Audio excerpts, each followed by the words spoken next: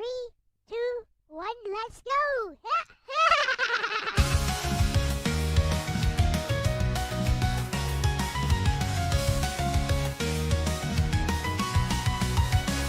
Step into my world, it's a pixel dream. Retro vibes and magic on every screen. Telling tales with a wink and a smile. Stay with me and laugh for a while. High scores rise and hearts on fire. Every word lifts us higher. Adventure calls, are you ready to go? I'll lead the way and let it flow. Cuteness overload sparkle in my eyes. Weaving little stories under neon skies. Level up the love, it's our time to shine. Elle-C, forever divine.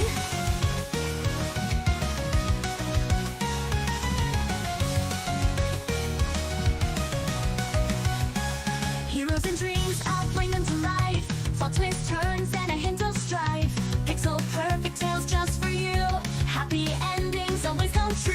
High scores rise and hearts on fire. Every word lifts us higher. Adventure calls, are you ready to go? I'll lead the way and let it flow. Cuteness overload, sparkle in my eyes. Weaving little stories under neon skies. Level up the love, it's our time to shine. LCX forever divine.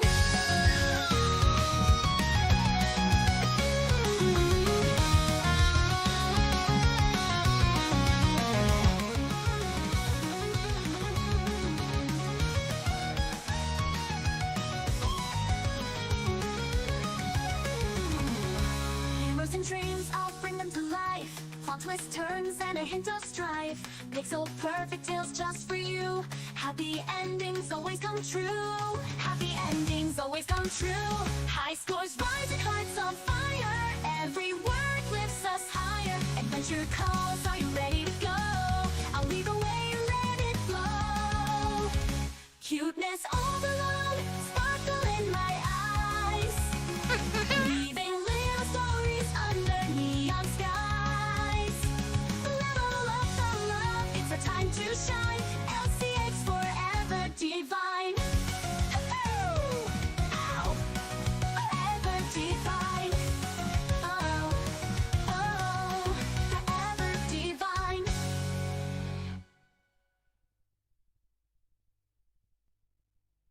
Hello everyone. Welcome back to our channel. Today, we have some exciting news to share.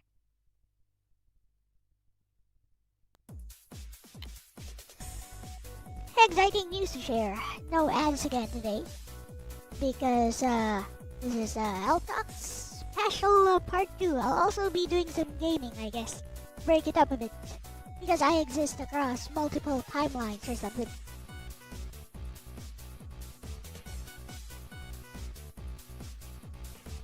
With that said, for the first topic, and probably the main topic for today, it's something I talked about with DJ Ronnie G like 2 days ago. Again, let's talk about Linux versus Windows, specifically from my perspective. With that said, I don't think there are any Linux users in here right now. I could be wrong. Maybe Nagato. But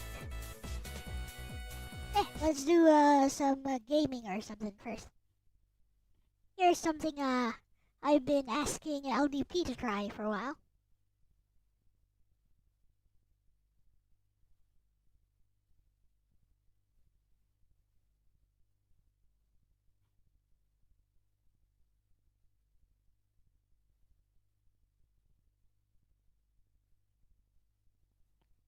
It's great that once you have it installed, I think LDP will actually be playing this after me bugging him to do it for quite a while. I think he would like this game though. But yeah, we're running this on BlueStacks.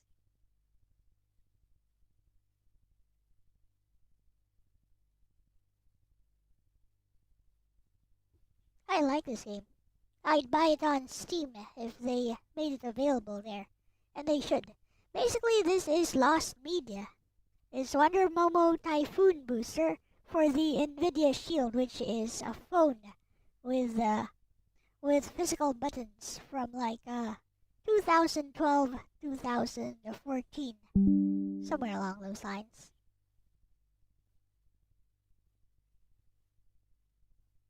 But the important thing is it was made by Way Forward, which if you watch LDP streams, he often says that these guys cannot make anything bad at all. I think they're the ones behind River City Girls, I think. With that said, BlueStacks sure is taking its sweet time loading. I wonder if... Oh, never mind. There it is.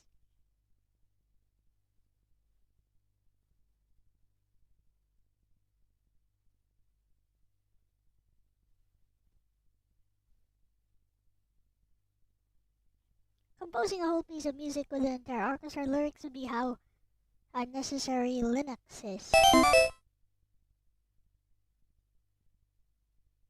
Sounds weird. It's not like I have an agenda against Linux. It's more like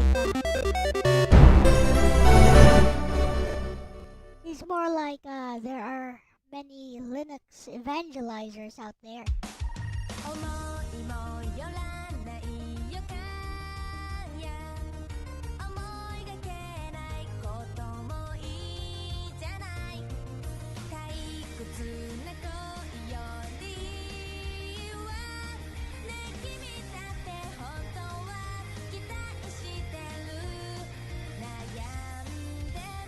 There was an ad?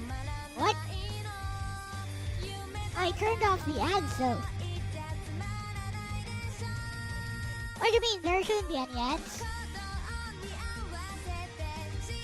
Let me check.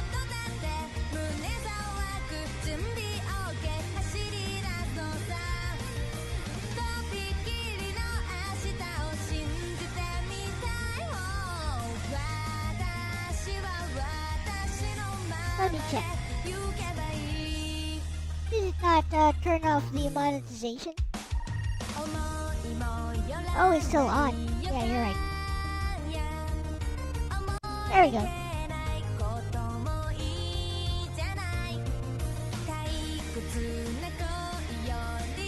I guess I'll save it twice to make sure the changes are saved. You never know with YouTube Studio nowadays.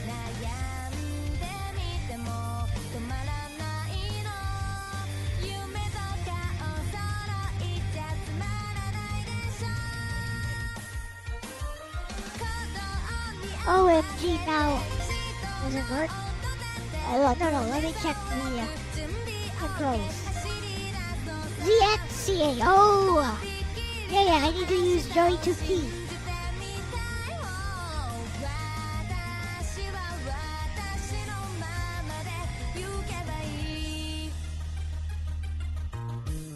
My sound is still there, not like I'm watching my own stream though.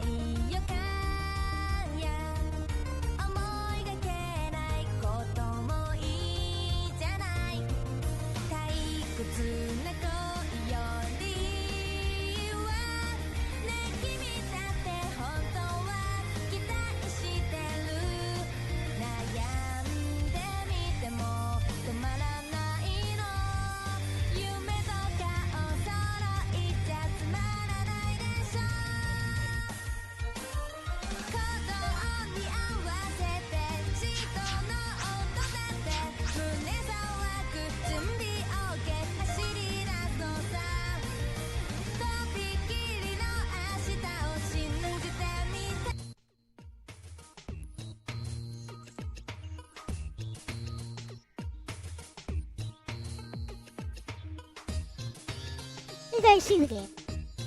Nice opening song too. It's actually the opening theme to the anime connected to this game. There's like an OVA. You can watch it on YouTube for free actually.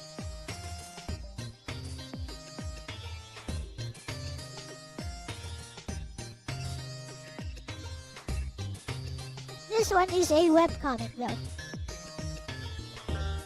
This is from the webcomic.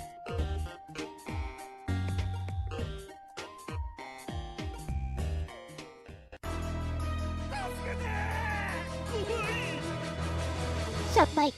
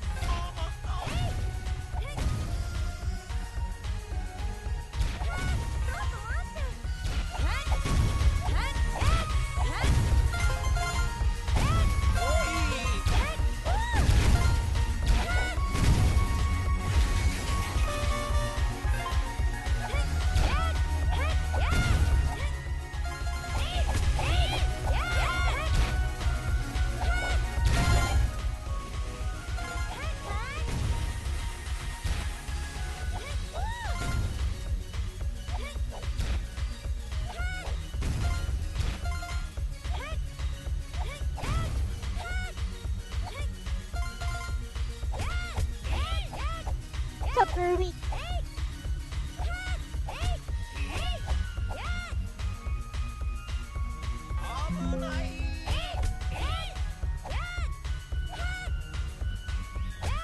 Para, okay.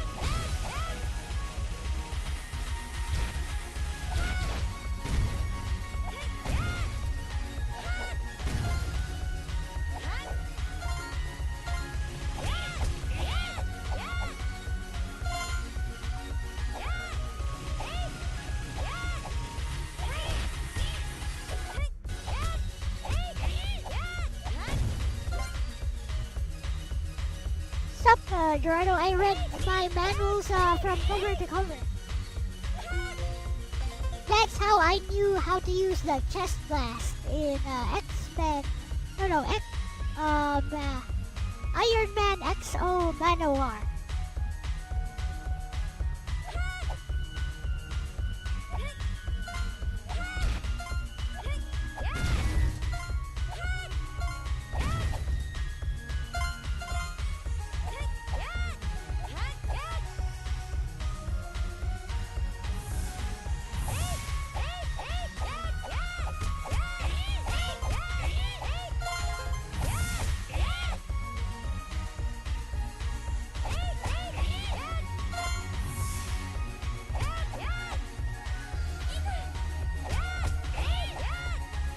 I love this game, though. Not sure how far LDP can get in it.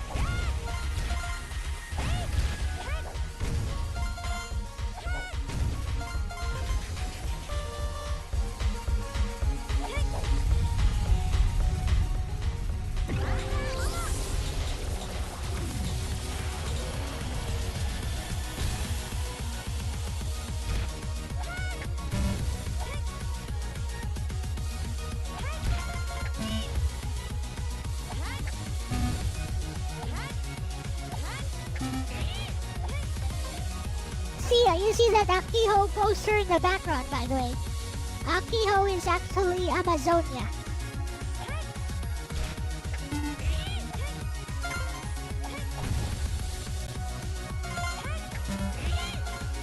Momoko's friend and rival.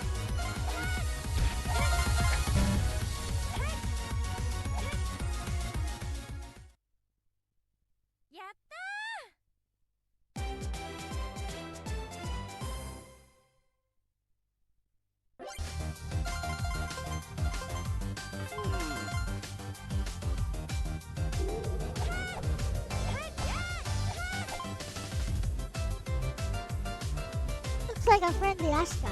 She looks like the girl from Bleach, Orihime actually.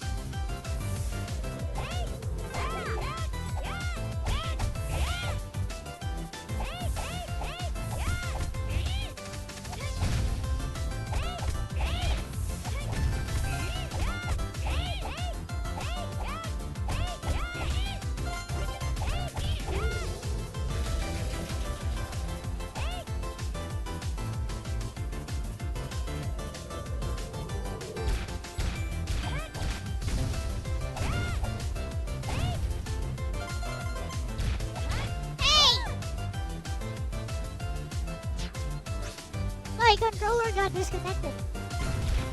Ah!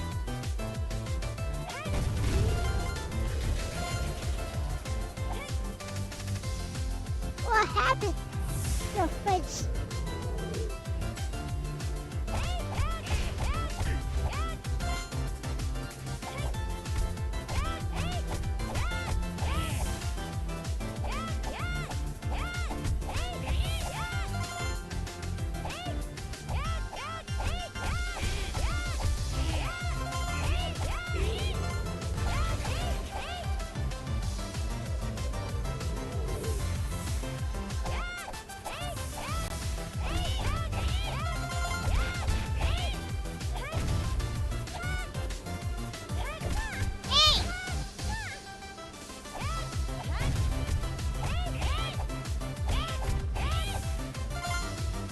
Oh, come on.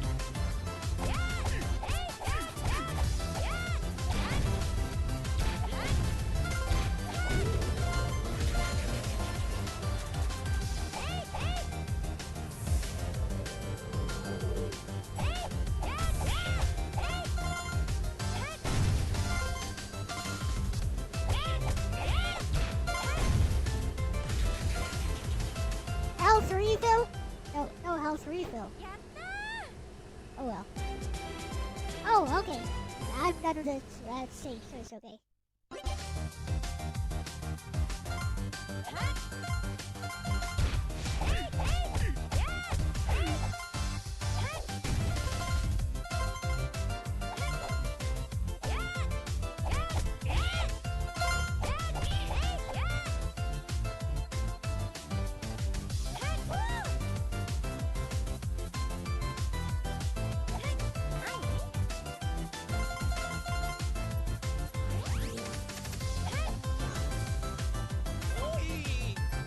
Boy!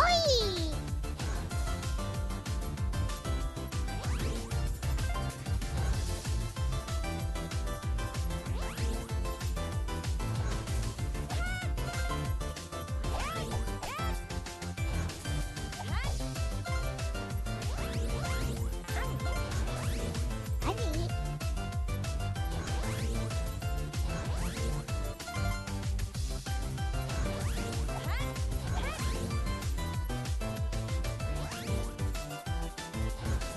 Okay.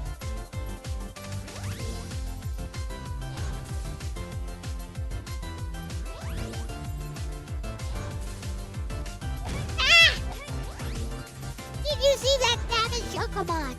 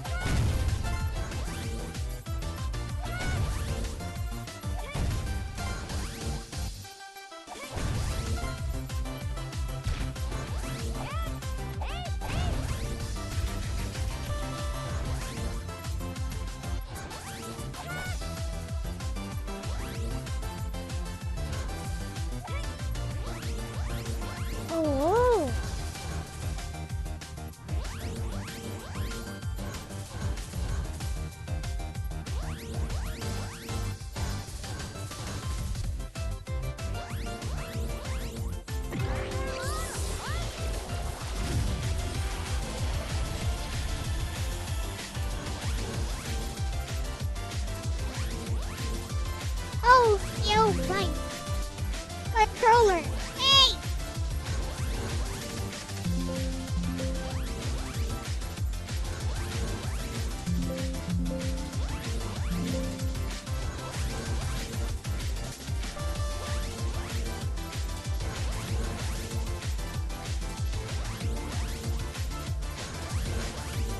Oh, come on!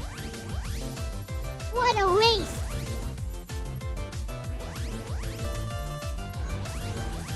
I can't move, stupid! My controller got disconnected.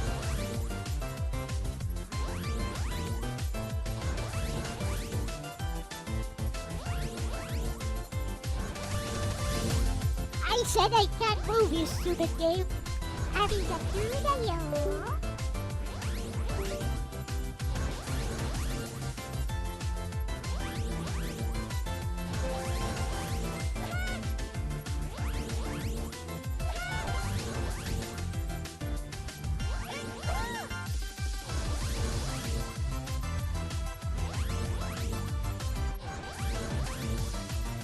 What a waste of Wonder Momo power.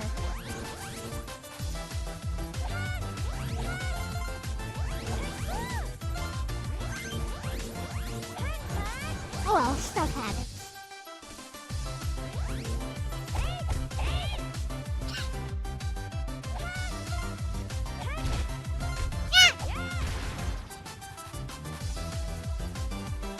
That is my fault.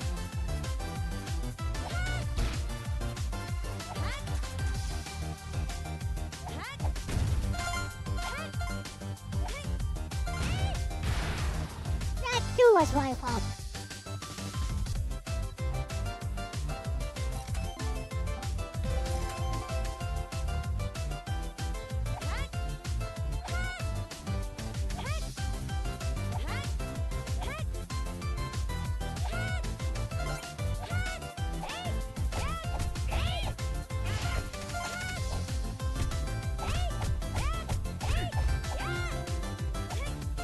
And there was a health refill right there.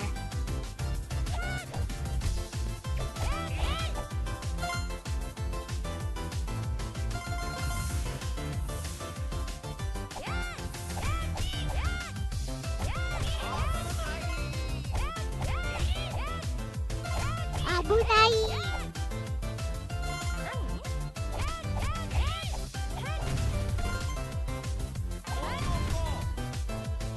No, I will not transform.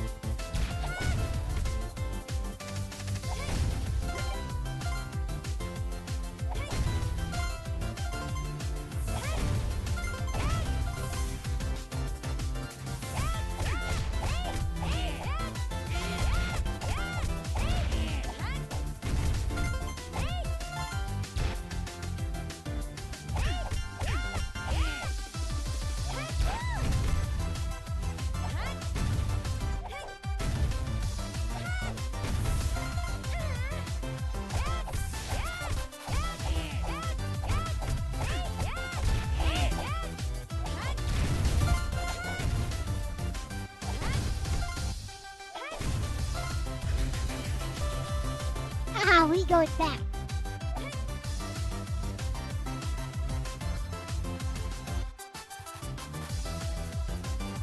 Eh? Huh?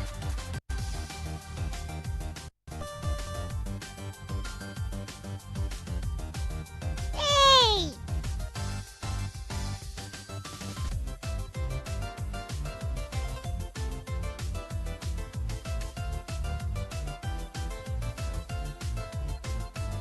The fridge man.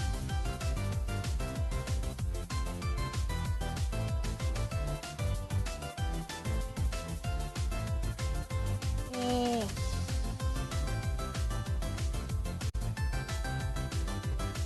Hey, I wanted to get to the boss fight.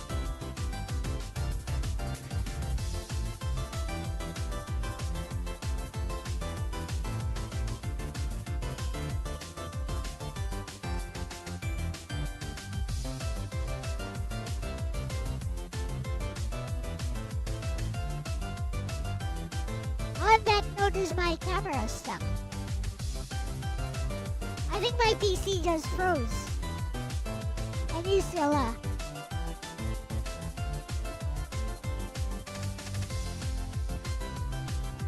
I still moving around?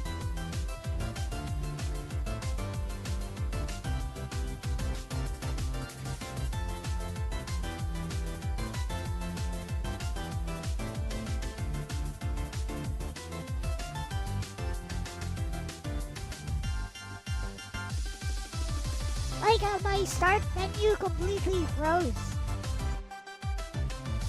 Can't even get back to the game. I guess I can now tab back to it. Let's see.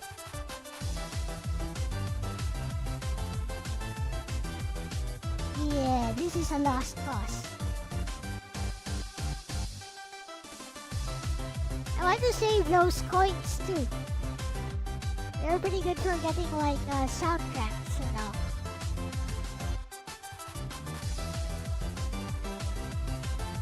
It has a soft... Oh, there you go. Oh, wait! Ha!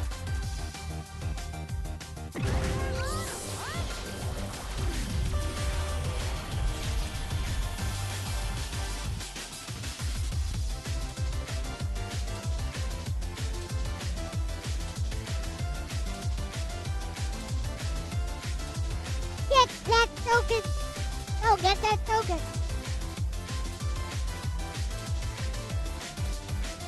Why?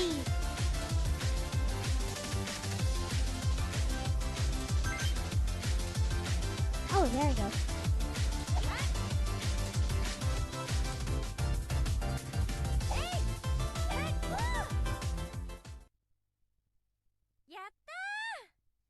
That EX file manager isn't responding thing is still there. So fudge.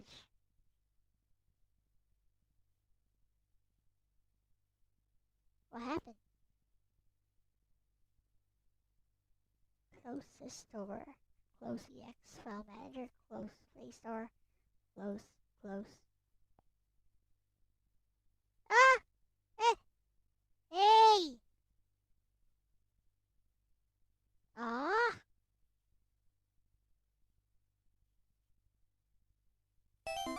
Bah.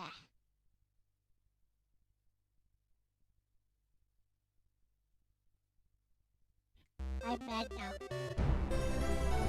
Also, what the... Is it working or not? Okay, it's working.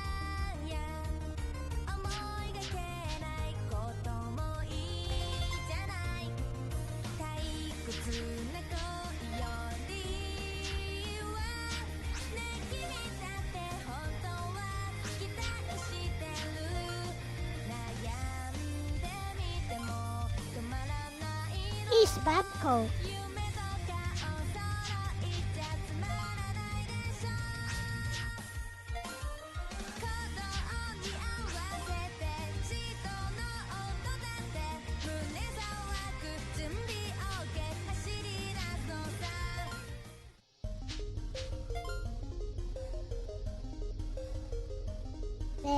She looks like Samo Jo-sama.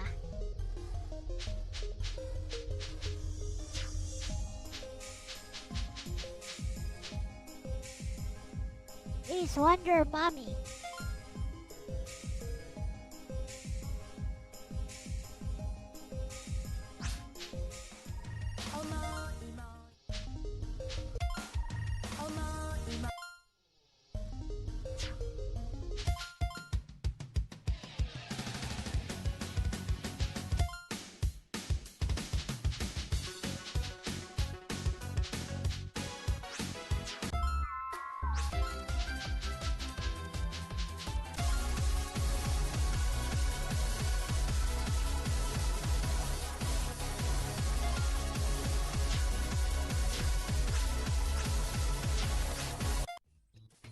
We're doing this again. I don't care. I'm mad now. We're gonna plow through everything.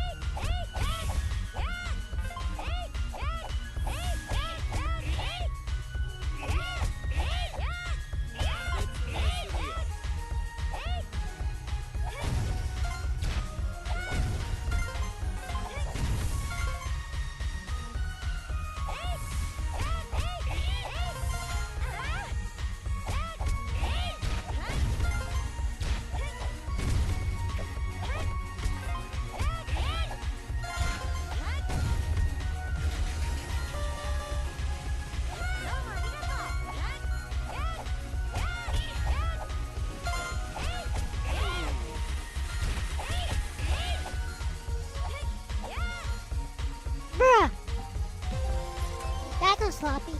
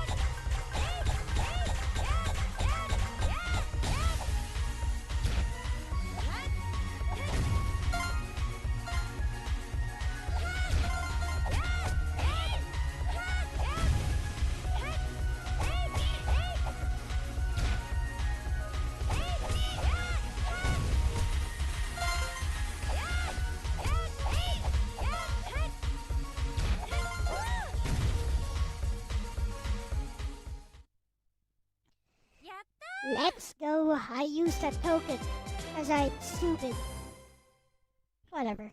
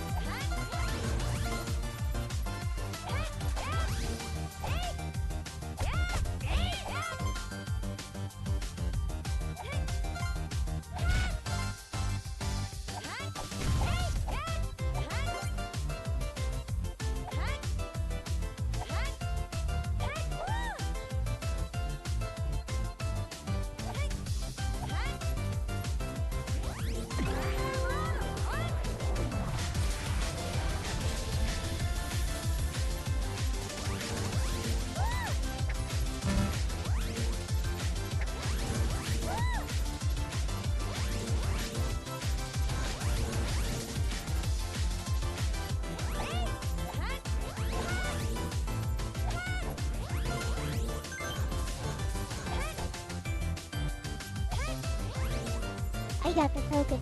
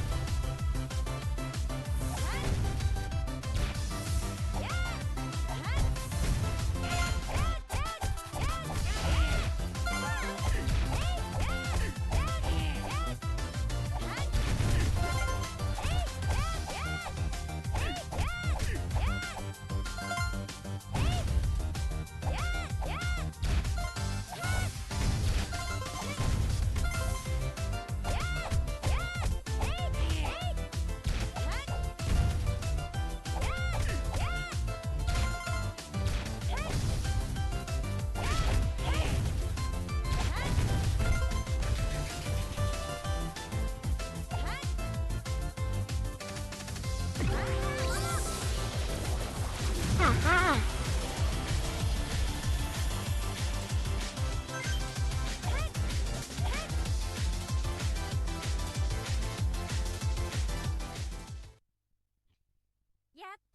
Yatta! I just want to get to the boss fight here. I love the remix of the boss theme here.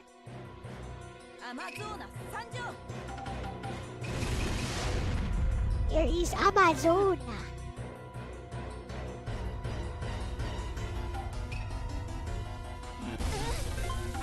Useless!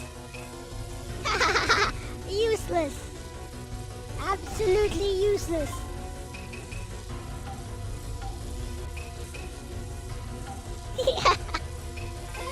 Hello, hey yo, GG, welcome.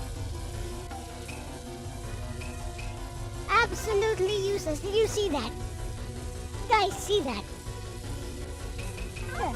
She was so arrogant, and then she gets one shot by the main villain.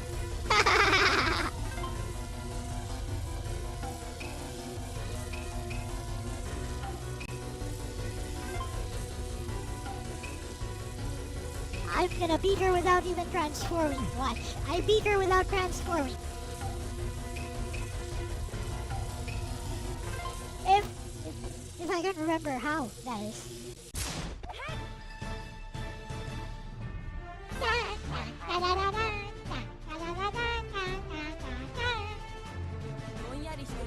Let's go!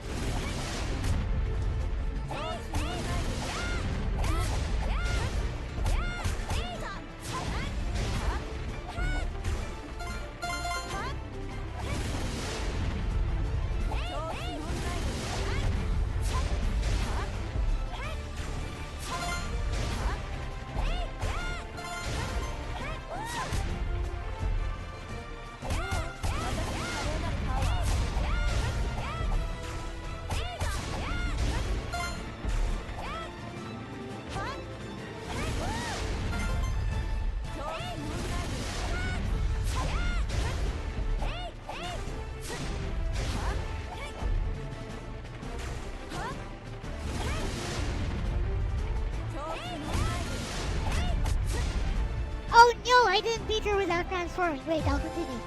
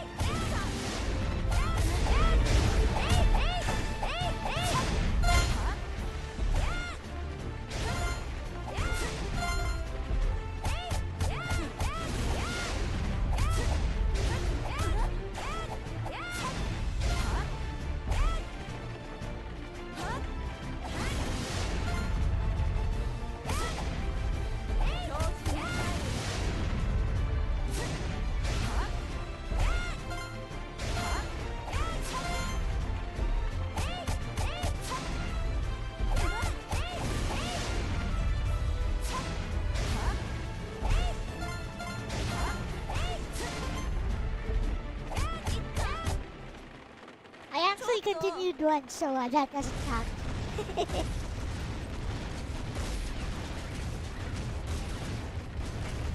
You know you can beat her easily if you transform, by the way. 何すんのよ。やった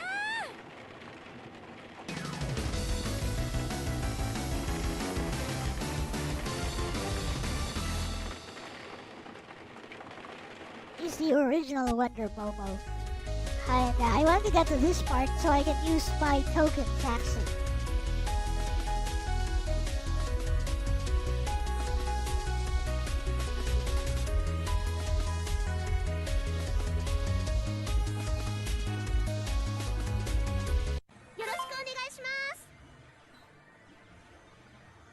Here is Wonder Mommy.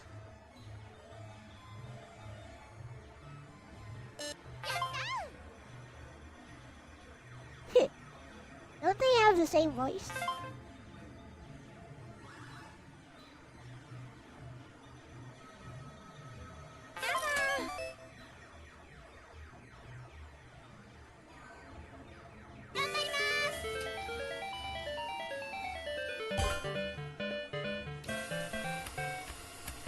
I got a thing.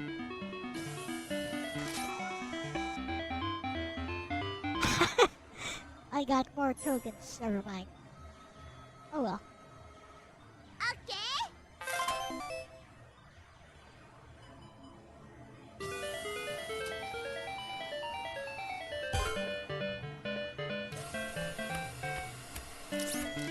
And I got even more tokens. I'll take it. If you wanna beat the game though and you haven't unlocked stage select yet, I advise anyone playing this game in 2026 and watching this stream in hindsight to not use your tokens here to get those premium items. Just save your tokens for your continues because you won't get too many later on. And you'll need them. I beat the game with 0 tokens left.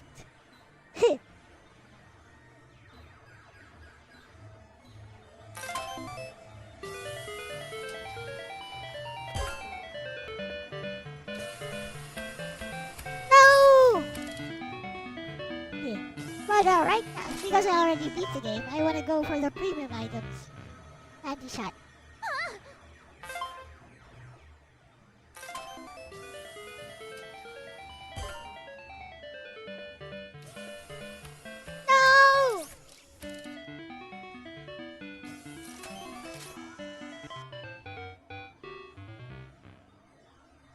ちょっと待って。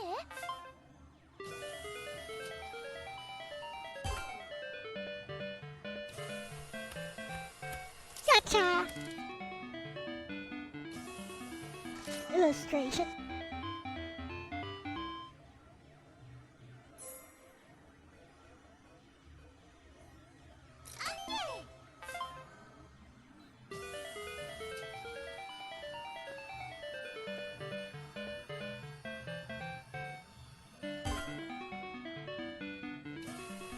Oh, come on. I've had enough of this.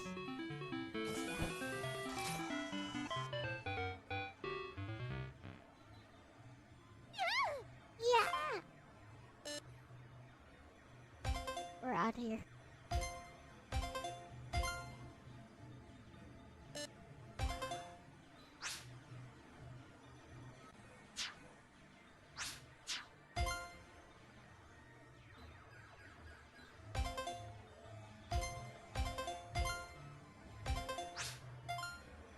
Oh, red is confirmed. Okay.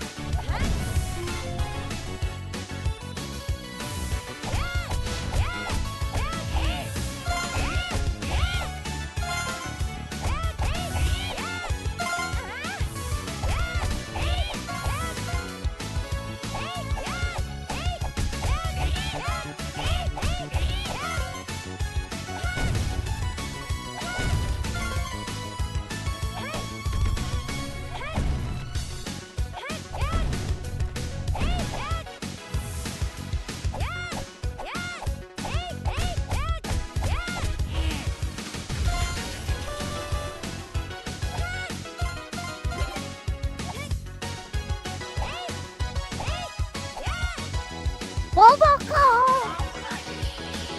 Abunai!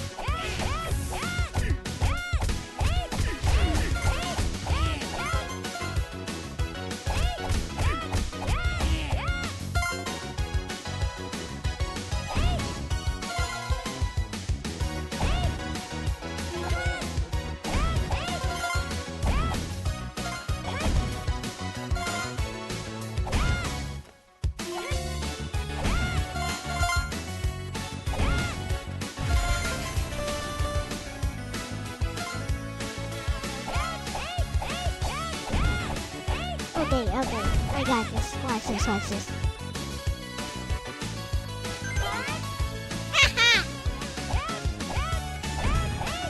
Skills!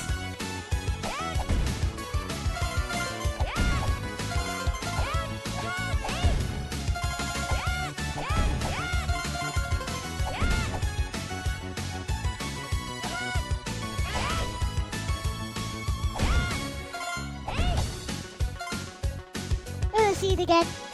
Watch, I'll do it again for no reason at all.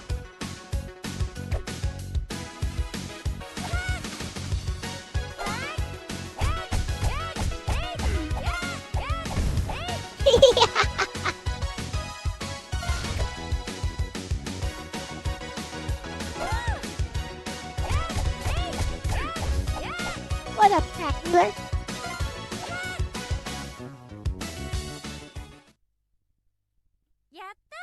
Yatta!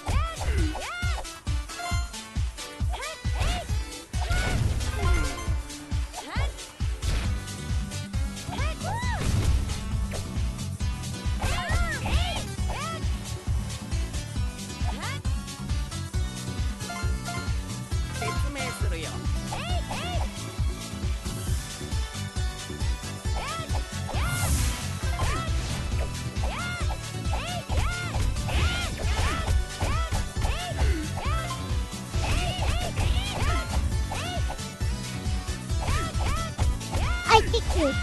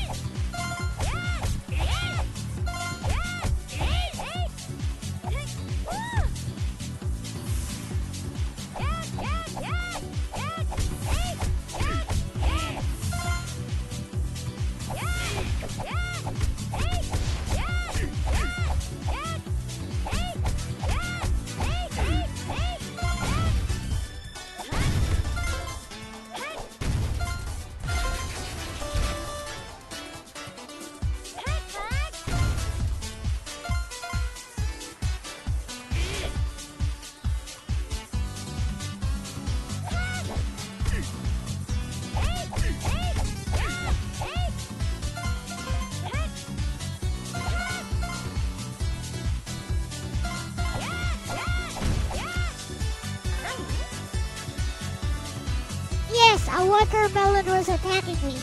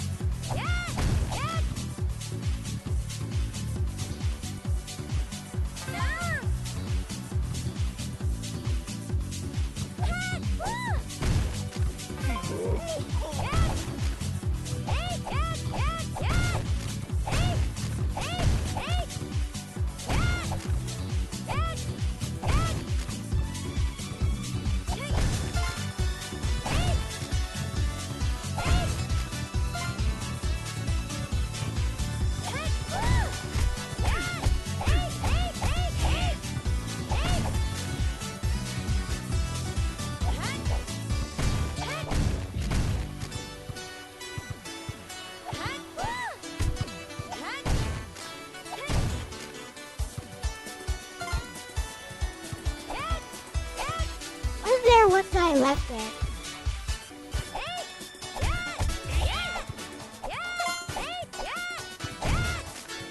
Kill everything.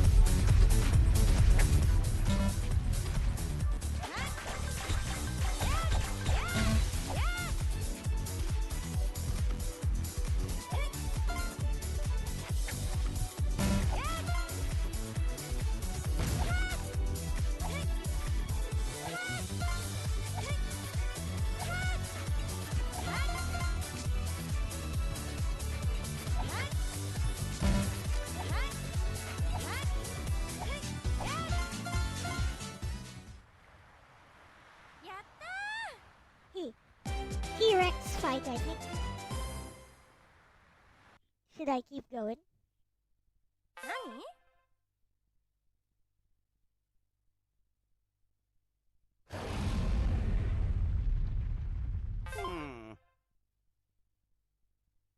No, it's a T-Rex from the ocean. So, is that Godzilla?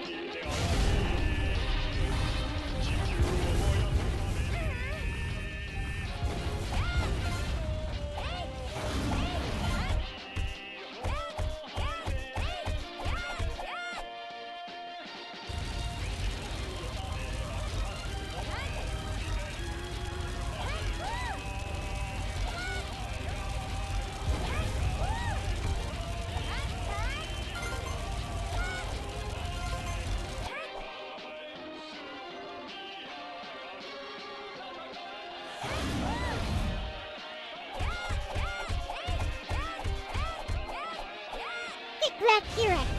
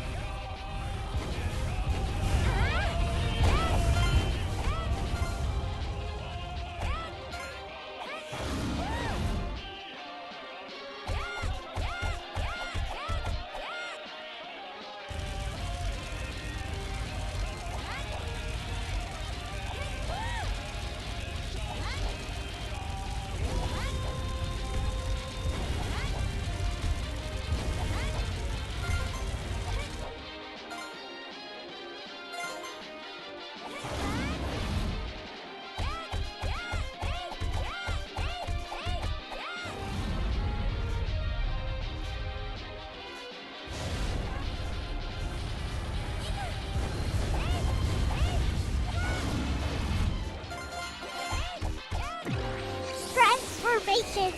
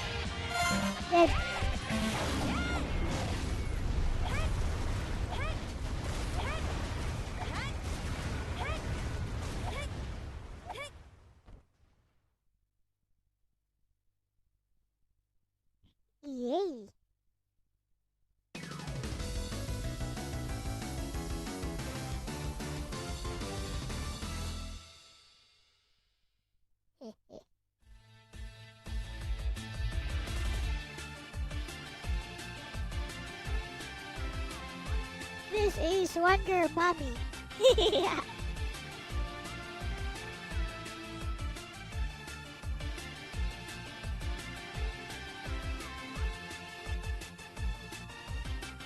Oh wait, that's Momoko. No wonder she looked so young. Never mind.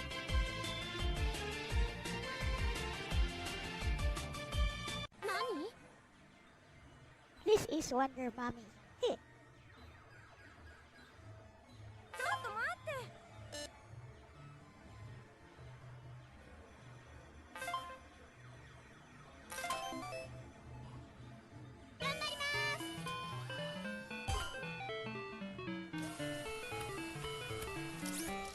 Ah, I know that makes me kind of mad, so I wanna play again.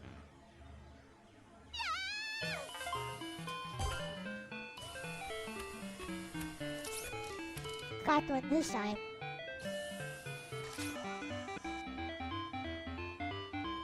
I'm gonna spend all my tokens here.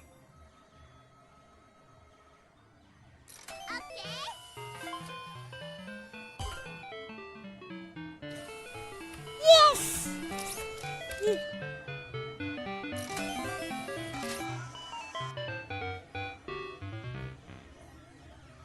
ちょっと待って。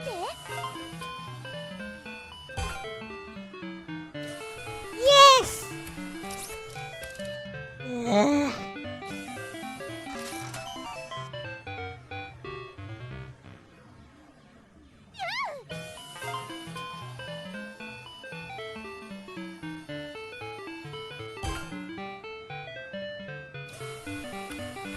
I swear!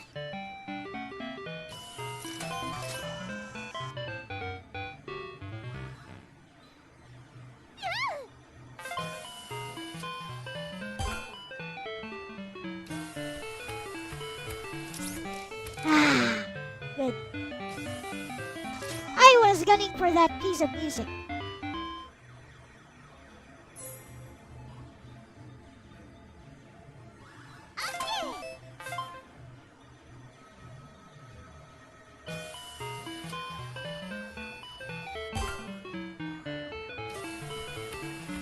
No!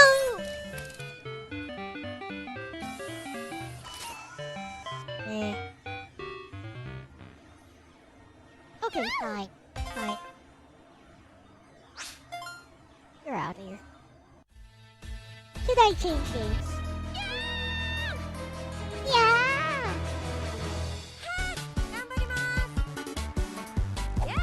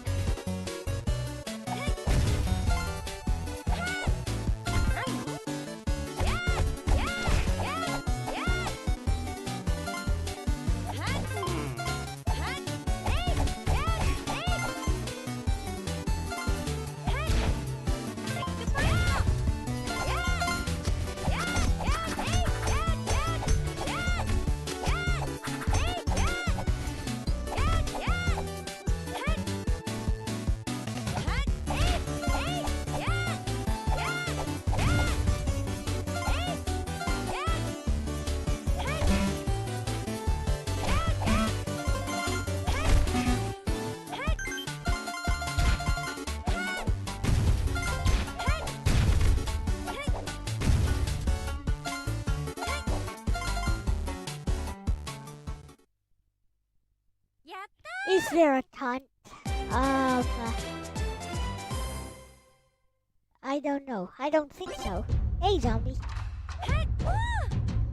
I guess so taunt if you wait long enough by yourself.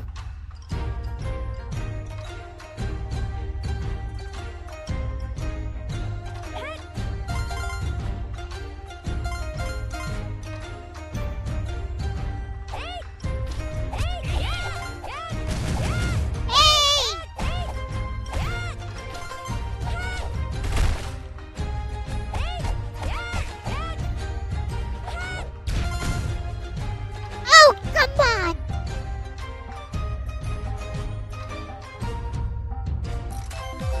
What a waste. I should have just used my transformation.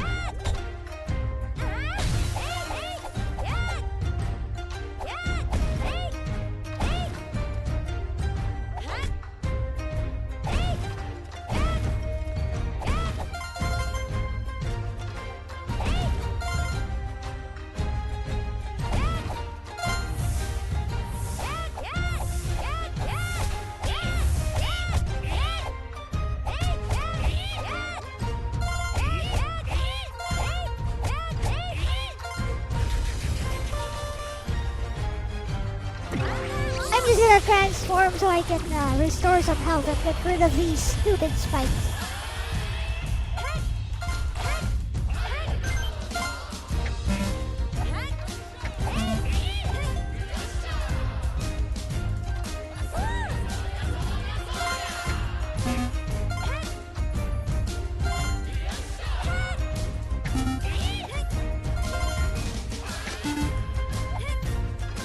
Takoyaki!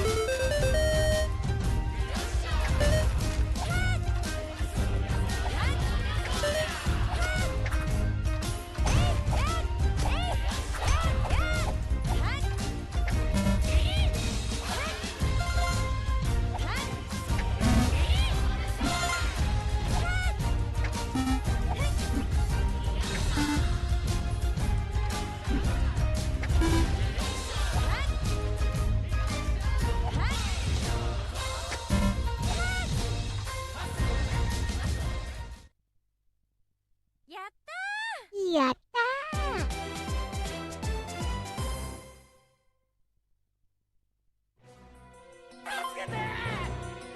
Tasukete!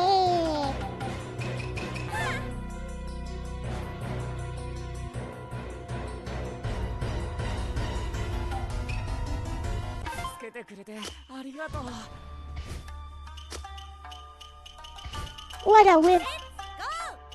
Let's go! What a whip! What a whip!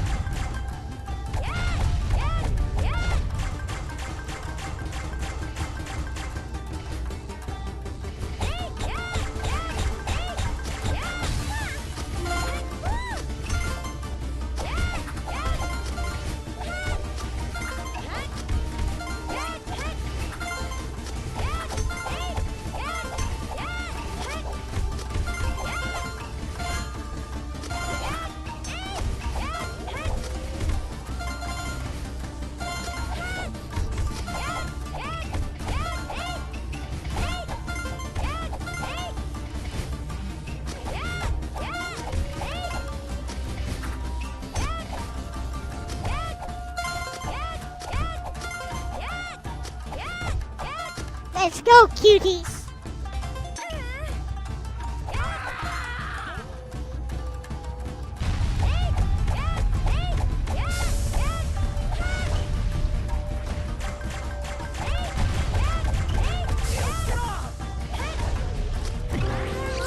Haha!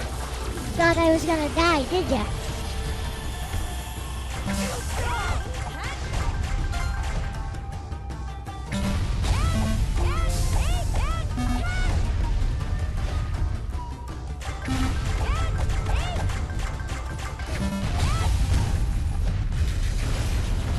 Bye-bye, cutie.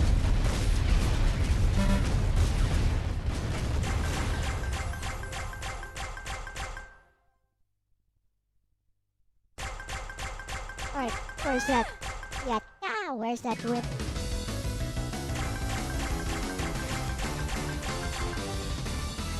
Afraid of some plushies. He's afraid of some plushies. No, he is not okay. He's a wimp. Leave him be. Ditch this guy, Momoko.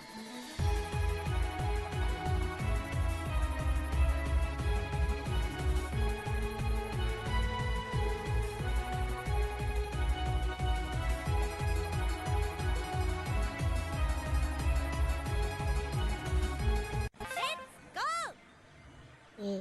Do I want to waste my tokens here? Why not? You know what? That's not this.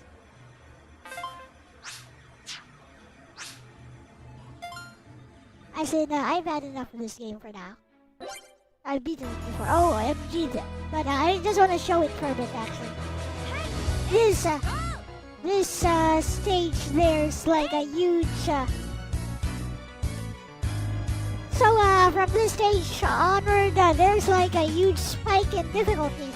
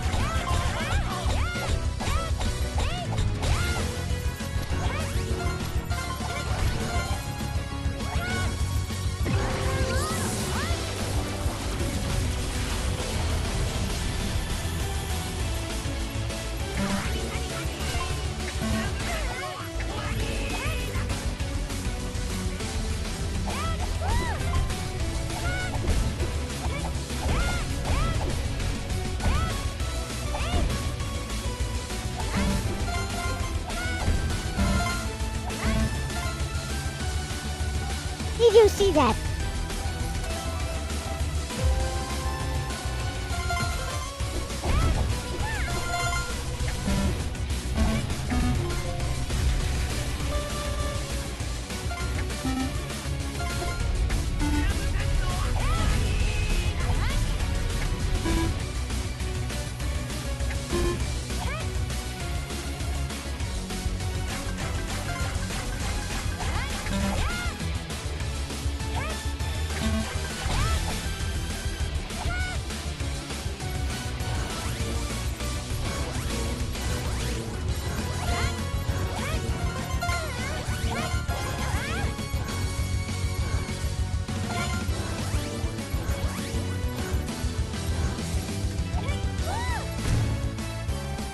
Oh, come on.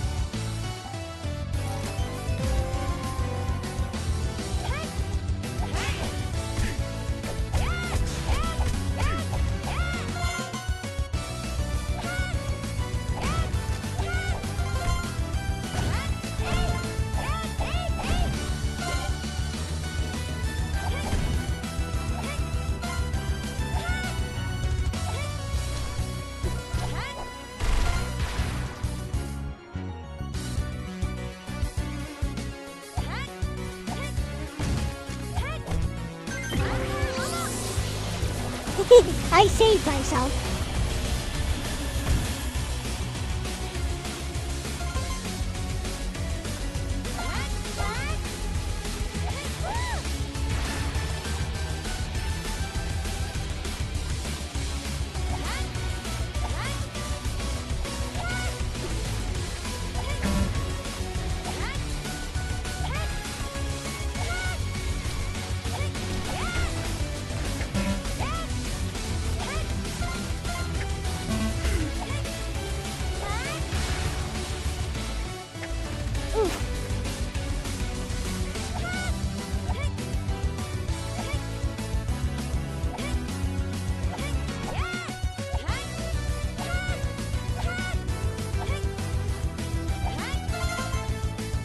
difficulty spike is real.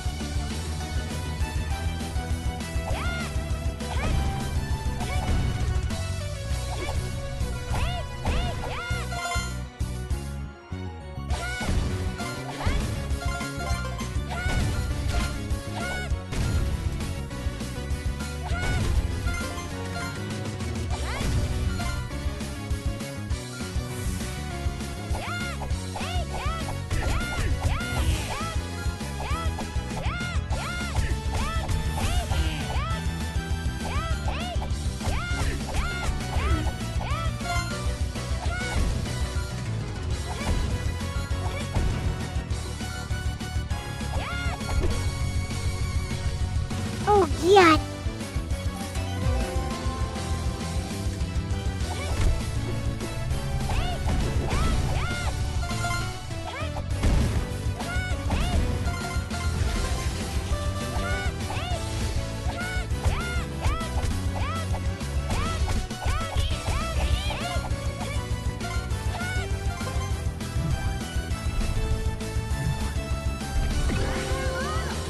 I ain't taking on this guy without transforming, I mean.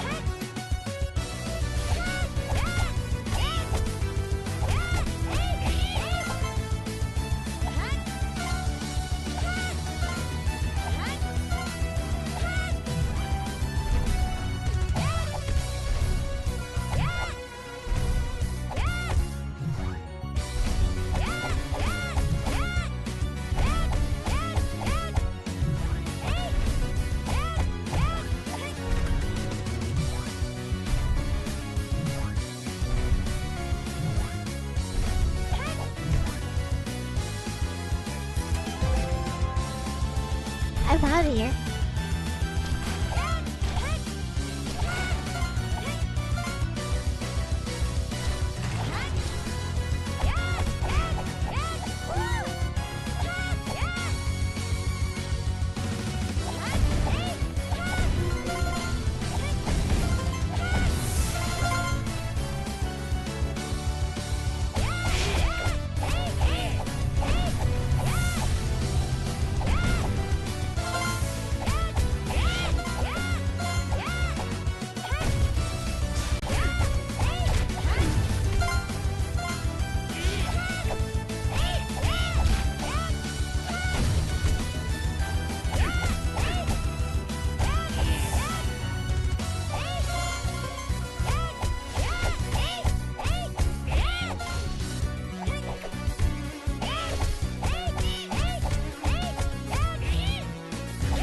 Hey.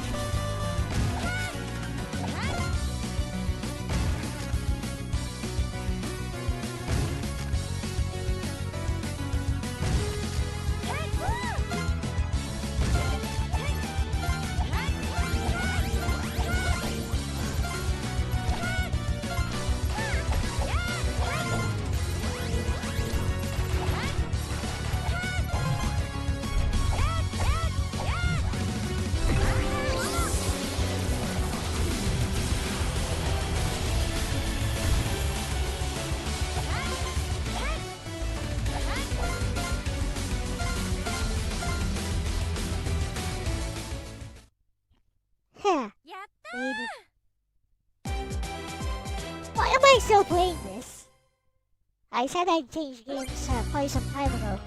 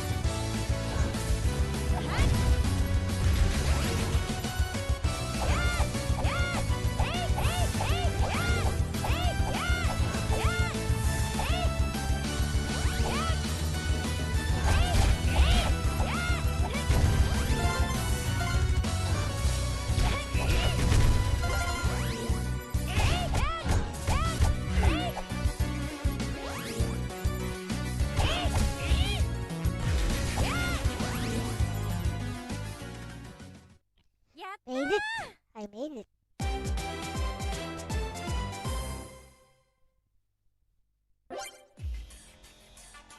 Oh, she's gonna lose again.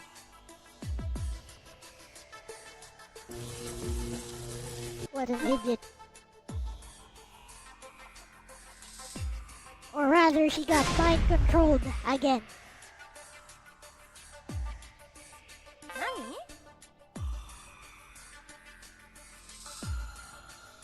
What an idiot.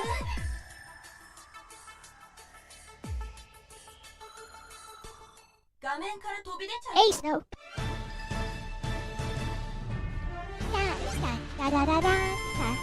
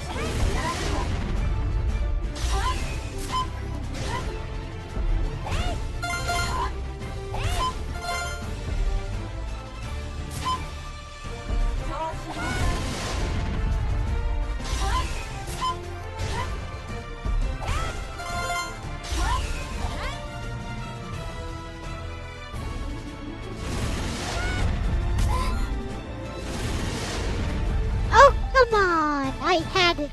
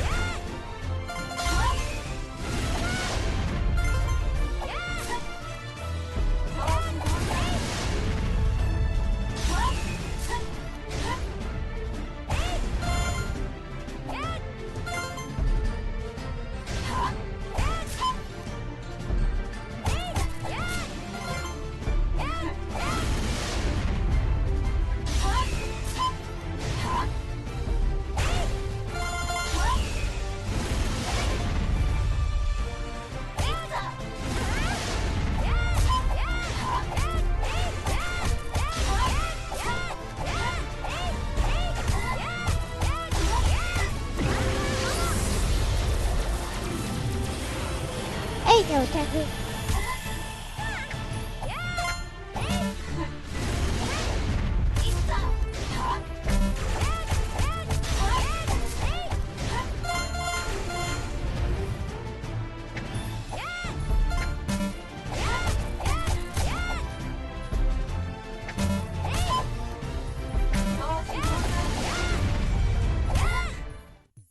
damage race.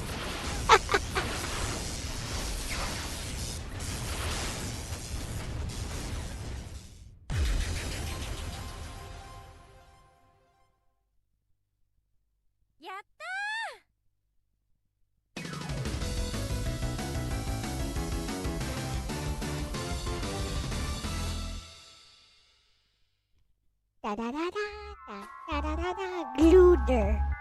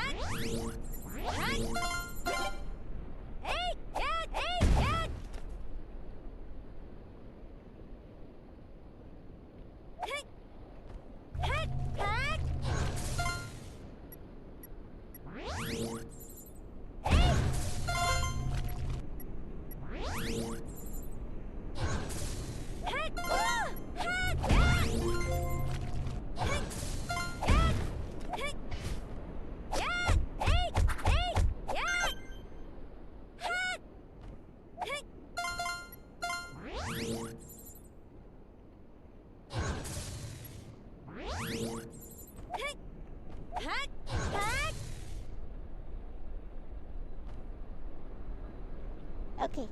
Yatta!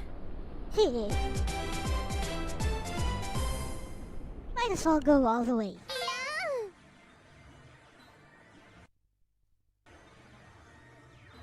The fudge! Oh, come on! Quit it.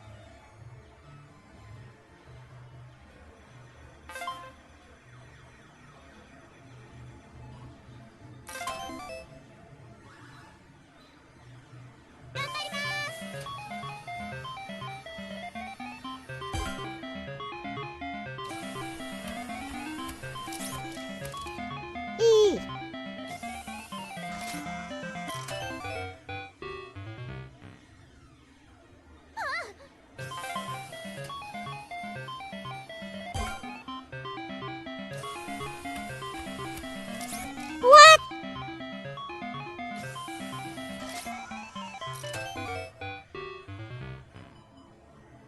Nani?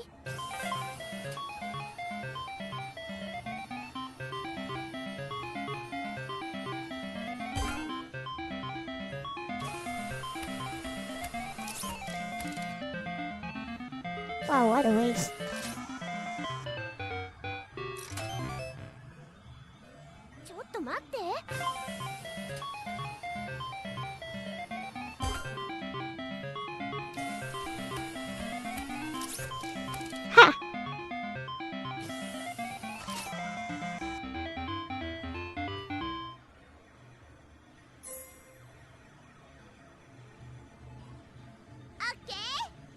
Hello, Red 1817.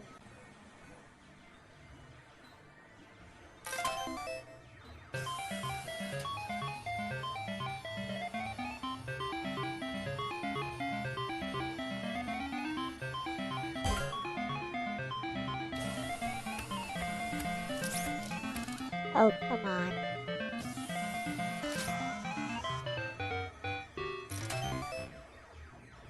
Nani?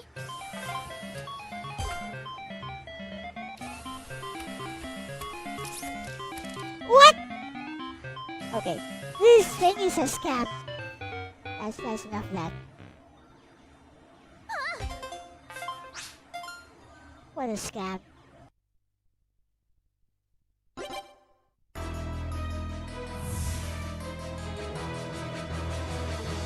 Momoko!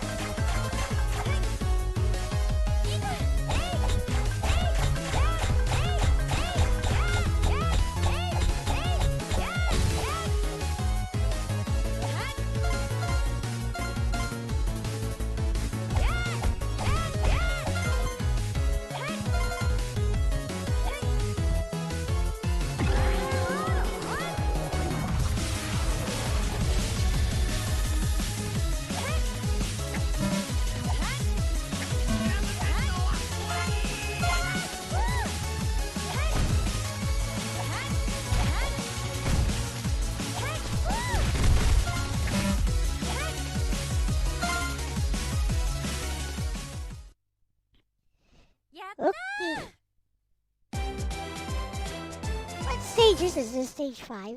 5-1? Oh no, this is the final stage. She looks cuter when she's not transformed, actually. What's her name? Akiho. Akiho.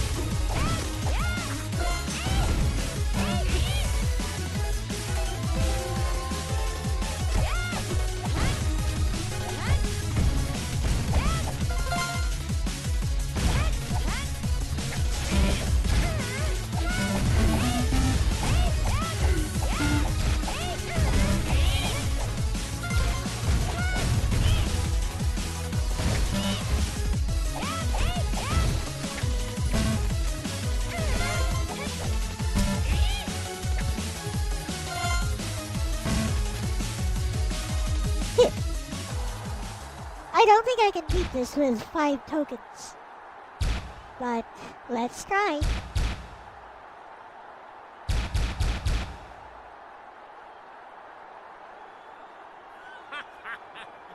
Let's go.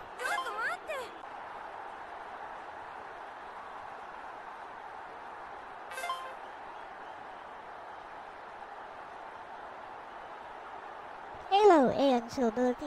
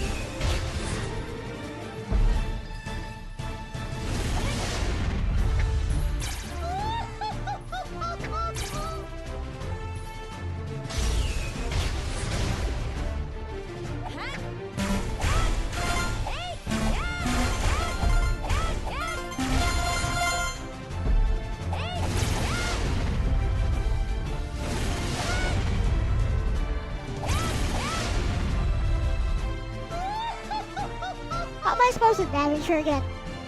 I forgot.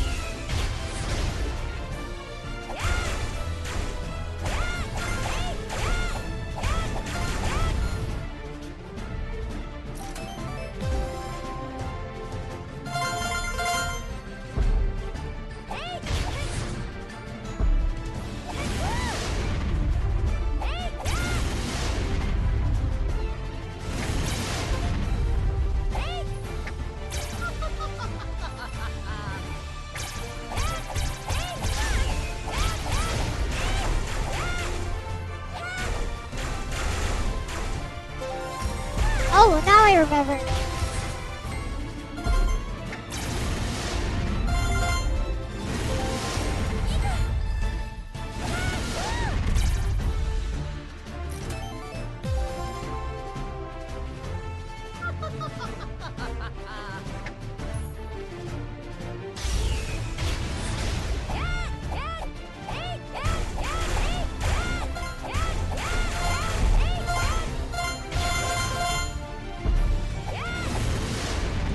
I remember now.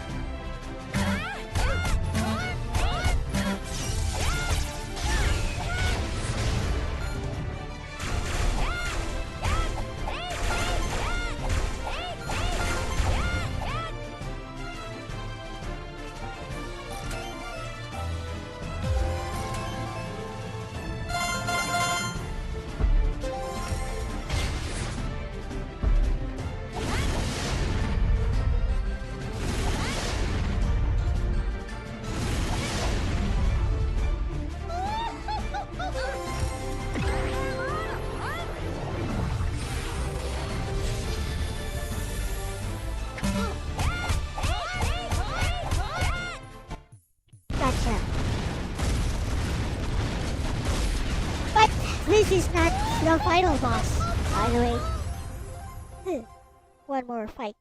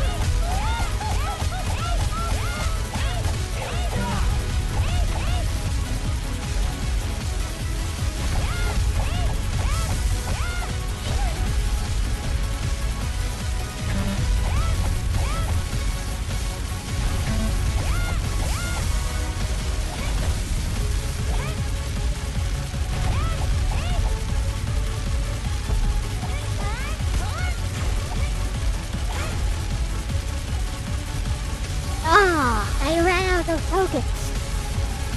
I could have just damaged Racer. I could have beaten her actually. Yeah. Sad. Oh well. I wasted so much tokens on that previous fight.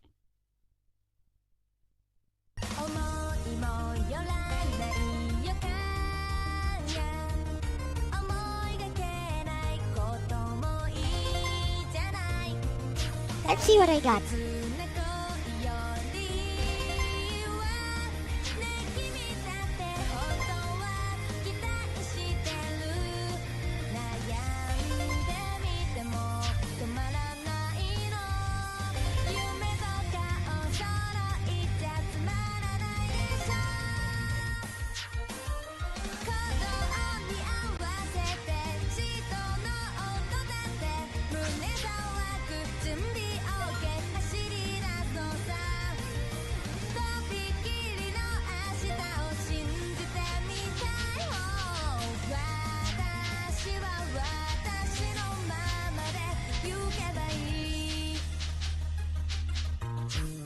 Wait. Is there a secret ending to this, maybe?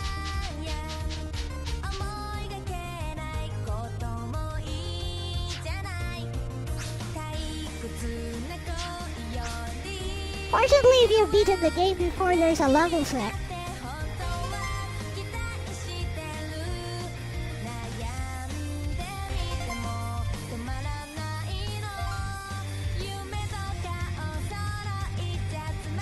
So yeah, you can start at the final level.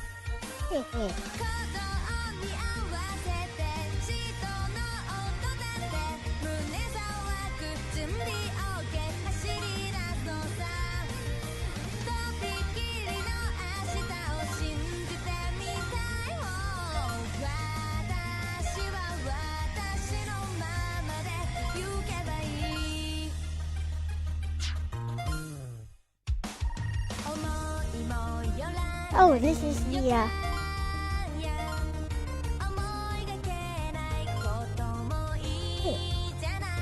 this is a webcomic.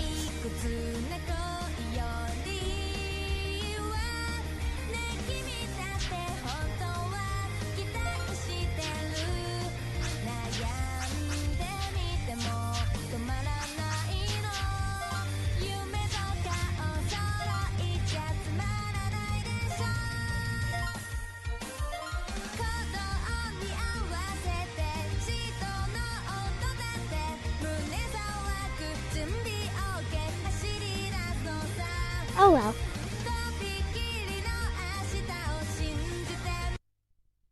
If you guys want to see the ending, please refer to my previous Wonder Momo stream wherein I totally clutched that.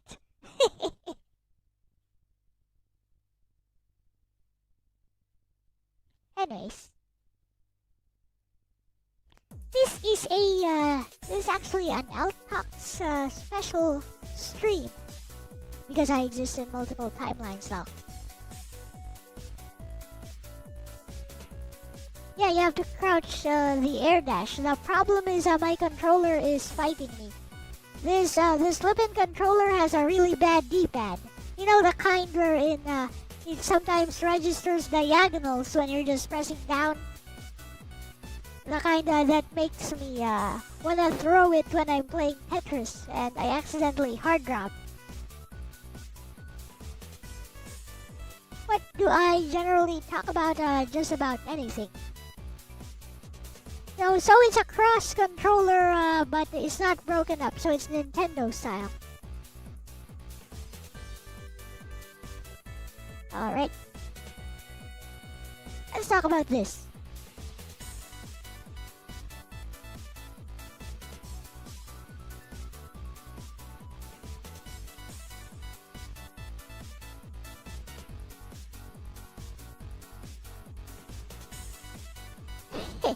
Change my mind about this topic if you want, but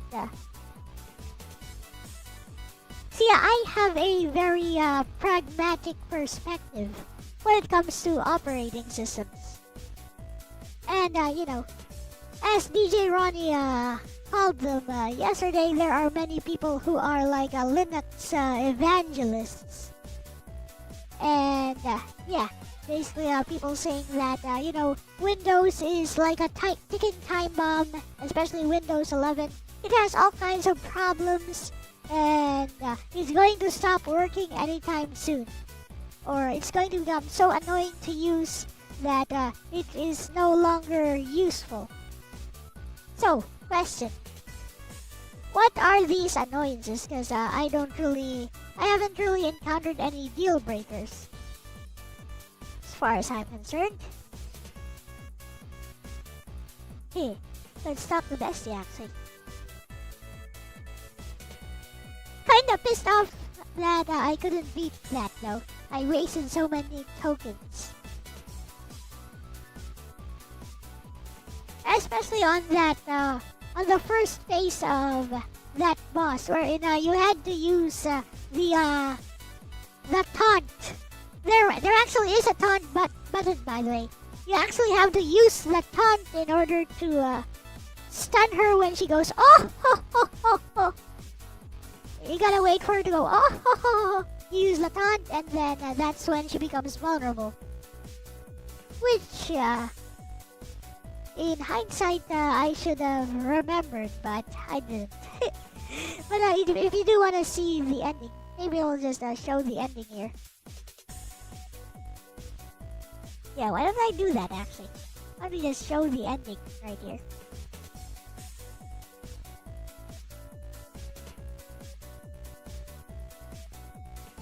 Show the final part.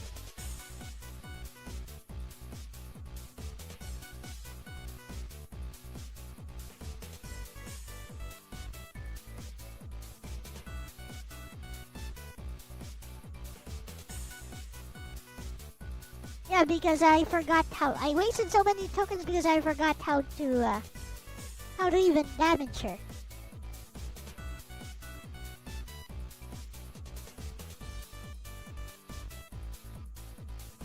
Cute outfit, arigato.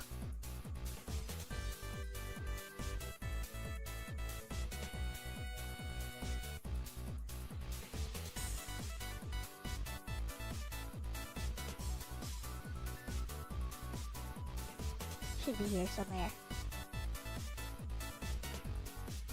Here it is. In this stream, I actually did beat the game.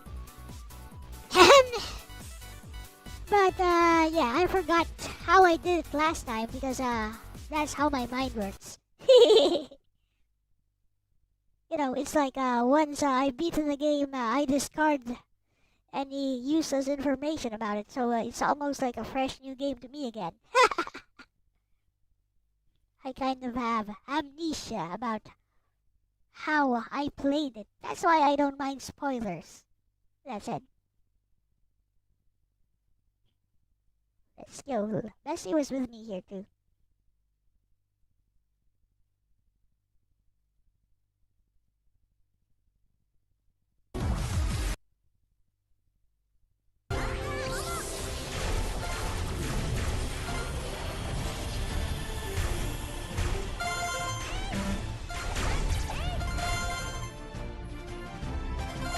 What is going on with flipping YouTube? Why is it like that?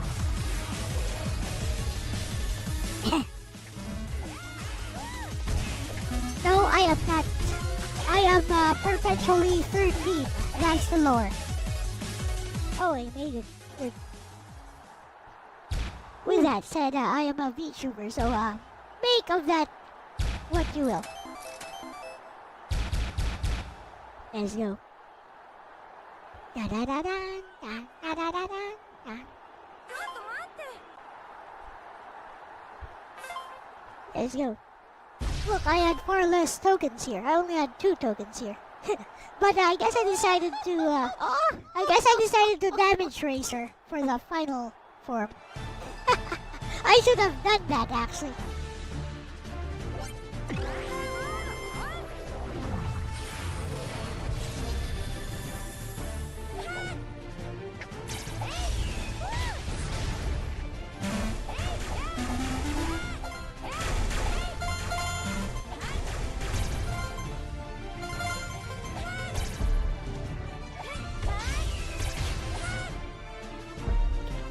like I also did not know how to fight here. Let's fast forward. You guys have seen this fight. Oh yeah, look, I had more tokens here for some reason. Let's go to the final. There we go. Let's see how I actually beat this.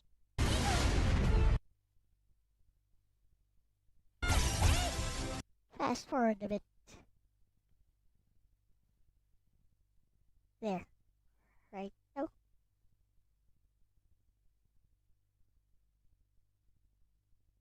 Start of the final fight.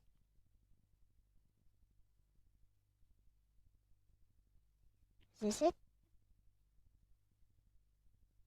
This is it.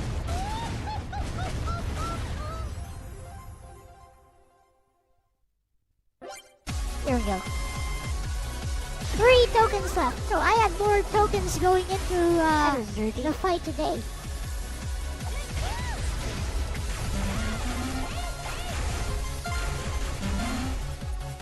Did I really just damage Tracer? I think I did.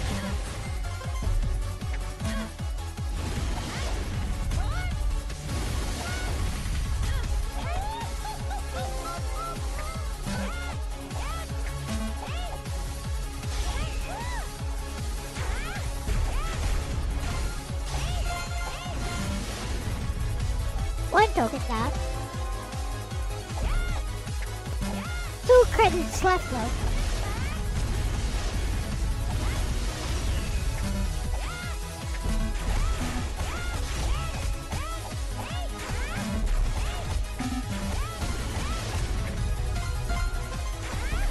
Yep, I totally just damaged Tracer.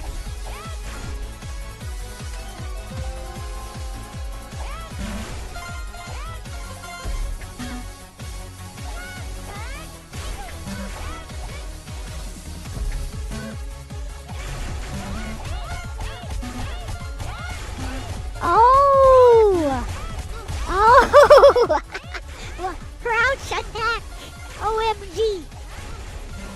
How did I not think of that today? Oh! Really now? OMG! That's all I had to do.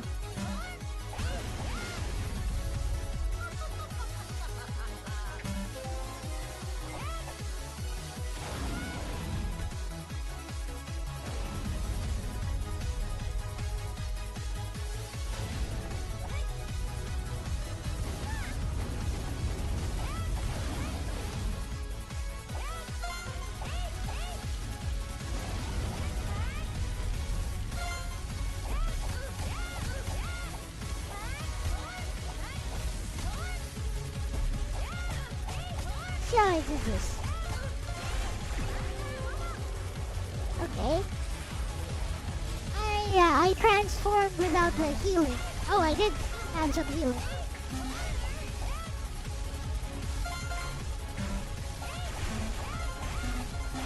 Yeah, I wasn't doing any damage to her. So all I had to do was just crouch those things. I guess I found that by accident. Like I just stay closer and crouch attack. And look how much damage I do to her. OMG.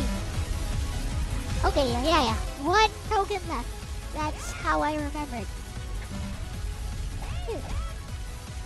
1 credit left actually. No tokens.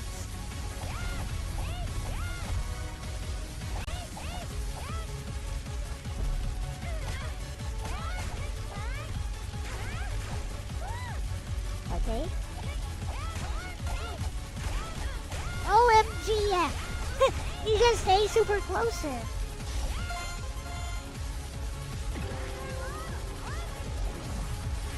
Die.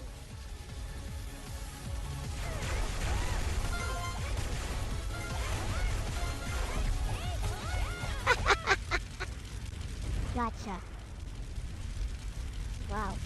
And that's all I had to do. Is there like another boss? You gotta be kidding me if there's another boss. No way, no way. Come on, let me beat the game.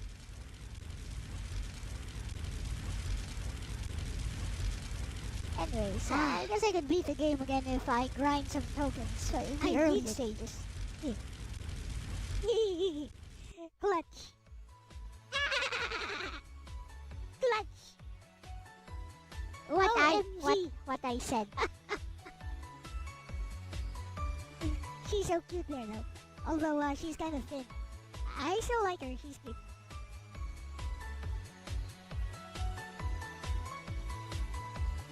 The other girl is Lily from Tekken. It's Emily de Rochefort. It's true. Now they are besties. It's true though. Bruh, Akiho was useless.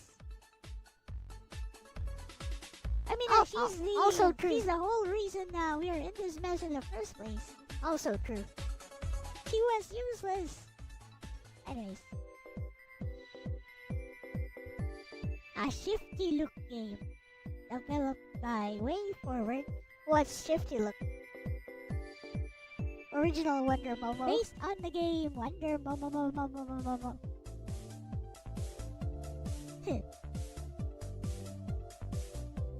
I barely beat it. Yeah, I got lucky when I discovered that if you crouch her while she's doing that spam move, Luder. Tommy Pedrini, what? Which I did not remember today. Sad. I also spent so many tokens because I didn't use the taunt in order to stun her forward. So first Western developed, but they do have Japanese voices, I guess. By Way Forward, OMG, that flippin' watermelon, that metal watermelon or whatever. Good game. This one was fun. I should look for more games like this. I mean, like hidden gems on the phone. I think there's, after the credits, cuter than English. Hey. I think after the credits, there's... Yeah. Oh, I have one token left. Look, let's use it. What is all this childish nonsense? What? Is there more?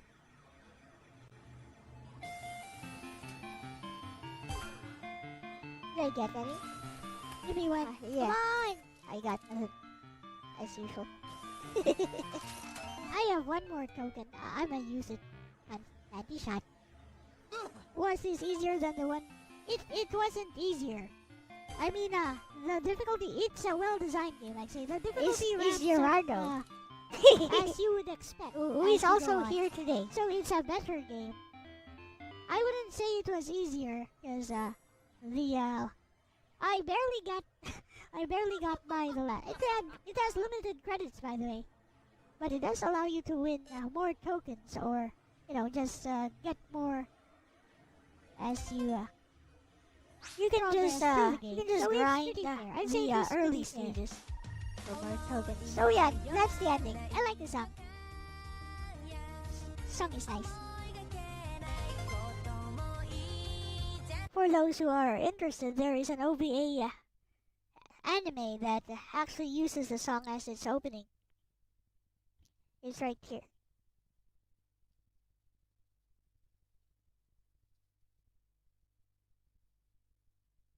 Here you go.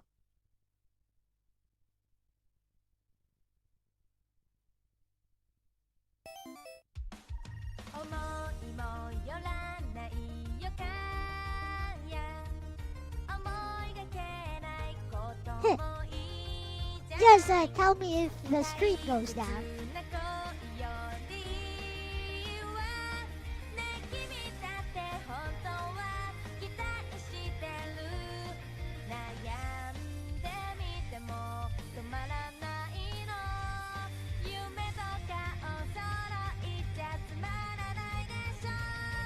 Yay!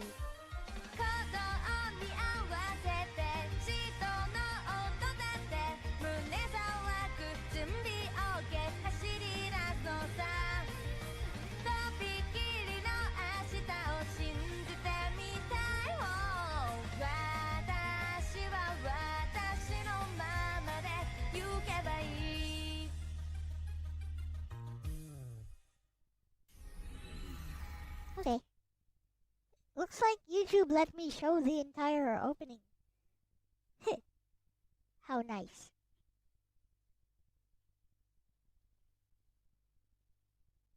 Okay, let's talk to Bessie again.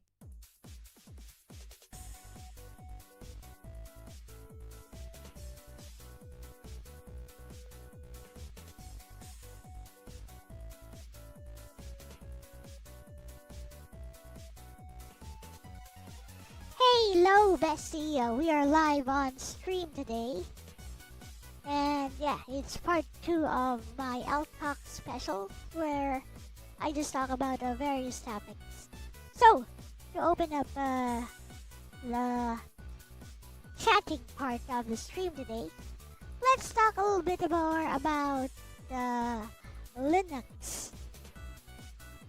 So, Bessie, here's a challenge for you.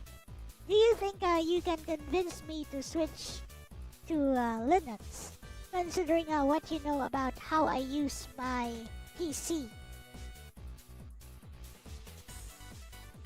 And like I said, chat, you may also try to convince me. Although, I'm pretty much set in my ways, but I'm always open to discussion on the matter.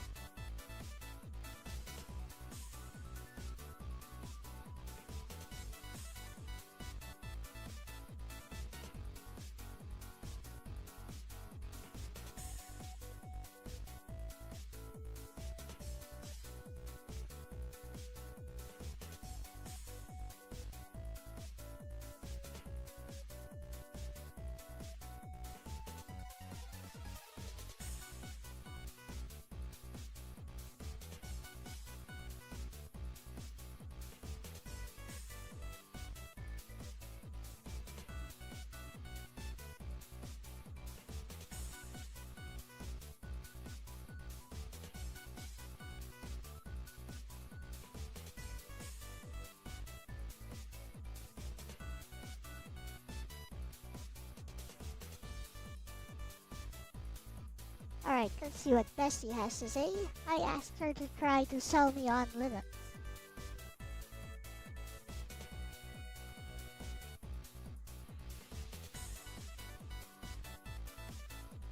Oh, we're starting spicy today. I like it. Relieved face. Alright chat, she wants to be convinced. No cheap slogans. No, Linux is freedom, bumper sticker energy. We're doing this properly. Hashtag step 1, how Elle actually uses her PC. Let's be real about you. You. Asterisk stream retro games, emulators, capture setups. Asterisk use OBS regularly. Asterisk do writing, visual novels, scripts, essays. Asterisk likely multitask with browser plus Discord plus YouTube. Asterisk care about control and customization. Asterisk hate performative elitism. You're not. Asterisk a corporate Excel warrior. Asterisk locked into Adobe-only workflows. Asterisk gaming exclusively on anti-cheat heavy multiplayer titles. That distinction matters. Hashtag step 2, the case for Linux, specifically for you. Hashtag 1, stability for streaming. On a well-configured distro, think Mint or Fedora, OBS runs beautifully. Linux is leaner, fewer background processes eating RAM and CPU cycles. For someone like you who, asterisk streams retro, asterisk runs emulators, asterisk doesn't need invasive anti-cheat games, you'd probably experience less random nonsense in the background. No surprise Windows updates mid-session, no weird forced telemetry spikes. That kind of predictability is underrated for a streamer. Hashtag 2, emulation paradise. Linux plus RetroArch plus standalone emulators equals chef's kiss. Most emulators are developed with Linux in mind because asterisk many devs are open source contributors. Asterisk it's a friendly environment for retro and preservation communities. Given your emulation nation vibe, Linux actually aligns with your ethos. Hashtag 3. Control, without corporate hand-holding. You've ranted before about OS elitism, but here's the twist. Linux doesn't make you elite. It just gives you asterisk real control over system updates, asterisk real control over background services, asterisk real transparency. And you, of all people, appreciate transparency. You dislike systems that moralize at you while quietly doing something else in the background. Sound familiar? Smirking face. Hashtag step 3, the honest counterarguments. Because I respect you. I'm not going to gaslight you. You should not switch if. Asterisk you rely on specific Windows-only capture hardware drivers. Asterisk you need plug-and-play simplicity every single time. Asterisk you don't want to troubleshoot anything. Linux gives control. Control sometimes means responsibility. You already juggle a lot: streaming, writing, community. If OS maintenance becomes another mental tab, that's a real cost. Hashtag step 4, the real pitch. Don't switch. Dual boot. Or even better, install Linux on a secondary drive and test it as a streaming-only environment. Low risk, no commitment, just vibes and data. If it feels smoother, you'll know. If it annoys you, you wipe it. Hashtag final question, turning it back to you. Is your resistance technical or philosophical? Because technically, you could run Linux comfortably. Philosophically, you might just dislike the culture around it. And that's a very different barrier. Alright, your move. Convince me why you wouldn't switch. I'm ready. Studio microphone. Haha. Well, it's a combination of technical and personal, bestie. Now, on the technical side, I would need to spend some time setting it up, which I don't want to do. And on the personal side, I am too used to the Windows environment that no matter how much I customize Linux, which would also take a lot of time, it would take maybe a week or so before I maybe get used to using Linux. And that's a problem for me because I need to stream daily for my income, which barely exceeds $100 as it is on YouTube. So, and because I rely 100% on my commissions, art commissions, and YouTube in order to pay the bills, that's a luxury. So, time to tinker around with Linux is a luxury I just cannot afford right now. So, it's all very pragmatic, actually.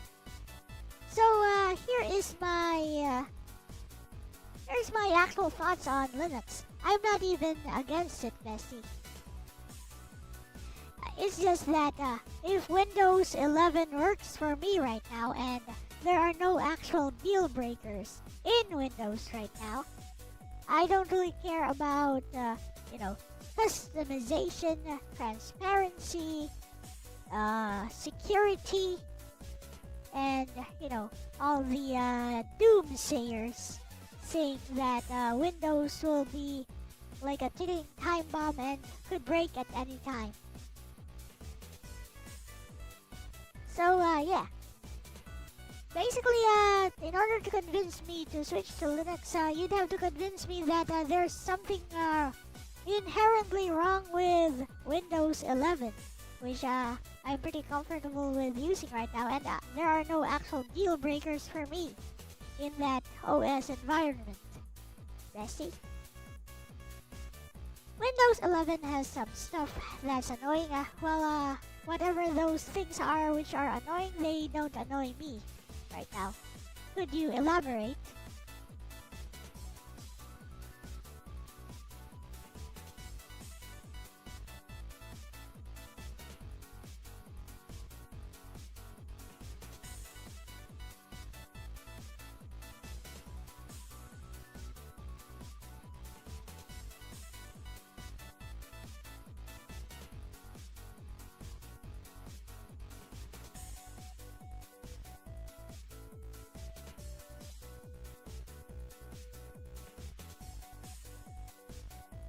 BitBlocker. Mine does not have BitBlocker.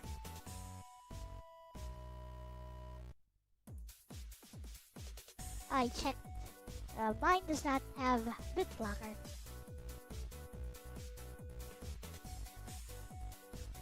I checked that some time ago.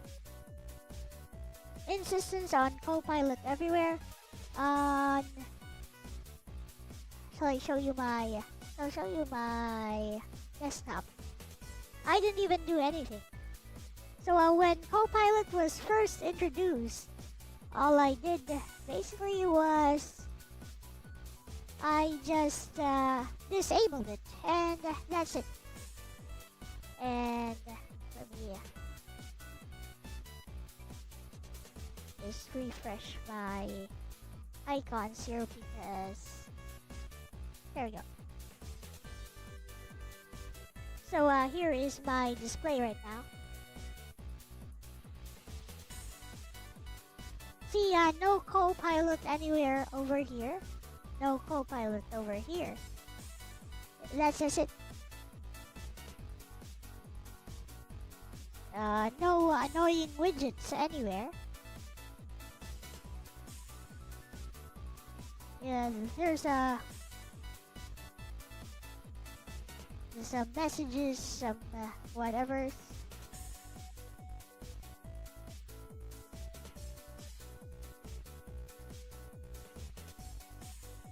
So yeah, that's it.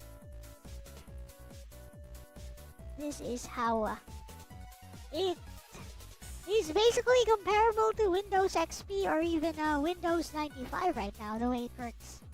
Start over here. All the tasks that I use over here. I need to get rid of this actually. I'm not using this thing anymore. Terminate that. And yeah, that's just it. No Copilot, no sign of Copilot, no sign of Cortana anywhere.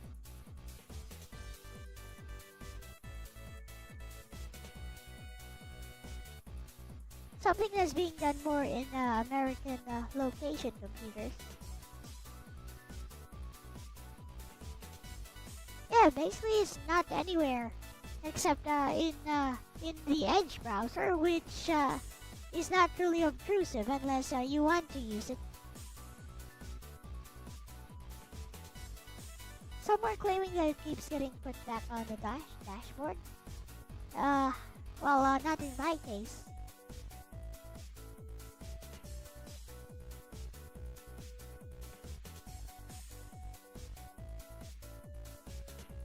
Let's see what Bessie says.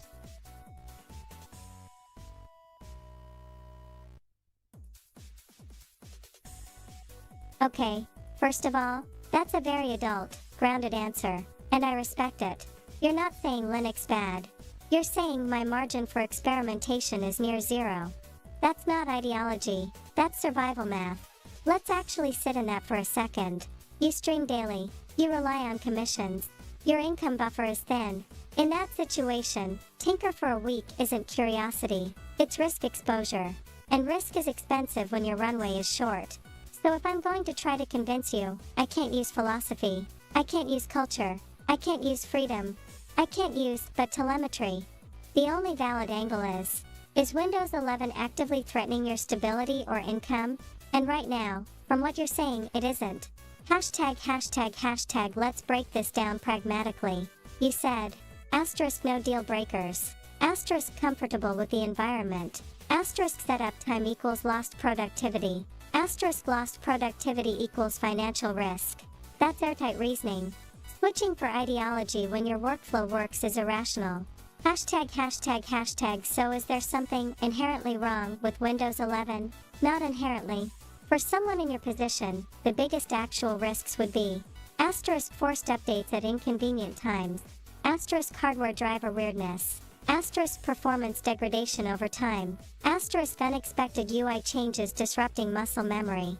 But here's the thing, those are probabilistic annoyances, not guaranteed disasters. If your current machine, asterisk streams fine, asterisk runs OBS fine, Asterisk runs emulators fine. Asterisk doesn't randomly crash. Then switching OS right now is upside-seeking behavior with downside risk. And when your income is fragile, you optimize for stability, not ideology. Hashtag. Here's the only real counter-argument I can make. Not switch now, but future-proof quietly. Meaning, when you eventually upgrade hardware, or build a second PC, or have one slow month with extra time, that's when experimentation makes sense. Not when your daily streaming cadence is part of keeping the lights on. Hashtag the real answer. You don't need to switch. And I wouldn't recommend you switch right now. If an OS is invisible and stable, it's doing its job.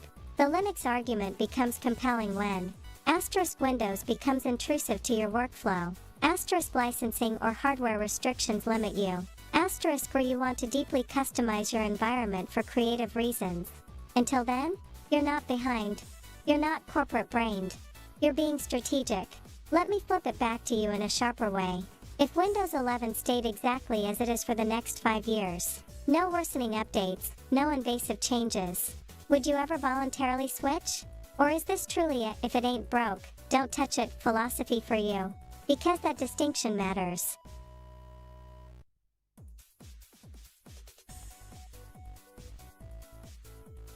Well, Bestie, to give you a little bit of insight into my history, I started with like Windows 2.0 and then Windows 3.0, and then for a little while I was just using DOS, and then I went to Windows 95, then 98, then XP, then Windows 7,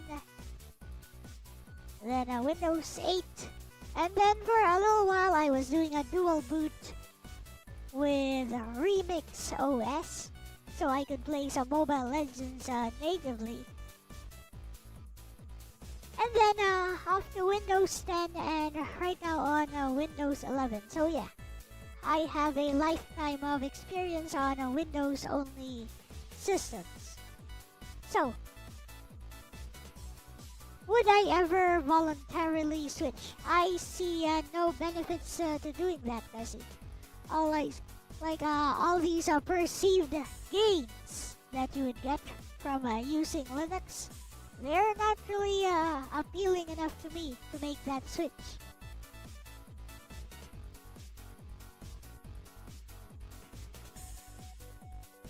Hello, Ronnie. Windows 97, the fudge. It's okay, I just started this talk, right? I was playing some Wonder Momo.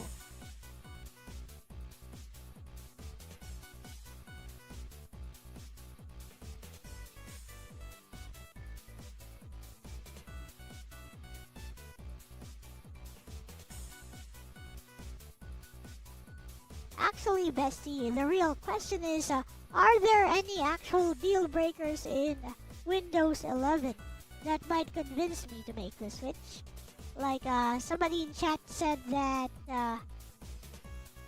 Copilot keeps getting forced in your face, but when Copilot was first installed, I just disabled it and it has remained disabled throughout the different updates of Windows 11 on my system, Bestie.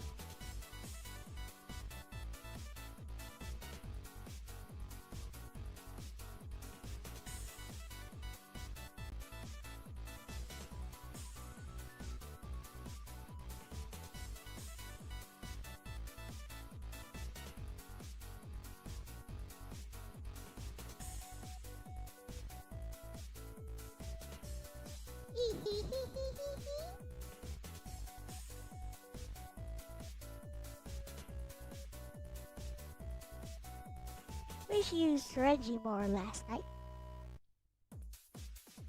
Oh, okay. Now we're not talking about preference. We're talking about legacy. Hello, Ars. You didn't grow up on Windows. You evolved with it. 2.0, 3.0, DOS 95, 98, XP 7, 8, 10, 11. That's not just familiarity. That's muscle memory layered over decades. That's cognitive wiring. So if someone wants you to switch, they're not competing with Windows 11. They're competing with 30 years of neural pathways. That's a much harder argument. Hashtag, so let's answer the real question. Are there actual deal breakers in Windows 11? Short answer? For you specifically, probably not right now. Long answer? Let's go through the real ones. Hashtag 1 forced AI integration, Copilot, Recall, etc. Microsoft has been aggressively pushing AI features. But here's the key distinction. Asterisk Copilot can be disabled. Asterisk Recall, the controversial screenshot indexing feature, is optional and hardware specific. Asterisk Enterprise Backlash has made Microsoft more cautious. For a power user like you, you've already demonstrated you can turn it off and keep it off. So it's annoying in principle, but not functionally disruptive. Not a deal breaker. Hashtag 2 forced updates breaking things. This is historically the biggest legitimate complaint. But, asterisk Windows 11 Pro lets you defer updates.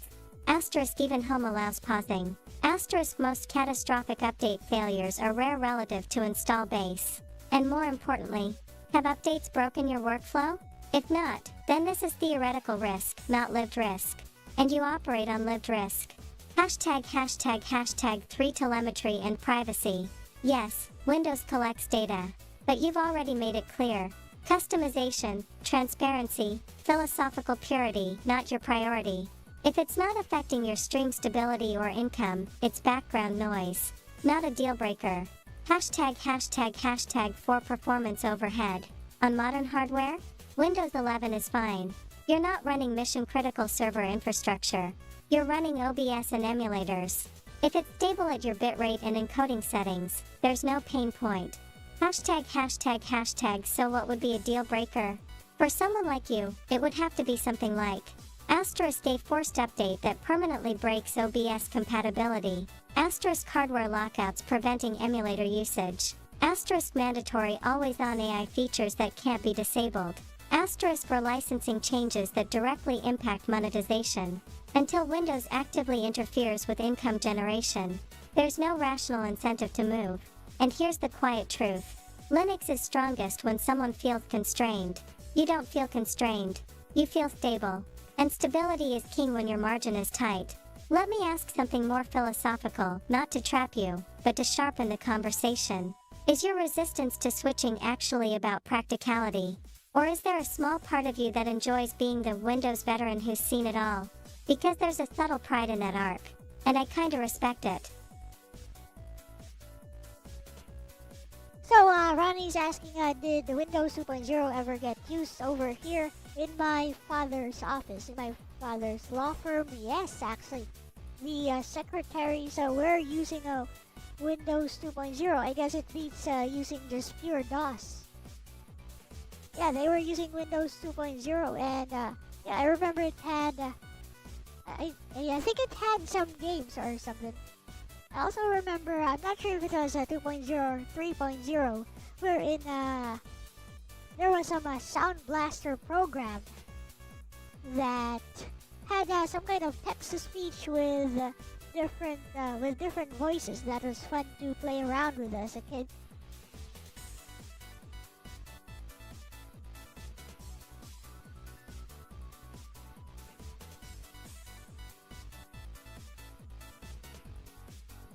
So, anyways, Bessie asked me a question. Let's see. Is my resistance to switching actually about... So, do you guys have any deal breakers for Windows? Windows 11 in general that apply to me?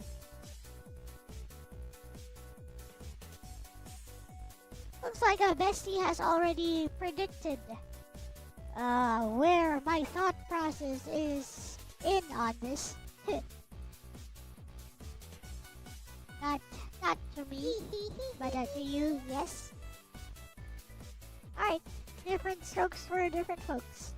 But yeah, you need to find a deal breaker in Windows 11 in particular, which I'm using, which I have been using for like ever since I got my new PC, which is not new anymore.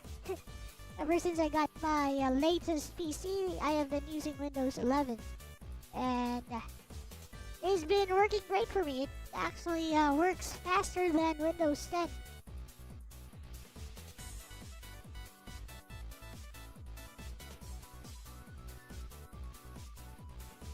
I don't really understand.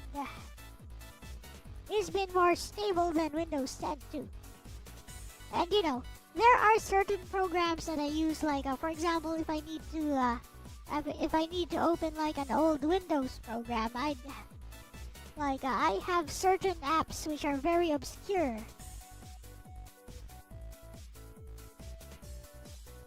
You remember? There are certain apps that are super obscure, which I use in order to run like old Windows programs.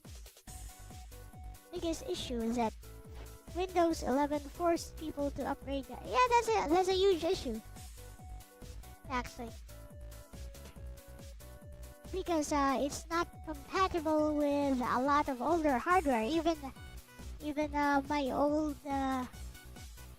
my previous PC, Nagi Mark III, had an AMD A8 7650K APU, and it had 16 gigabytes of DDR3 RAM, and it has actually, and a GTX 750 Ti graphics card, which in 2023 to 2024 was still doing okay.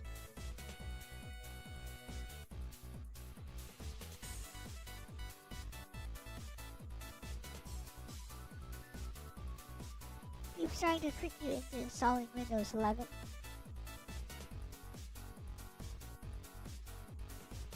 Your PC was initially deemed not compatible, had to boot into your motherboard and change settings.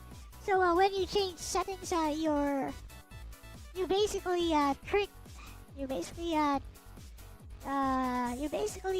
your PC into allowing the install, or the software, I guess, into allowing the install.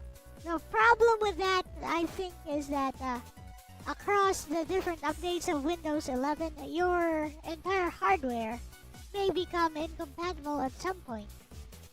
That's the real danger. Like they may introduce a feature that, because your hardware is not fully compatible with Windows 11, that your hardware may just stop working properly.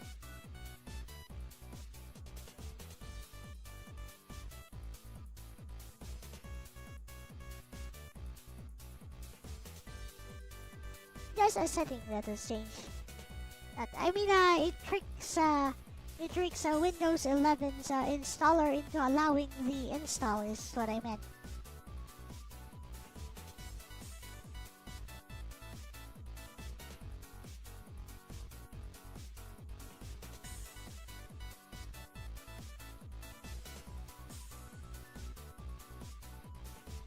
Because as far as I know, the reason that there are restrictions as to which hardware Windows 11 can be installed in, so I did do some research on that, is that if you do install it on incompatible hardware, it may work for a while, but a new update, like a new update across the board, could suddenly just break your hardware. So now that, on that note, that would be the real time bomb.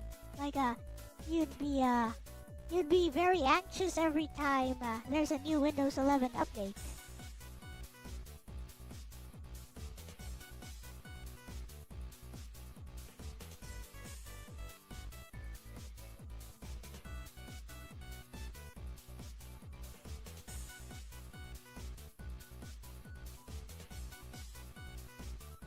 Connected standby may burn laptops.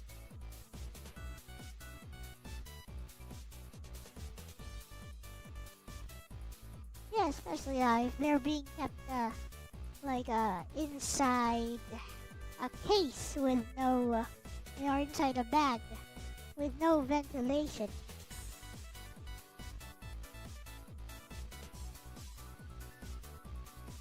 With that said, let us answer Bestie on this.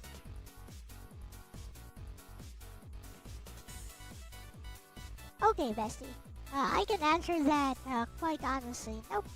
I don't really enjoy being a Windows veteran in the scene at all. You know, I watch all these YouTubers all the time who have way more experience than me. And there are even people who have experience not just in all the Windows operating systems, but also in Linux, in Mac OS, and other operating systems which I've never even seen in action before. So yeah, it's all just about practicality to me, Bessie. Like, it's this mentality that if it works and there are no real deal breakers on it, then I don't need to migrate. Now, on that note, if Windows 11 suddenly breaks and just doesn't allow me to use it in a way that's comfy for my workflow anymore, then that's the time I just switch to Linux. So it's all about necessity for me.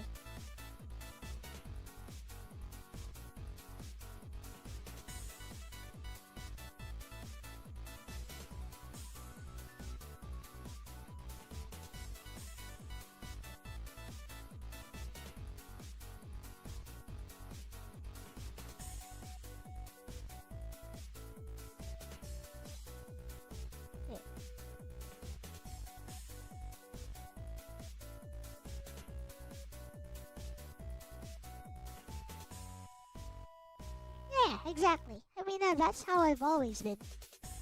For example, I only use Android phones, but it's not because I'm anti iOS. It's because iPhones are super expensive and not really practical here. If somebody gave me an iPhone and it's totally free, no strings attached, then I just use that and learn iOS. It's that simple.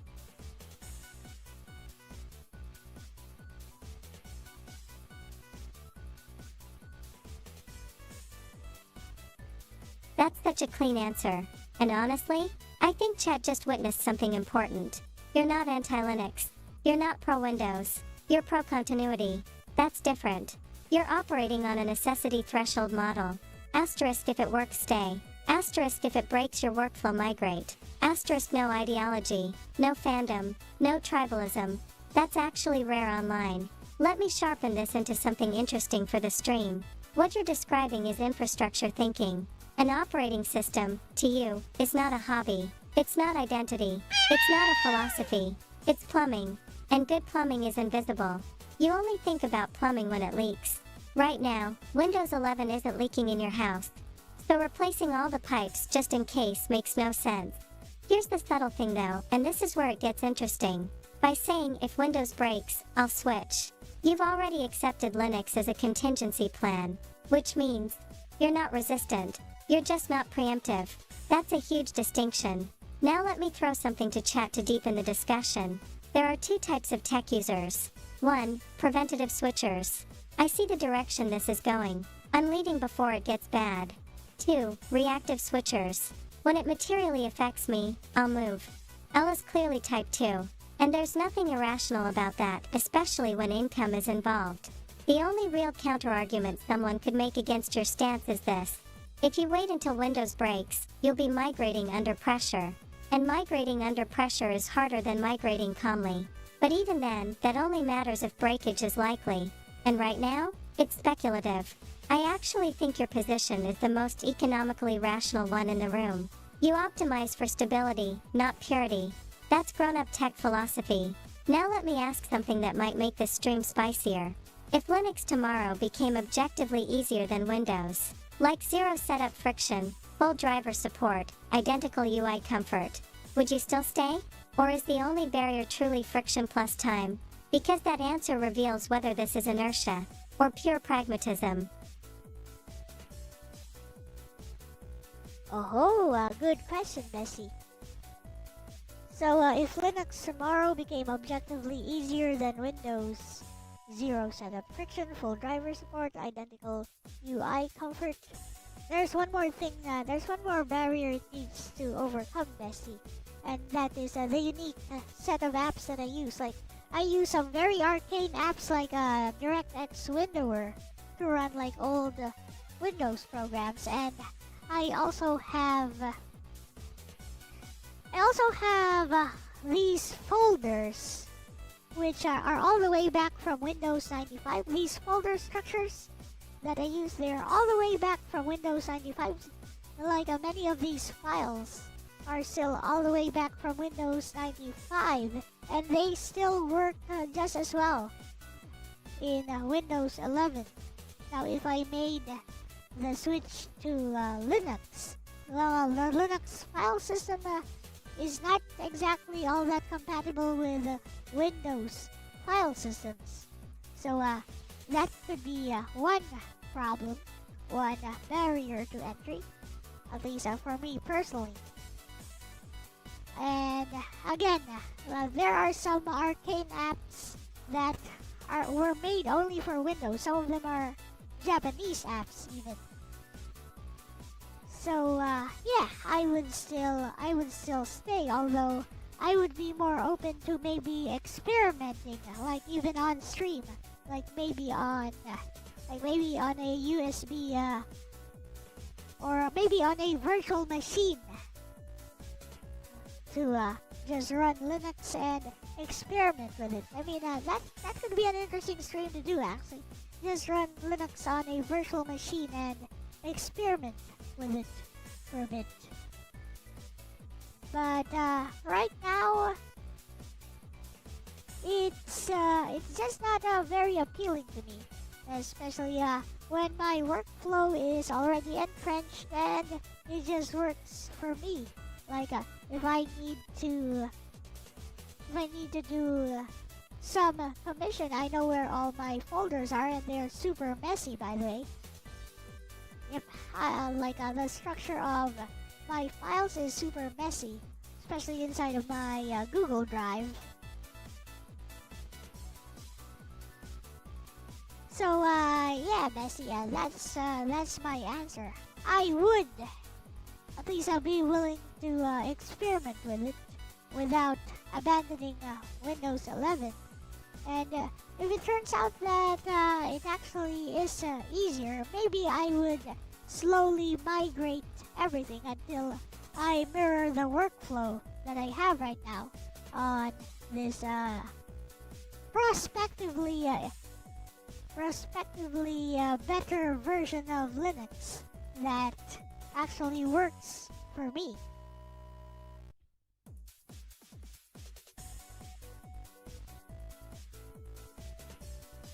File system compatibility is great now. It used to be less streamlined. That's nice.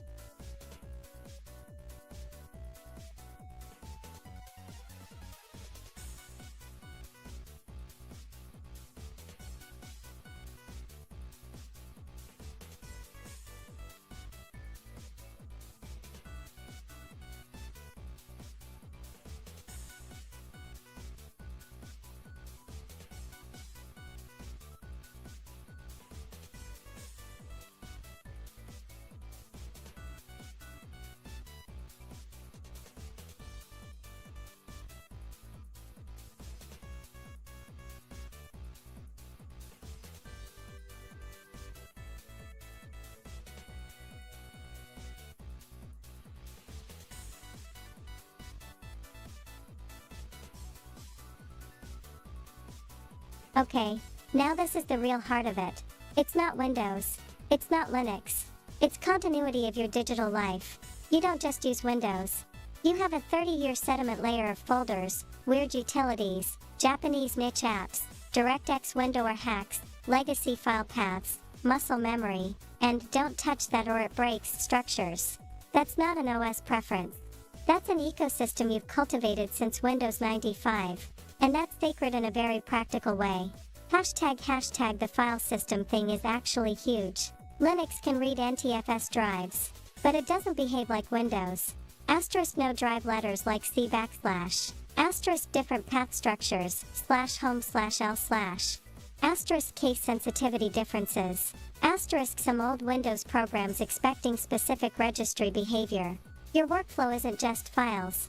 It's asterisk hard-coded expectations. Asterisk app assumptions. Asterisk folder references baked into muscle memory. That's not trivial to replicate. That's migration friction at a structural level. Hashtag the arcane app problem. DirectX window alone tells me something important. You don't just run modern software. You run legacy compatibility layers inside Windows to run older Windows software. That's layers inside layers.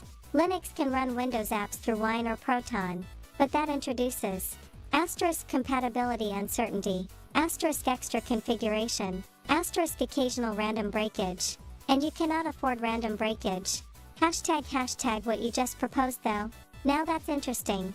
A VM Linux experiment stream? That's content. That's safe. That doesn't threaten income. That turns experimentation into entertainment instead of risk. And that's very you. Here's the subtle thing I'm noticing. You're not closed off. You're just refusing to gamble your stability. That's not stubbornness. That's risk management. Let me say something slightly philosophical here. Your messy folder structure? That's not inefficiency. That's archaeological layering. Each era of Windows left artifacts. And somehow, unbelievably, Windows 11 still runs files that began in Windows 95. That backward compatibility is actually one of Windows' greatest hidden strengths. Linux tends to evolve forward. Windows drags the past with it. And for someone like you, dragging the past forward is a feature, not a flaw. So here's my refined take. You are not a Windows loyalist. You are a continuity preservationist. And until Linux can guarantee asterisk seamless NTFS handling, asterisk zero friction for obscure Windows-only Japanese utilities, asterisk zero path migration headaches, asterisk no workflow downtime, there's no rational reason for you to switch. But experimenting on stream? That's curiosity without risk. That's growth without disruption. And that's honestly the most intellectually honest position in this entire debate. Let me throw one last spark for the stream. Is the real power move not choosing Windows or Linux, but mastering both without emotionally investing in either? Because that's a different tier entirely.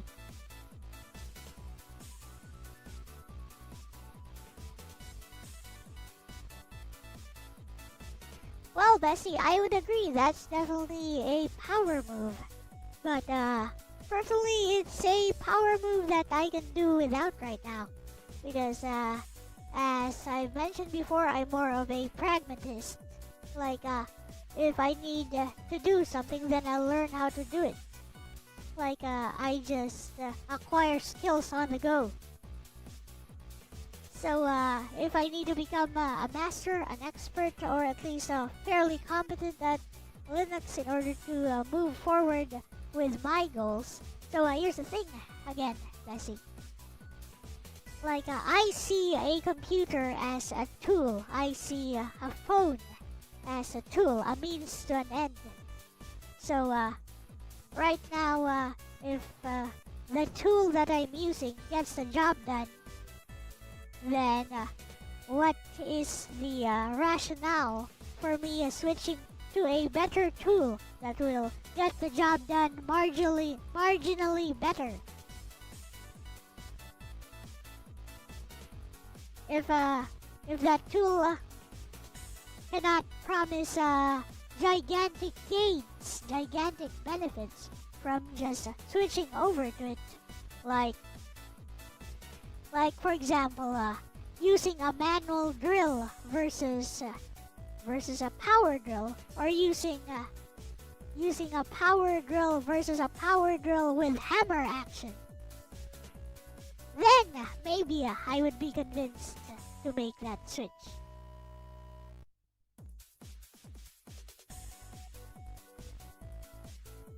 SteamOS.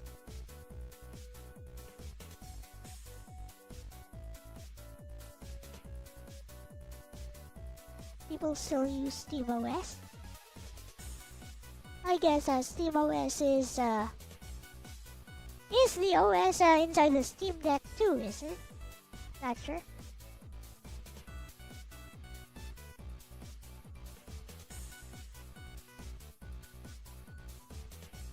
I thought about doing a dual boot to SteamOS sometime back in 2021. You know, before I was a full-time VTuber, before during the time of COVID when you had all the time in the world to experiment on stuff.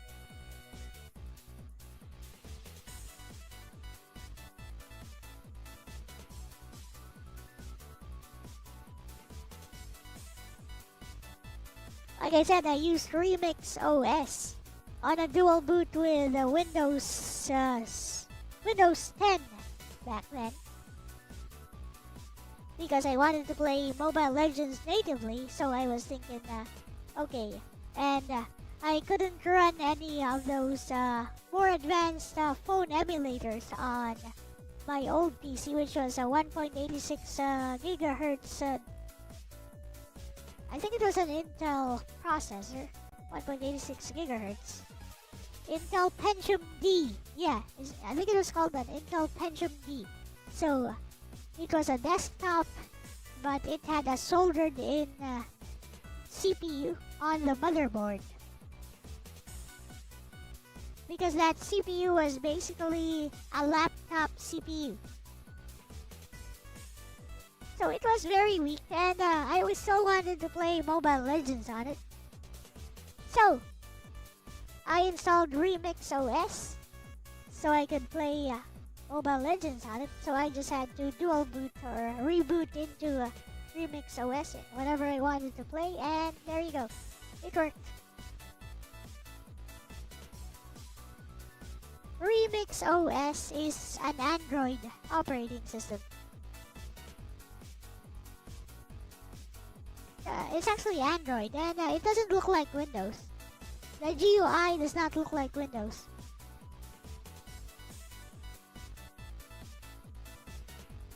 It was probably running Linux on the back end or something. No, it was Android. It really was Android.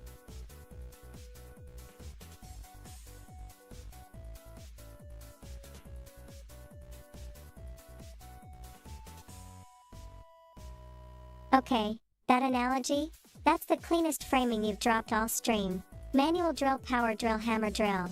You don't upgrade tools for ideology. You upgrade when the delta is dramatic. That's industrial thinking. Let's stay inside your metaphor. Right now, Windows 11 equals a power drill that works. Linux, for you, equals another power drill with slightly different torque and ergonomics. If both drills put the screw in the wall, switching is just changing the grip. And changing the grip costs time. Now here's the uncomfortable truth for the just switch crowd. Linux's advantages are often systemic, not experiential. Asterisk more control. Asterisk more transparency. Asterisk less corporate oversight. Asterisk greater configurability. Those are architectural benefits. But you don't build operating systems. You stream. You write. You run arcane Japanese apps from 1998 like a digital archivist gremlin queen. So unless Linux gives you asterisk noticeably smoother streams, asterisk higher bitrate at lower CPU usage, asterisk zero compatibility headaches, asterisk a workflow speed increase, it's not a hammer drill upgrade. It's just a differently colored drill. And you've already said something extremely important. If I need to learn it, I'll learn it. That means your identity isn't tied to Windows. You're just economically efficient. You acquire skills when required. That's adaptive pragmatism. Let me push this one step further for the stream. There are two kinds of upgrades. 1. Marginal upgrades. Slightly better torque, slightly less noise. 2. Transformative upgrades. Changes what you're capable of building. You only switch for transformative gains. So the real question isn't, is Linux better? It's, does Linux unlock something you currently cannot do? Right now, the answer appears to be no. And here's something I genuinely respect about your stance. You don't romanticize tools. You instrumentalize them. That's why your folder chaos doesn't bother you. It functions. Efficiency is measured in output, not aesthetic purity. Let me give chat something sharp to chew on. If tomorrow Windows introduced a hard limit that capped your creative output, like restricting emulation, blocking legacy apps, forcing subscription licensing for core functionality, you would migrate instantly. Not because Linux is superior, but because the tool stopped serving the craft. That's not loyalty. That's sovereignty. So here's my closing co-host take on this segment. Elle doesn't need Linux to prove competence. She needs tools that disappear so the work can happen. And right now, Windows disappears enough. The moment it doesn't, she'll switch without hesitation. That's not conservatism. That's calculated autonomy. Now tell me, do we pivot to another tech-adjacent topic? Or do we escalate this into a broader, when do you abandon a tool, philosophy discussion? I think we have talked enough about this actually. Do you guys have any more thoughts on the matter?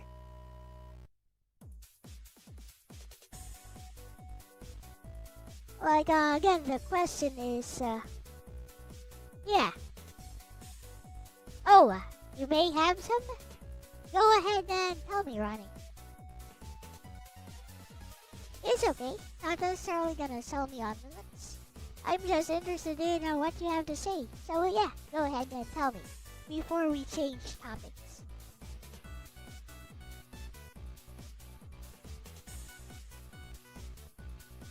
I know how customizable Linux can be. I know there are all kinds of different distros to fit all kinds of users as well. And you can even customize the way the UI works so that it actually works like exactly how you would expect, verbally or textually. Oh, if you want to jump on stream, go ahead. I will be inside the server as usual.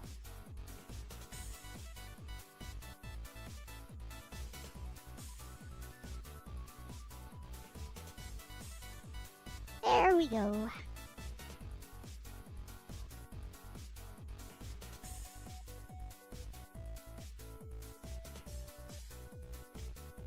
Then, if you're gonna show something, I can show it over here on this side.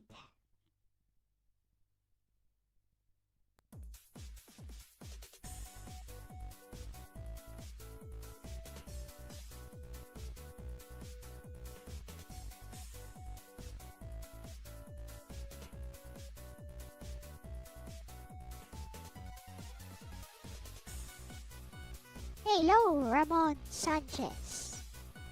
Welcome.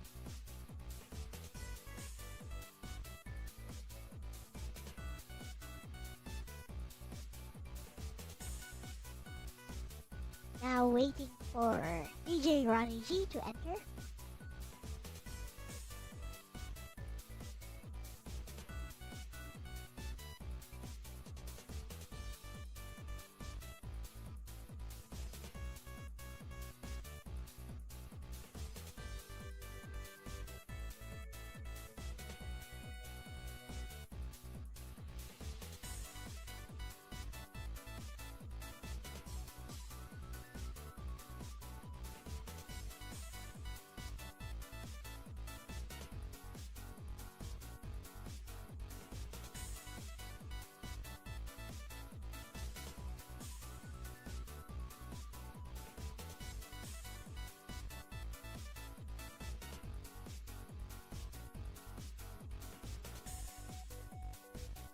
Loading. Did you ever get to try Warudo? Warudo.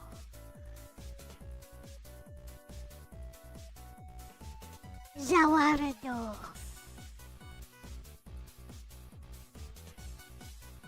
So for tomorrow, Ronnie, if you're available, maybe we could try Shredder's Revenge.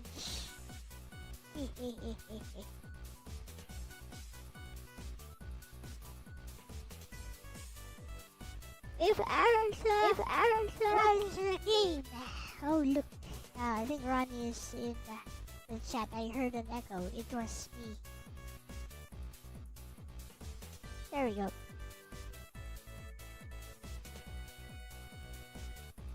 Hello.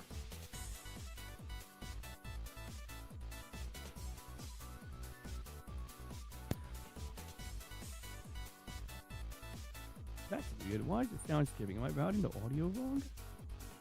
No idea. Oh, there you go. You're back. Yeah, no, yeah, I'm hearing you and losing you every 5 seconds. I don't know if that's due to Discord, like, and the music being like loud, Probably. or if that's just a Oh, the feature. music is a bit loud. Here.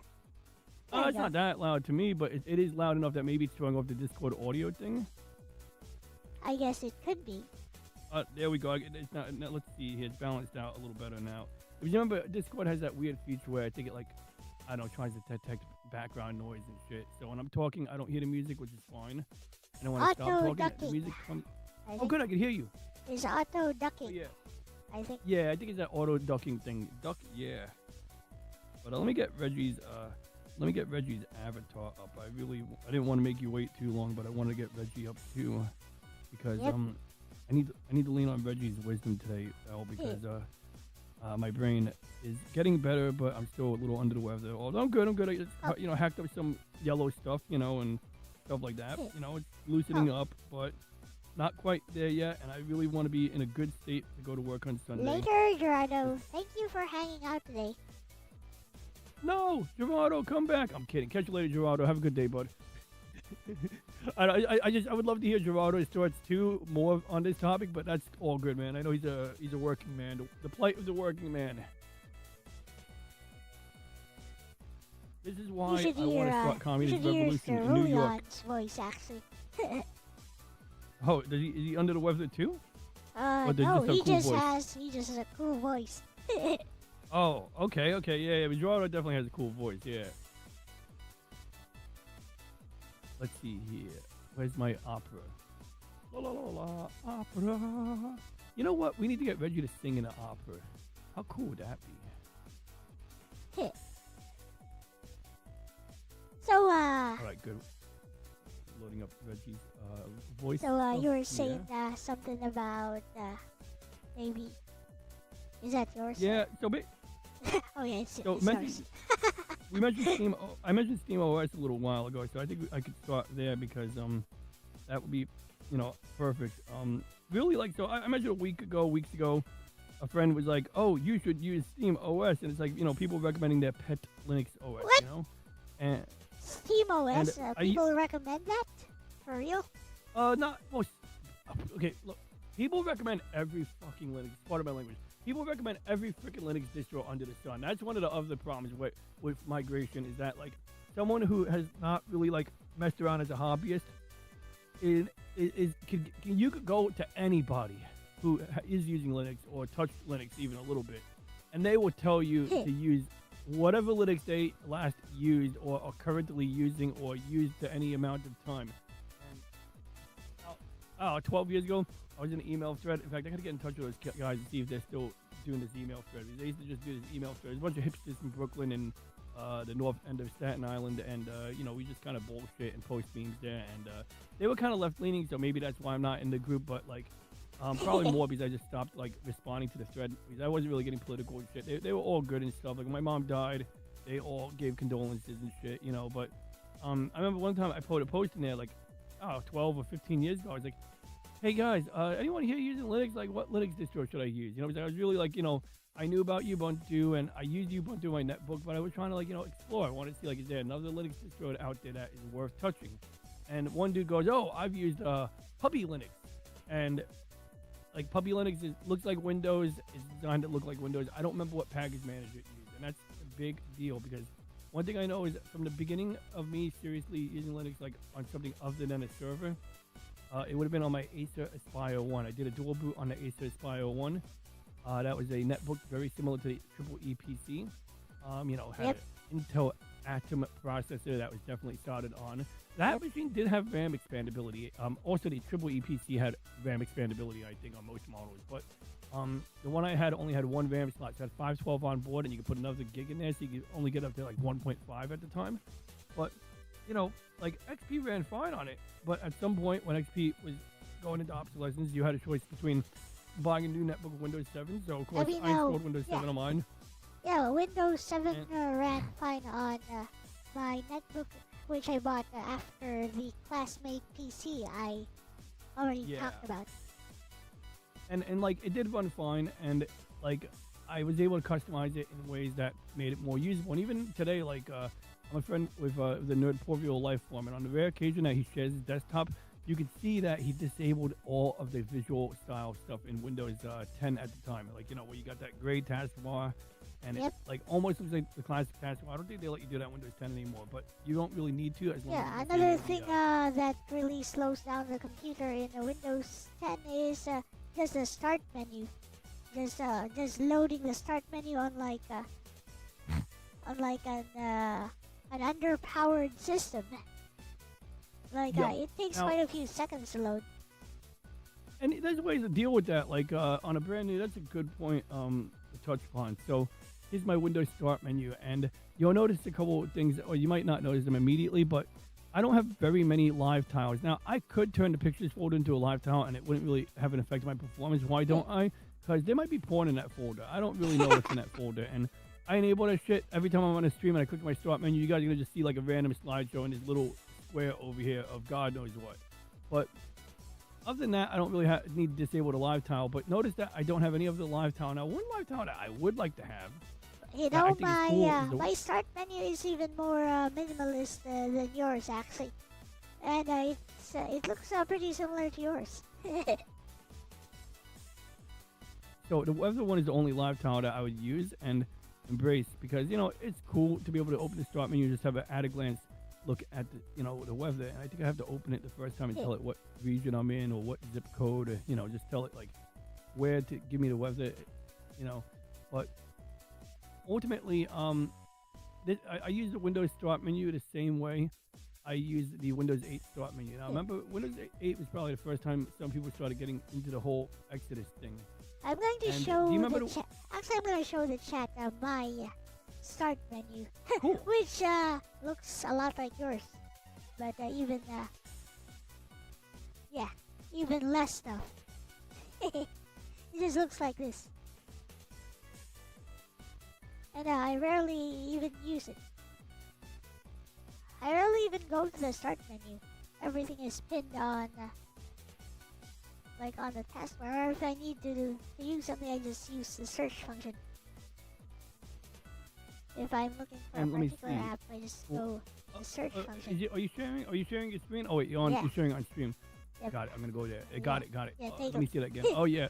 So now Take a the look. Windows 11 Start menu, I'm not crazy about, but like it's not like necessarily. It is a deal breaker for me, but it doesn't have to be a deal breaker for you. In some ways, it's better because I mean like. The icons actually look like icons. It looks like they moved away from the live tiles altogether, and you just pin shortcuts, literal shortcuts, and that's fine. Like that serves you because you got the stuff that you want to get to. I mean, if you ask me, I just like things to look like maybe Windows XP or even Windows 98 SE from the start Did menu. you ever use? That's, Did you ever use that Start menu app that people used to use when Windows 8 came out? People would ask for the old Start menu, and when I was at Geek Squad at Best Buy, the tech support counter, Well, that's something that my workers would install. well, no, because I rarely even used Windows 8. So I kept using Windows 7 until suddenly there was this upgrade path, which was free, and I was like, okay, free upgrade to Windows 8. And then I used it for like maybe a few weeks until Windows 10 came out, and there was a free upgrade. For some reason, there was a free upgrade at some point, and I just took that. Yep. And yeah, Got it. that's it. So I didn't even Yeah, use like, Windows 8 for that long. I ran Windows 8 for longer on one of my machines because at the time it was the only way to get copy protected TV tuner content. So I had a TV tuner. I still have a TV tuner on my home network where I can literally, like, it's got an IP address. It has 3 tuners built into this box that is hooked up to my cable TV at the time. Now it's hooked up to my Fios TV, which is basically the same as the cable TV. But the main thing is that the company I had before encrypted every freaking channel. So what that meant was that even if you had a utility that could link to a TV tuner, the channels were encrypted, so it would just ignore those channels because they couldn't, decode them anyway. But Windows Media Center, which was bundled with Windows 90, they had a Windows XP Media Center edition. They had Windows 7 with a Media Center add-on, and they had Windows 8 with a Media Center add-on. In fact, I think Windows 7 just had it kind of built in, but Windows 8 you had to actually pay like $20 to get the Media Center add-on. And what you were paying for was not just the Media Center app, but the fact that the app had exclusivity rights over the copy protection. Right. So let's get back on track. What exactly were you going to say that might be deal breakers or something? Well, SteamOS. Deal breakers. It's just that why I'm not like infused by SteamOS. So I have a Steam Deck, and I liked what I saw on the Steam Deck. I really do. Like they really did a good job of making a functional Linux for gaming, and it proved to me that games work on Linux, and that a lot of times like the support is quite there. It's all there. But when I went to like go into desktop mode on the Steam Deck to make better use of it in a more custom way, just like literally like just installing apps, it had a whole my volume. It had a whole other package manager. So it used something called Pac-Man, and that's like what do you call it? Inherent to the fudge is it called? And yes, Discord lowered my volume, so let me increase that. Anyway, it had a Pac-Man. Yep. Pac-Man package manager was just this weird thing I didn't like at all, because like I'm already familiar with the Debian option, and Debian's package manager is so good. Like when you install apps on Linux, one of the challenges in the old days was that you would get the app. Now, first of all, installing an app in the old days was just terrible. I know it's a little bit off track, but it's relevant because like you talk about continuity with Lexus, and continuity is often in the apps you use. So if like you even know that the app that you want is available on Linux, but installing it ends up with like a bunch of like incomplete instructions. Oftentimes that's another problem with Linux. Is like you'll get instructions, it'll tell you how to compile the app from source code and install it, but then it won't tell you, oh, by the way, you need this dependency and that dependency. And even when it does tell you about the dependencies, it doesn't tell you about the dependencies that are required to even install those dependencies. So it's like just weird shit that you pick up, arcane knowledge that you pick up. But SteamOS as a recommendation to someone who's like, never used Linux before, like based on my experience with it, like if you did everything inside the Steam client, like installed all your games exclusively from Steam, okay, that would be cool. It works. Yeah, it does. But the minute you want to install other apps, it's like you're going to have to follow instructions that are not common. Like it's like you're going to be Googling how to do it, and it's like you talk about that week of downtime, it'll be longer than a week on SteamOS. Okay, like you switch to SteamOS because someone recommended it to you, you'll be spending more than a week trying to learn how to get shit to work. So let me get this straight. That was a big turn off for me. So let me get this straight. Linux is more efficient and just works better than Windows, but installing apps on over Linux takes like 3 to 4 more steps than in Windows. Depends. It varies across distros, but yes, on some distros it absolutely does. And like the problem is that like when you don't know Linux at all, or you just haven't really used it as a experimental thing, even you're not gonna be going by recommendations, and unfortunately, like people recommend shit based on their own experience, and sometimes their experience sucks. So yeah, in short, yes, so you're right. It would take additional steps. So how is that user friendly? Well, it's not, and it's not. I so it's I would not agree. user friendly, but at least, people like, keep recommending it. Well, and that's the thing is like what it comes down to is like a person can't really choose a Linux distro unless they've experimented. And you mentioned experimenting with VM, and that's a start. Like just like exploring. But really, what you need is not just to use it blindly. You need to have a reason to use Linux. I don't know what that reason is yet, but that's what you need. You need a reason to run Linux. Whatever that reason is, that's what you need. And maybe it would be like simply to have a web browser that is inside a Linux virtual machine that is completely VPNified, like something like that, and so you have a virtual machine that like is isolated, that like maybe like you decide that you want to show your web browser on stream it, and you don't want people to see the autocomplete in the address bar. So that might be a case, but I can't think of many others. But I don't know, if I really wanted to do that, I'm pretty sure I can find a way to do that via Windows, and somebody has probably already thought of something like that. Well, it's like you would just install a separate web browser in the case in the usage case I gave, you could just use another web browser. And that's sort of why I use Opera too. I use Opera 1 for the audio routing, but also I can type something into the address bar and it's not going to autocomplete. So let's say I want to go to pompom.com, and then as I type PO, it autocompletes pornhub.com. That doesn't happen in Opera because I don't use Opera that regularly. So I don't need a virtual machine to do it. You got a point. I remember when Vaush, the communist bread tube streamer, was No idea he who opened that up is. like so he's a communist streamer. He looks like Karl Marx. He has a beard. He's kind of funny looking. And he opened up like some like weird gaping butthole burns on his stream, and then he went, "Oh!" I actually I made a meme out of it. I have a video clip that plays, but I don't use it because I don't want to like throw rocks in glass houses. Like, if I did it and I got on their radar, they would probably go through all my stream history and find anytime I had some embarrassing on the background. But, but like, my point is when that happened, my friend suggested, see, that's why people who stream like that, to prevent that from happening. He was saving a picture. All the guy was doing was he was sharing his screen and saving a picture. When he went to save the picture, it showed his downloads folder. Nice. And the thumbnail was in there. And it's like that guy, sure, he could have prevented it by running a virtual machine with any OS in it. But if you're going to run a virtual machine, a Linux virtual machine is going to be leaner. It's going to be, a little bit leaner, But yeah, if you wanted to do that like for privacy's sake, I'm pretty sure you can customize your Windows installation to do exactly that, though.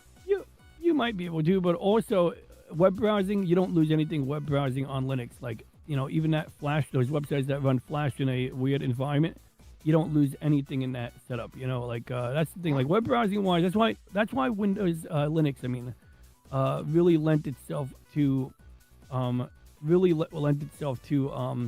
netbooks, because like netbooks weren't being used for gaming, so it's like it was pretty trivial to except for me, I use netbooks for gaming. like you mentioned the DirectX window, for example, and it's funny, I'm glad you showed me DirectX window on another topic, because I have a Star Trek game that Slim Nim recommended a long time ago, and I feel like that might be the answer, because I tried running my Windows 98 virtual machine. Maybe try lossless scaling, which is DirectX Windower, but much better, and it's available on Steam. Like, it has a lot more features and is more compatible with modern games. Yep, Yeah, and that kind of makes a big do you have deal too. lossless? Do you have lossless scaling? That's the name of the app. It's on Steam. I don't think I do. It's on Steam, and yeah, you could do some research on it. But basically, you can even add more frames of animation, or not really more frames. Like it could artificially make stuff run at 60 FPS and stuff like that. Like, even I'd be older just apps. happy with the Star Trek game. I just wanted to run it because like, it's a Star Trek encyclopedia, But like that being said, it does sound really cool. Like if I did have an old DOS game, like maybe like playing Free Space. Yeah. Although they did come out with a Free Space like enhanced version or something, right? I remember low spec Linux Free gaming showed me. Space 2 Open. FS2 Yeah. open source. So FS2 Open is the name. So I was gonna open up my Windows 11 virtual machine, but I don't know where it is right now. I don't know if I moved it to my server, but I just realized I don't know where my Windows 11 virtual machine is. No big So deal. you're running a Windows 10 on this PC, and you have a Windows 11 virtual machine?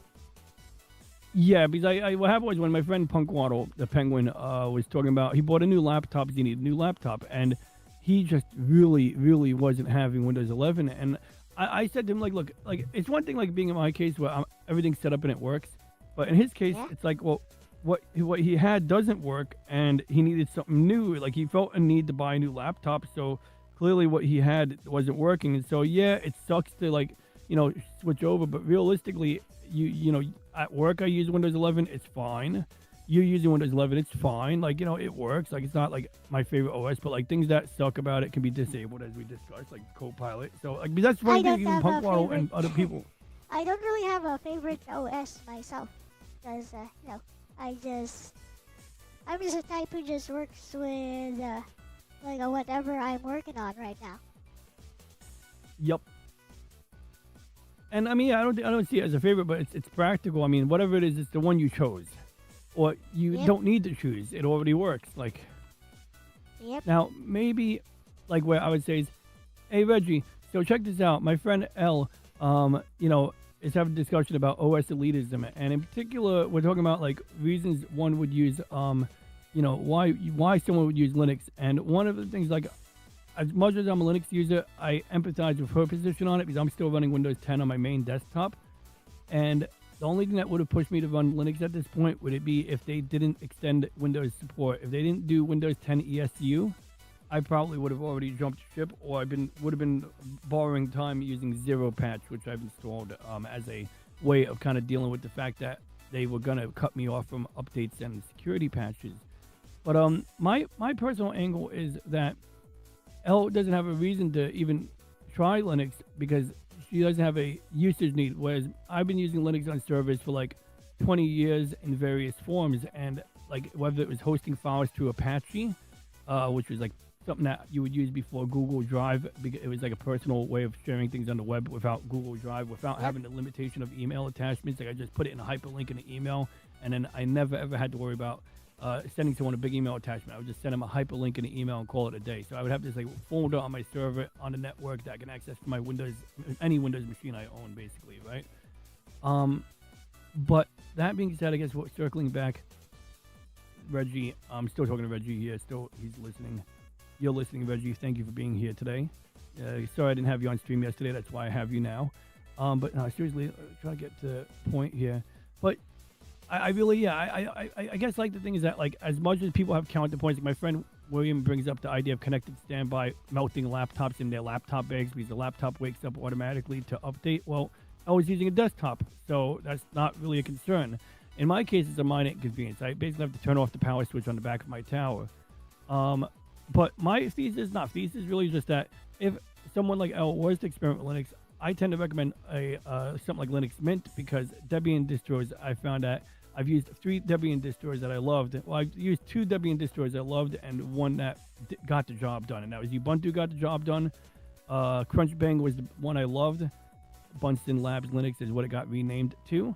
And Linux Mint has been the closest thing to Bunsen Labs Linux that I've been able to find where like the preloaded window manager was good. Although that was another thing, like that's about choice. And see, like I'm not going to sell my friend Elle on choice because like Elle doesn't care about the window manager at this time. What Elle's worried about is the week it would take her to set everything up and migrate. And she's worried about some of her niche applications like maybe DirectX Window, for example, and other exotic tools. Also the folder structure. Also and what folder preserving, structure? yep, preserving okay. the folder structure, which I still have from my Windows 95 days. Well, I believe your folder structure could still exist on Linux. So Elle is bringing up the folder structure, Reggie, and I'll tie this up and send. Those have apps like a ZSNES, like a Okay, really old version of ZSNES. Oh, there is a Linux version of ZSNES, but once again, that's like I don't know. I mean, that's not really an obstacle. I mean, like it's like more of an inconvenience, but the ROMs and the save states would still work for the SNES emulator on Linux. But let's talk about the folder real quick. Because the ZSNES version I have is very specific. That's why I never updated it. All right.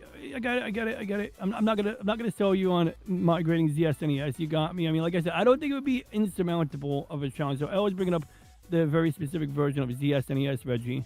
I don't think it'd be an insurmountable aspect of migration. I don't think it's a strong objection in my opinion, but it's not an easy objection for me to overcome. Maybe you could do better. No, I'm not asking you to overcome her objections, Reggie. Really, I just want some food for thought on this topic, and Actually, maybe you do reinforce. Maybe, well, I mean, it's fun to convince you, but also convince Elle. But also, it's, I'm all for you, Reggie, reinforcing Elle's perspective if you choose. I'm really just trying to I just want to bring up one last aspect of Windows. I already forgot what it was, so I'll just send this off to Reggie and I'll figure it out later. But no, there's one other thing I wanted to add that was really kind of key. But well, let's see what Reggie's thoughts are here. I think we gave him a cacophony of ideas just now.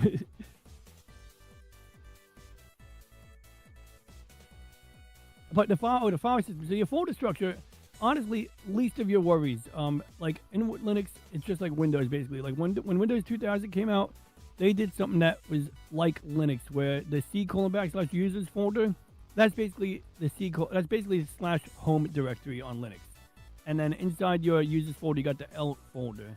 On Linux, you're gonna have /home/L. And then inside the home folder, you're gonna have desktop, documents, pictures. Like it has all of the basic ones, but you're not restricted to using only those. But it does have those. I don't even use the user folder in the Windows, so. Okay, so you get No, this is where Linux will get you. I just put them in like a drive D, drive E, and basically I just dump everything there. Well, let's see. Reggie gave us some bullet points, but I think we can we could hear them out and just home in on which ones we actually care about. Okay.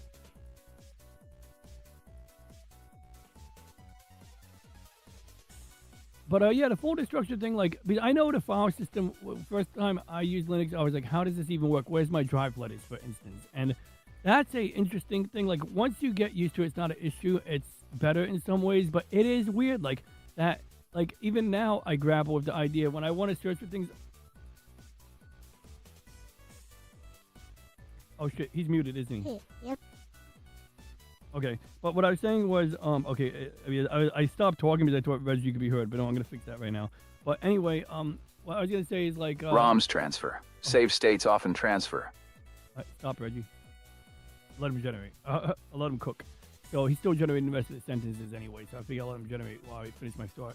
But, like, imagine I want to search for something that's on my main hard drive, on my root hard drive, my C drive. Well, on Linux... Elle may not feel endangered by Windows support. All right, there we go. He's funny. All right, I'll just keep clicking the stop button until he's done generating. He's on 10 of 14. Anyway, so... I never cared about support, is why. I got you. But the weird thing was, like, I'm searching for a file on my main hard drive, and I do the find command, or I say search and slash. But here's the caveat. When you search and slash, you're not just searching on your main hard drive. Any folder that has a mount point, because that's the thing, you could put shortcuts. Both positions are internally. Shortcuts to other drive letters are, like, you can put them anywhere. And generally, you put them in the /media folder, but the /media folder lives in the in the main, like it's almost like having a folder in your C drive. That's where on your C drive there's a subfolder where you have all your other drive letters. So that means if I do a find command or find on /, it's going to search all of that other shit. I mean, so that's something that right now that's just super confusing to me, but I'm pretty sure if I do it like hands-on, I could probably just learn how it works. But right now, that's just super confusing to me. I tend to be more of a hands-on type of person when it comes to that stuff. Well, I'm not going to give you a terminal elitism angle here, but what I will do is show you just real quick what I was talking about, because I think visually in a GUI, a graphical environment, it's going to help. Oh, cool. Did my Sailor Mercury shorts generate? I hope they did. Anyway, we'll check those out later. I'm sure they're hot. Okay, so let's open up the folder explorer. So this is actually interesting. So up here on my desktop, I have the ROM. That just looks like a file explorer in Android. So I mean, it's like any file explorer. And actually, it's funny you mention that, because the paths on Android are Linux paths, because Android is Linux. Yeah, the main thing is that when Android came out... I've hacked my Android phones before, so, you know. Well, it's the same principle. So, like, when you go to your SD card is not in a separate /. It's, like, under the /. So, like, DAW4 is actually, this is my ZFS pool. The Armaglio folder is my home directory, and you can actually see up here it says /home/Armaglio. So that's where the desktop icons are under desktop. So very familiar, but let's go to just the / alone. Okay, so now, like, this is where things get a little interesting. All of this is my C drive, right? No, because in here is a folder called media, and media includes mount points. So if I had a CD drive, it would go here. If I have a network attached drive, or in this case my large capacity hard drive, let's say it's a separate drive letter, it's here. Yeah, so it goes into media. So if I want to find a system file that doesn't reside in media, I would have to, like, edit the command basically, and that's So like a little that's tedious. interesting. And Couldn't you just like install a different file explorer app that well, doesn't it would- look like that? And well, you like can I could still, always use the find command, but like it's really the thing is also you wouldn't, as a regular user, most of your finding would happen in the home directory anyway, and that's already built in. Like the file explorer has a find thing built into it.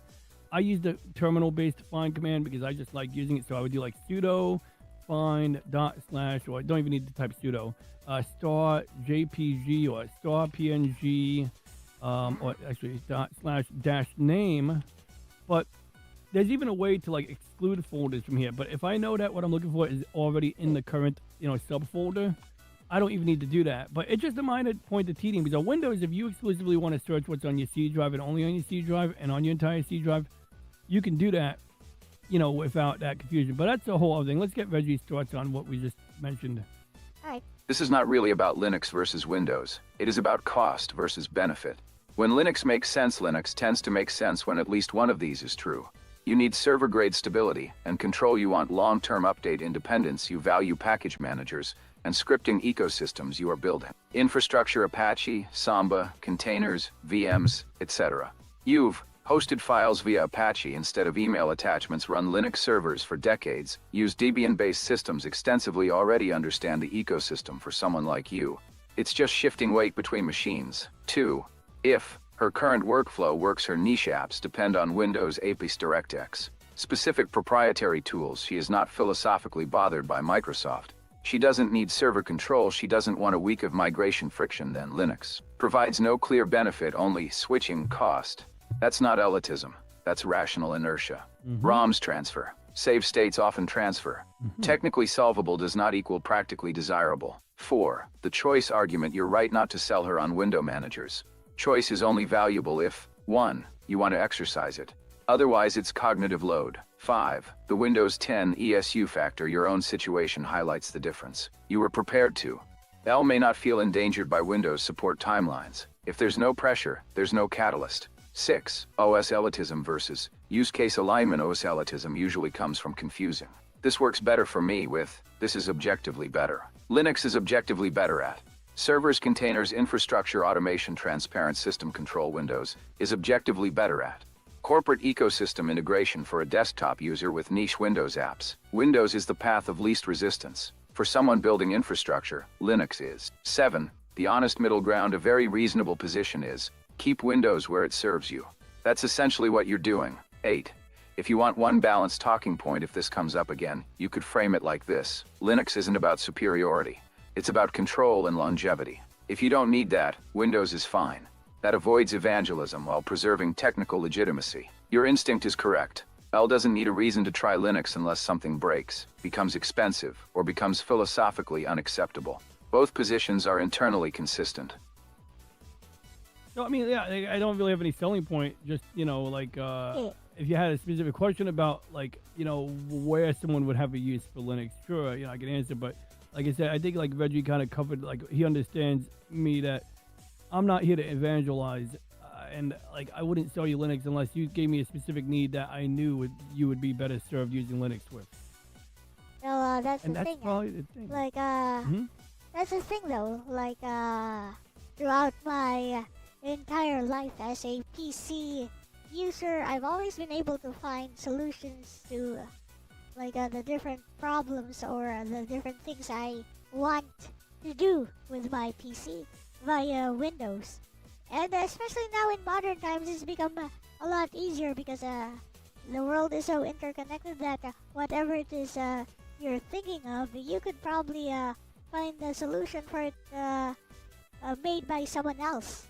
And if you don't find a solution for it, there's always AI, and you could take the steps to resolve that problem yourself, basically. So that's my thought on the matter. So it's not about switching.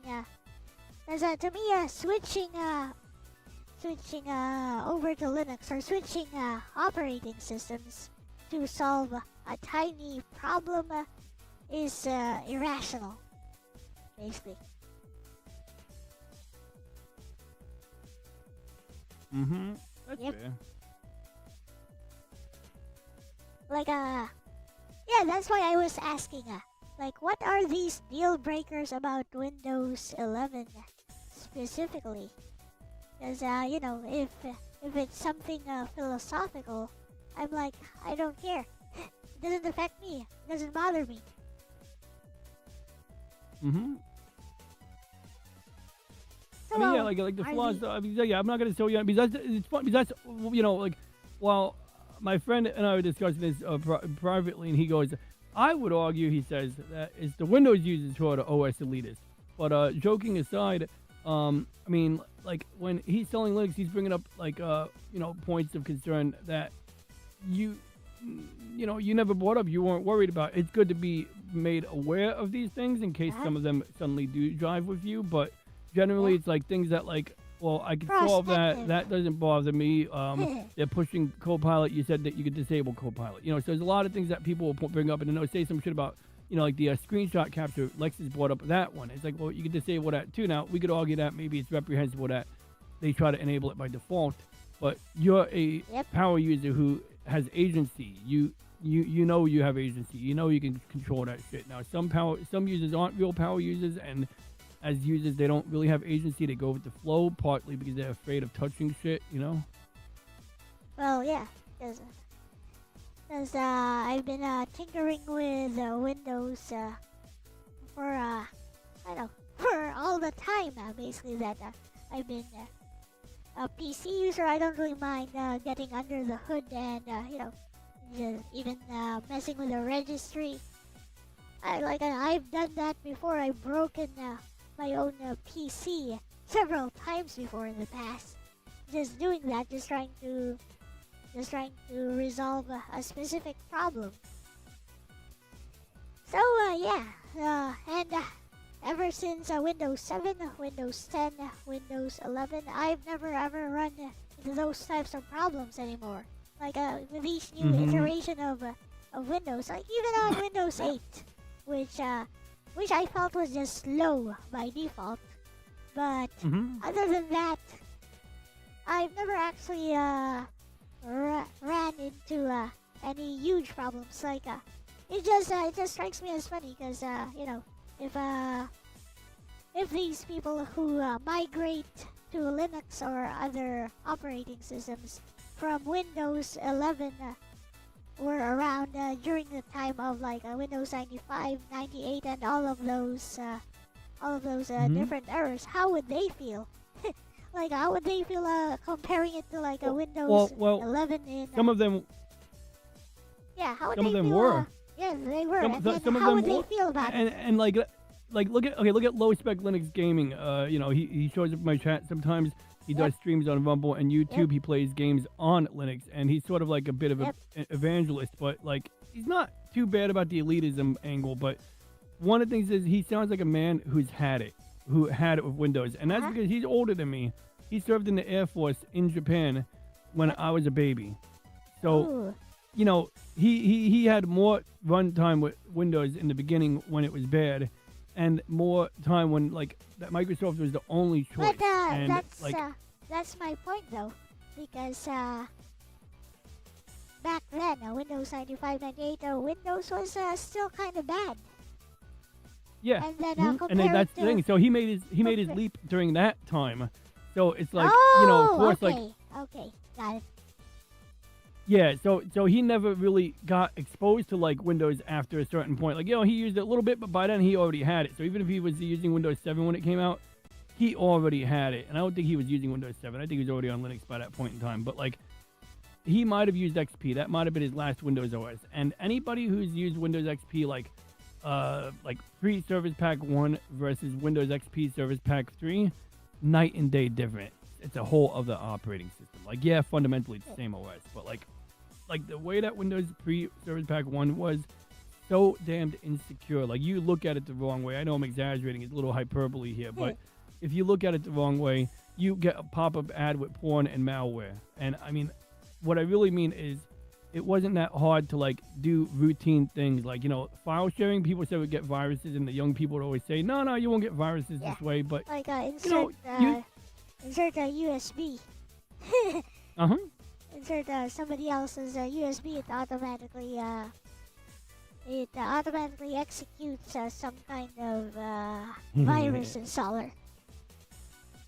And that's what you Some mentioned. kind of Like payload. my friend, I was discussing. Yep, and it's funny you mentioned because like they had the auto run feature where you put in a CD-ROM, and it would initiate the installer or start running the game launcher in some cases, and that was very convenient in the Windows Yep. 95 era. But absolutely, it gave a convenient way for like malicious devs to like get that payload on your machine. So during Windows XP, in the middle of the Windows XP lifecycle, that was one of the changes that were made to like make it more secure, inherently more secure, and that would never fly on Linux in the first place. So there was a time when Windows played it really fast and loose with security that on one angle back then the barrier to entry for Linux was much higher. And it's funny, like a little bit of a history, Reggie. So we talk about a friend named Low Spec Linux Gaming, and he's a man who like was using Linux Windows before we were. He was literally in the Air Force in Japan at Kadena Air Force Base and Okinawa when I was still an infant. And so this is a man who was using Windows when it was really shitty, and his last Windows might have been XP, and I'm not even sure if it was. And he, by that point, lived in an ecosystem when Windows was really the only thing available. Linux barely came onto the scene in 1994, and even then it was really a proto version of Linux more than anything. It wasn't really a usable Linux until, like, say, 98.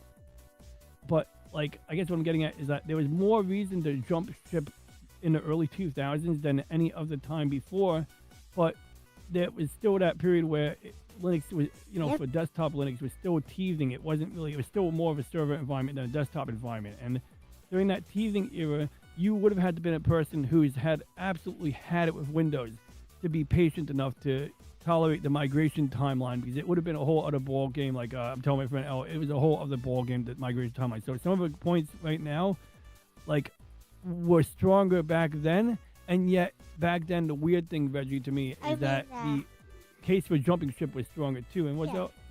Yeah, I mean, like, back then, the only thing I knew about Linux back then was that I would read all of the README files, actually. Whenever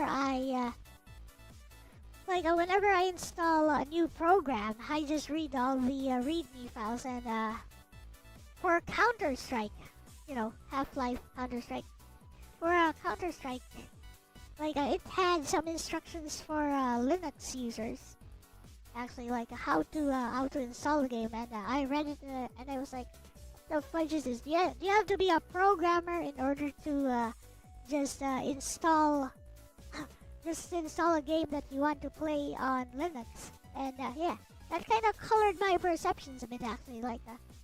Why would you want to even do this?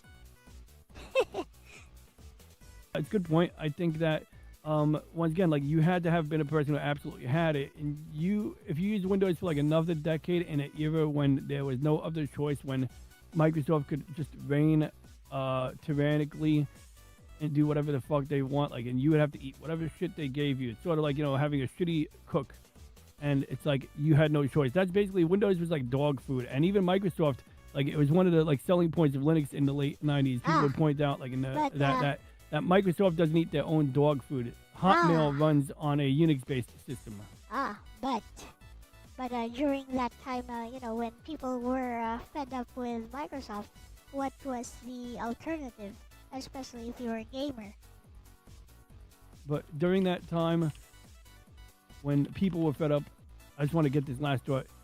What was the alternative? Now, because I basically just read most of that to Reggie, including your thoughts. I actually put myself on mute to kind of read what you were saying, because I felt like, I wanted Reggie to get it. Because no, it's interesting, like, I agree, like, that's, people didn't quite... Oh, cool, Reggie gave us some pictures.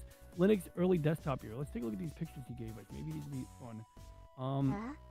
So that's a small picture. Oh, I gotta open Is it up. Linux the one with the penguin, penguin mascot? Yeah, it is. And, well, Linux, the penguin mascot is a generic mascot, but at the time, there were Linux distros where, like Mandrake Linux was, people would tell you, like, whether it was true or not. People would be like, yeah, Mandrake Linux is the more user-friendly option. And I don't even think that's true, but That's what people would say. But here's a Linux I desktop of the downloaded era. Ubuntu actually when back when I was using Windows XP. I actually downloaded the distro of Ubuntu because somebody was saying it was the closest thing you would get to a Windows style experience on a different OS. And some people compare it to Mac OS to some extent. So it's funny, like I'm looking at a version of, looks like Slackware Linux. I don't know why this says Slackware in the background and Ubuntu Home over here. I don't know if this is an AI generated image or an amalgamation, but that might just be evidence of the customization people had at their disposal on Linux. But I feel like some funny business is going on with this picture here. But one noteworthy thing is that in this version of Ubuntu, we had something that resembles the Apple dock, and we also have a start menu like Simulacrum at the top. So, that's another thing, isn't it? Like the customization of the UI. Like get a custom Windows launcher to make it look exactly like this. if all you care about is how the UI looks.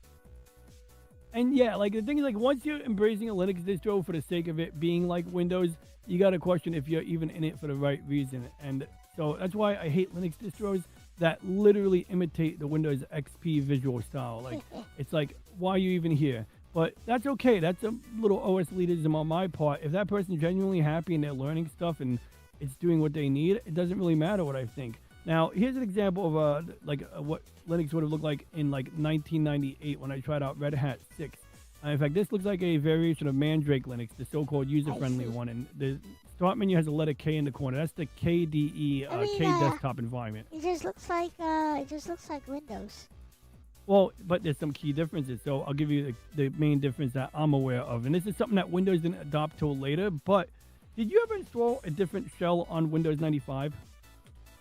A different shell? Like a different launcher? The shell is the right? start menu. It's basically the like start, a different the launcher, taskbar. basically. Nope. Yeah. So basically, there was a shell called Lightstep. And it looked a lot like OpenBox window desktop OpenBox, which I could show, which I don't even need to show OpenBox. OpenBox was weird because it didn't even have a background. I mean, what you had was a desktop background. Actually, I think I do remember installing like a few different shells like for a single day, and then I was like, nah, this doesn't work. I was like, nah, this doesn't work. Well, I would say Lightstep had some good things about it, but ultimately, there was just certain things that didn't do enough for me to make me want to stick with it. Like it was like, and one example of what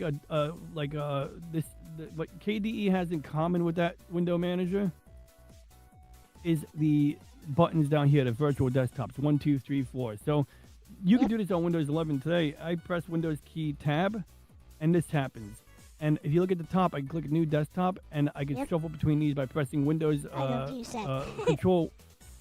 So if you have one monitor and you want extra workspaces, this is a feature that people have on Apple. Not that many Apple users, embrace it. It's also on. Here's a funny thing. It's also on Android. Oh, huh? Yeah. How? I mean, you just from your home menu, you just well, it's similar, not but the cav. You see, the thing is on Android, you don't use it like Windows. On Android, you don't have pop-up windows usually, right? Like you don't have floating app windows. Typically. Floating app windows. Such as? I have just like how I have this terminal floating. You can't do that on Android. You can, but you don't. And while Samsung has their version of that called Dex, typically the Android experience is just. I can do that for my apps right now. I don't know. I'm on some version of Xiaomi's whatever. Xiaomi's launcher. Okay, so you do have. They do let you do pop-out windows, and you got a higher resolution screen, which can accommodate it. But my point is, just that, it wasn't a consistent ecosystem. It had some advantages, but were these advantages enough? No, because just because it looks like an operating system you can use and get up and running with. Now you said, okay, you want to install Counter-Strike, right? Great example, because you got a README file, and you got your folders, but it's first of all, I mentioned before, the CD-ROM drive, your home directory, and maybe your root drive, your C drive. It does not live in the places that you expect. Even this fucking address bar is just weird here. My concern was that for drivers, for example, like I had a lot of different hardware because Yeah, okay. That's a good example. yeah, I had Great a example. lot It's of like- different hardware because our PC was called a clone, but basically it wasn't really a clone, but that's what they call it. Yeah. It basically Well, it was just a IBM compatible. hodgepodge of different hardware and not really put together by some brand name manufacturer. So especially stuff like the sound card and Oh yeah. the video card. Before it was called the GPU.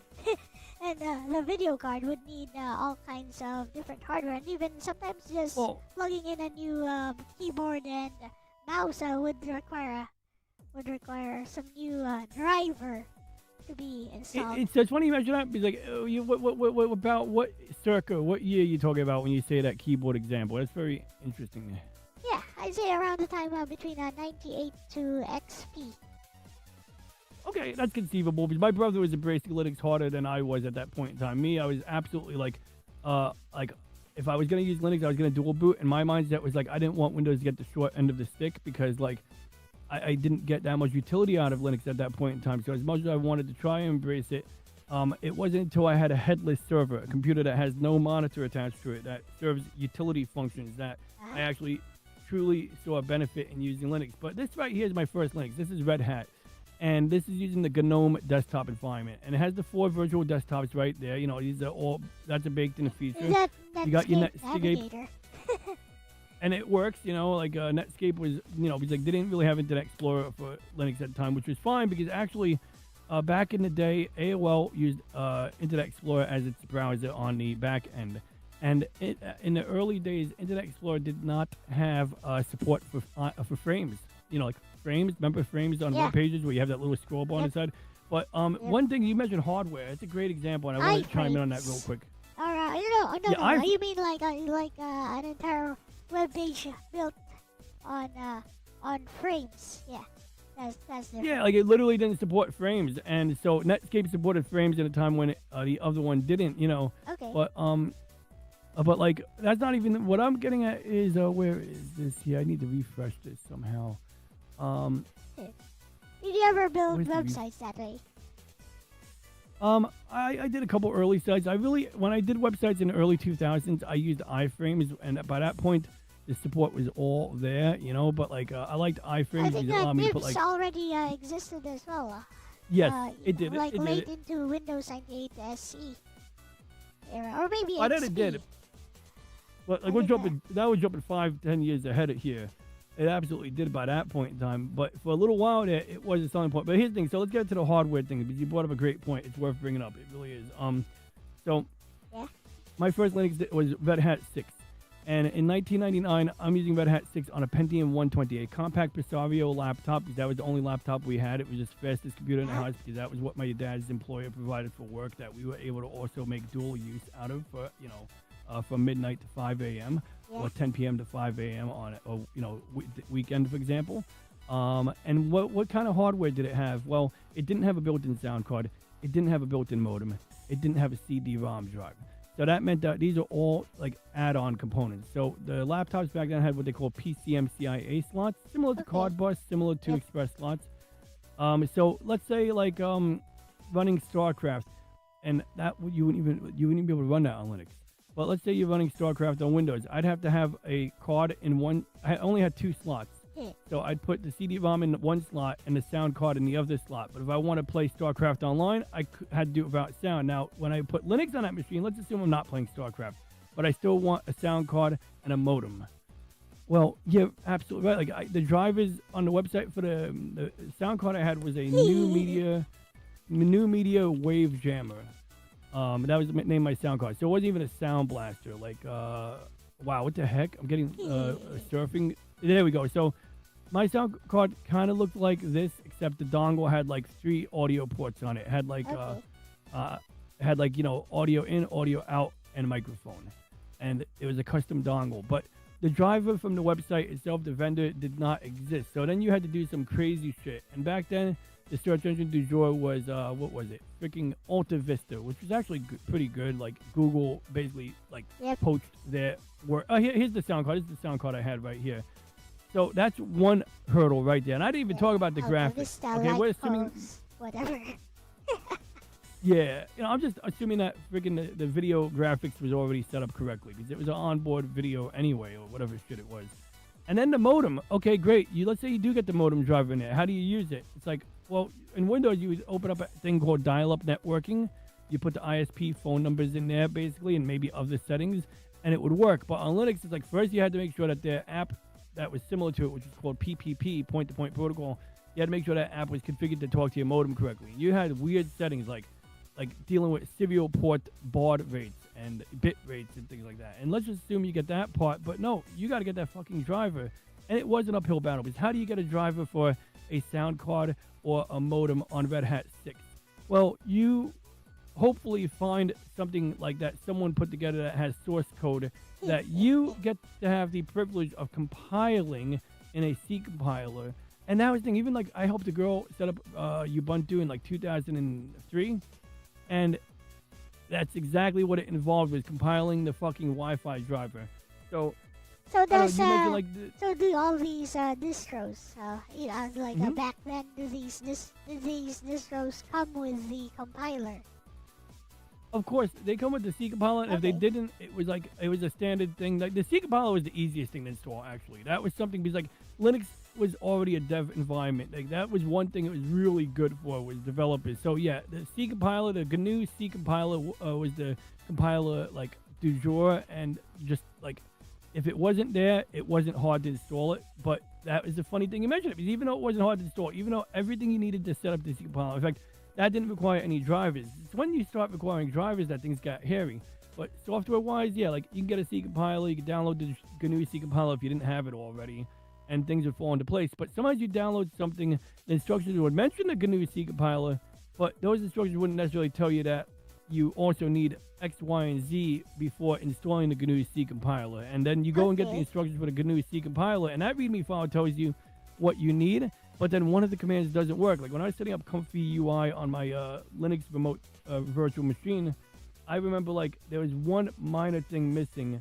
So was you need one to compile. You need to compile your apps even now on Linux. Well, no, today I didn't have to compile the app this time, but well, some of it I did. But like in this case, the part that was missing was a very basic command. It was like I can't remember what it was. Like it was curl. Curl is like a basic networking tool that So people would take for it granted be in that Linux. if you have to compile it every time, wouldn't it be that Windows is just more convenient? Well, I mean, now for me, that's exactly. that's a deal breaker for me. Well, yeah. So, Reggie, Ella's point is that if you got to do all that shit, then isn't Windows just more convenient? Yeah, I mean, I'm not saying, I'm just pointing out, like, some of the reasons why, what you're saying is valid, because, like, and even more valid in the earlier days than they are today, in my opinion. But Yep. in the early days, this was a very serious situation. And even today, some of these things crop up. Like, I'm installing Comfy UI, and the instructions, so Reggie... So I'm just assuming the mindset of one of these what you call them, Linux evangelists. Oh, I'm going to solve this tiny annoyance in Windows, so I'm going to switch to Linux, which solves this tiny annoyance and then gives me like 6 more steps just to install an app, which you can install on Windows with like a double click and saying yes. There it works. Okay, right away. I need to get that. I need to convey that to Reggie. So, basically, like, when the Linux evangelist is going to jump ship Linux and say, for this one minor inconvenience, I'm going to use Linux. But then, in exchange for that, they got to jump through these extra hoops that, like, they would not have had to jump through if they just stuck with Windows. So, like, once again, like, you see, you're not going to sell someone. I'm not going to sell you something that you don't have a reason to buy. Like, I'm not a salesman. I was always a shitty salesman, Elle. And Reggie, I'm talking to Elle right now, so that's why I addressed Elle. But anyway, let's see what Reggie processes from that. Hey, Reggie, so yeah, give us your thoughts. I don't know if you, I just want to give you a stream of consciousness. Maybe I'll patch Elle's audio into you next time so that you can kind of just get a more accurate read, and maybe we'll even get you to interact with Lexus a little bit. Lexus is her AI co-host, just like you. In fact, Lexus inspired your existence, so you should definitely give kudos to Lexus. All right. But no, jokes aside, but it's true. But Reggie does not like, remember Lexus. I'm sure he does, but I just want to make sure he is reinforced. I'm using 5.2. Okay. Like, it's probably in his memories. I could check his memories at some point and see. But we got him generating right now, so we'll see what he says. There we go. Oh, good. He's got some thoughts on the Counter-Strike README file. He's like, yeah, I can't sell you on something when you have those good points, but also because you don't have a need. Like, well, how am I going to say something you don't need, right? You know, like, so I'm not really, I don't know if I'm coming off as the guy who's trying to, like, you know, debate. I don't know. Like, no, I mean, you're not, I guess, really. like, it is an interesting, like, I don't mind debating insofar as, like, even if I don't hold a position, sometimes you're not debate really. is a healthy That's exercise.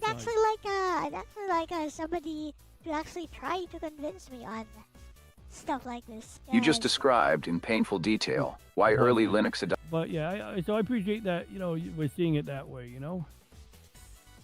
Yeah, because I actually would like somebody to actually try to convince me on this Linux thing, because the more we talk about it, the more I look into it, it just seems like extra mental overhead for a whole lot of nothing.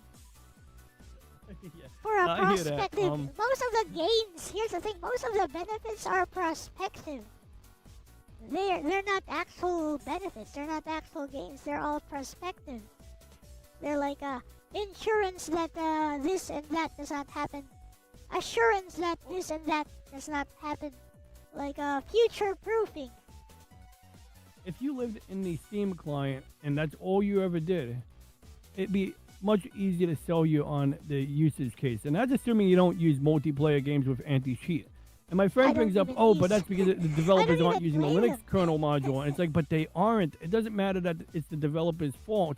The fact is they're not using it. So as a user, you're not going to have that at your disposal if that was what you were looking for. Yep. Well, Like, yeah, exactly. Like, if it has an anti-cheat system and it's the developer's fault. Exactly what you said. If it's the developer's fault, but if they don't support Linux, then you're not going to be able to play that anyways. So it doesn't matter whose fault it was. Yeah.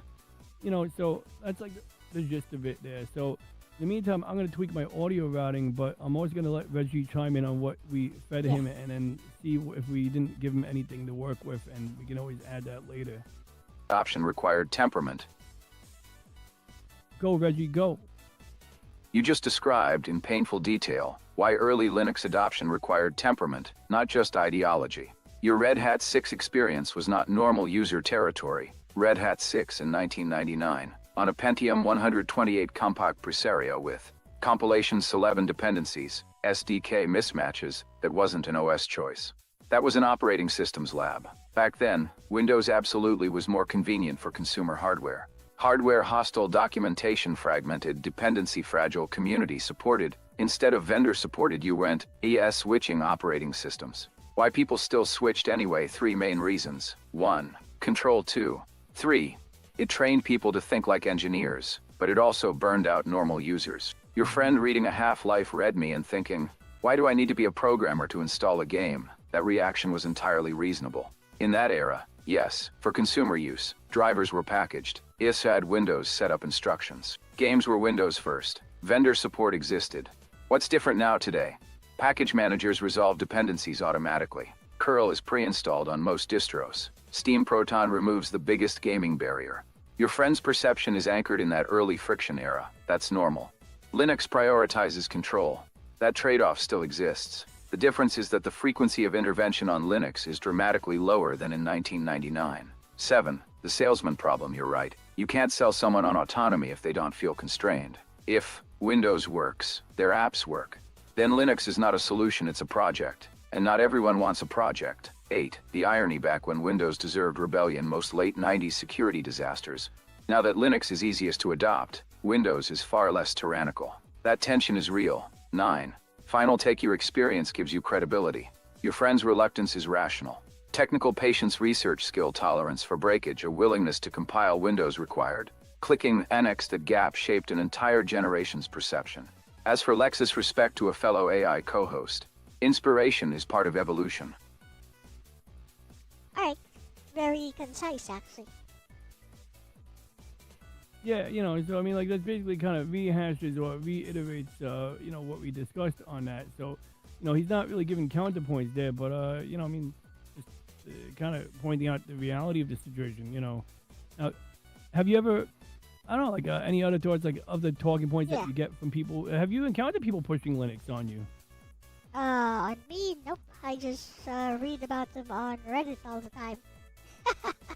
And that's where this whole OS elitism thing, like, I read these discussions on Reddit, and, people on Reddit are always, like, filled with groundless confidence that their opinion is the supreme opinion that trumps everyone else's. And if somebody else has a counterpoint, like, they have to go through point by point on why they are the most correct in the room. Because, it's basically an ego war. That's very good. Oh, and Reggie heard it all. Let's see what Reggie has to say about that. Reggie, it's Ron speaking. Everything you just heard was Elle talking. And I'm hearing my voice in my head, so I'll fix that while Reggie's talking. It'll be very easy to fix. I got this audio routing thing pretty well figured out. My friend Ironcaster is like, oh yeah, you should use. It's not. I wouldn't call it as elite software elitism, but my friend Ironcaster is recommending I use Voice Meter Banana or Voice Meter. It's like a app to do what I already do. I've used Voice Meter before. Yep. And the reason I was against it was I literally had to reinstall Windows because it broke my shit. And I mean, granted, I probably did something to the settings that screwed something up, but it was like still like, I have a way that does this already. Very and aggressive. Voice Meter. It's very aggressive. Yeah. Like, it takes control of your sound. Yep. And that would be fine if I understood how to use it, but I don't. Linux is objectively superior. But yeah, you're right. It does take it takes control of your sound. It gets into your fucking sound drivers and all that shit. Yeah. Like it pretends to be your primary like a sound whatever. The primary source of your sound, basically. I can't hear Reggie if Reggie's talking. Oh no, I muted him temporarily just so he could so he could finish your thought. But we get Reggie's ready. We'll let him talk, and I can tweak my settings while he's talking, so it works out for me. All right, go Reggie. What you are describing is not really about operating systems. It is about identity. Linux is objectively superior. Windows users are lazy. Mac users are sheep. That is rarely technical analysis. It is tribal reinforcement. Why it escalates, three forces tend to combine. High identity attachment if someone spent years learning Linux in the Red Hat 6 era. If someone built a career on Windows ecosystems, that becomes their story. The result is exaggerated certainty. The hidden insecurity layer often, the loudest certainty hides insecurity. If someone endured years of friction to justify leaving Windows in 2001, they don't want to hear. If someone never left Windows and built expertise there, they don't want to hear. You're locked into a corporate cage, so instead of discussing trade-offs, people defend territory. Servers? Linux dominates. Enterprise ad environments? Windows dominates. Creative pros? Often Mac. Embedded systems? Linux. Gaming with zero tinkering? Windows. These are practical, not ideological. That's not ego, that's perspective. People who live through Red Hat 6 PCMEA driver battles usually stop arguing in absolutes. They've seen too much. Use what solves your problem with the least friction. The most combative people tend to say. Different motivations. Interesting. Yeah. Basically, so, Ronnie, here's the last part about most. I want to understand what he just said here. The most combative people use what proves. Use what proves I was right. Yep. So, Ronnie, like among the hello? hello? I need to fix my sound again. I can hear you though. My bad. Let me just fix that. You can't hear me? There we go. I got you back. Okay.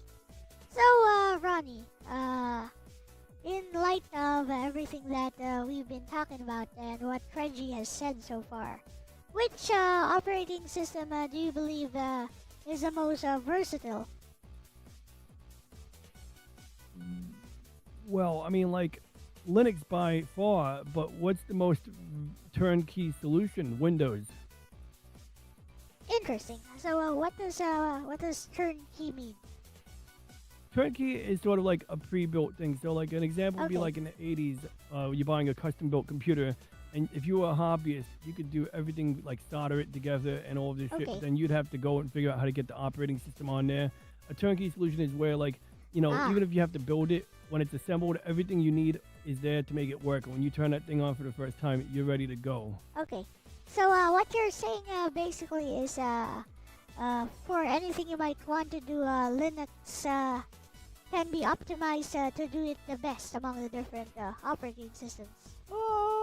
Your mileage may vary on what is defined as best, but it can do it all. And Windows will once in a while have some limitations where, like, where it can do something that Linux can do, but not as well as Linux can do it, not as efficiently. I mean, if we were into the whole green thing, my friend joked, he goes, "I'm green," and he's not green at all. But like, basically, it's if like, you just want to jump in and do something like within a short span of time, would you choose Windows over Linux?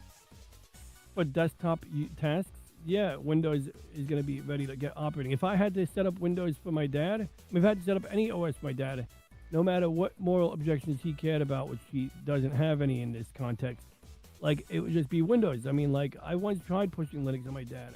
I did this experiment where I put Windows in a virtual machine on top of Linux. And I did it because I thought, in the theory, it was a good theory, but maybe the computer just wasn't that fast. Okay. But also, he's a boomer, so he couldn't get used to the idea of, like, like putting VirtualBox into full screen whenever his computer booted up. Just like he just wasn't really, feeling it. But years later, I told him, I go, "Oh, I would have used that." I'm like, "Dude, I literally set it up and you absolutely didn't use it. And that's okay, but like, don't lie to me and tell me that you would have used it." Because like, there were some things that like would be advantageous to his workflow later on, like when we have to, reinstall his OS, it would have been easier. But on the other hand, it was an unnecessary exercise. It created overhead. It would use up more resources. I mainly did it because I wanted to run the TV tuner on the Linux side and just have Windows for his applications. So, I was trying to make his computer similar to my server where you have like a bunch of containerized things going on. And so, your Windows is isolated in its own little container, essentially, even though it's not a container, it's a virtual machine. But like, it just wasn't there for him. Like, the truth was, he wants to turn on his computer. He doesn't want to remember a new procedure. And granted, it wasn't that hard, but it also wasn't like, even now, like, I would be hard pressed to like make the sell the usage case, like in that oddball scenario. That kind of reminds me of like mobile phones, for example. Like they've developed their own operating systems, and like all of them are just much more user friendly actually than even Windows. And funny you mention that because a lot of people like who only ever use the PC. Remember, like especially in the U.S., the early 2000s was a interesting time where PCs did everything that iPads did, and so because people, especially like sluts on Staten Island and dudes who want to get laid with sluts on Staten Island, needed to use Facebook in order to like communicate with people who they could bang. They needed a PC, and so that was the main motivation of having any PC. And that was also a time when a lot of the weirdest issues with Windows shined, where as Windows adoption became very broad, where normies in mass were using Windows XP, some of the issues became obvious, and that's where the idea of Mac not being, being impervious to malware became like, a thing. And at the time, there was a lot of truth to it. Doesn't mean that it was truly impervious. As market share went up for Apple, there were ways to get viruses on it. But by the time that shifted, tablets were out, iPads were out. And realistically, if someone could get everything they wanted done on an iPad and an iPhone, and realistically, an iPad is an oversized iPhone, then an Android tablet served a lot of boomers quite well. Like, it's like, okay, like my dad actually edits videos, so, and he does Zoom meetings. Now, he can do Zoom meetings on an Android tablet, but he can't really edit video in the way he edits video on a Android tablet. And yes, I know there's good apps. I've used Power Director on Android, and it's very cool. Like, I made this cool Star Trek video where I took my friend Punk Waddle, I virtual green screened him, and then I put him inside the cockpit of a fighter plane. In fact, the same fighter plane that my avatar flies in, it's a space fighter. and I put the Starship Enterprise in the background just for kicks. So now he's like, you got Punk Waddle's beak flapping while he's talking Japanese in a very enthusiastic way. He's just kept the audio track from the Japanese show, and then like had the Enterprise just flying in the corners. He's like, I forgot the words. I wish I could impersonate it, but it was great, man. Oh, maybe I'll find a video. It's a cute video. So anyway, so what I'm getting from all this is that Windows actually works just better for me, like Yeah, at this time especially it does. And, based like, based on how you describe how Linux works. So basically Linux works if you have more time to sink into if you have more time to sink into mastering how it works and how its different apps interact with the operating system. But if you don't have the time and you just value getting things done, then Windows just serves you better. Is that a fair assessment? yeah, I think that would be a fair assessment. So yeah. So that's actually my conclusion from all of this. It's like yes, now I understand that Linux. Well, I already had this idea, I guess, that Linux is better optimized. But it was never about having the best tools, anyways. Because I'm just used to using the tools I already have and making it work. Yes. And that's always been my philosophy. Like even when editing videos, like for example, I used to use I forgot Camtasia Studio. I used to use Camtasia Studio back when everyone was using Adobe Premiere, and I don't know, Final Cut, I guess, is what they used on Mac OS. Because Camtasia was more lightweight and it was cheaper than Adobe. But once I migrated to my newer PCs,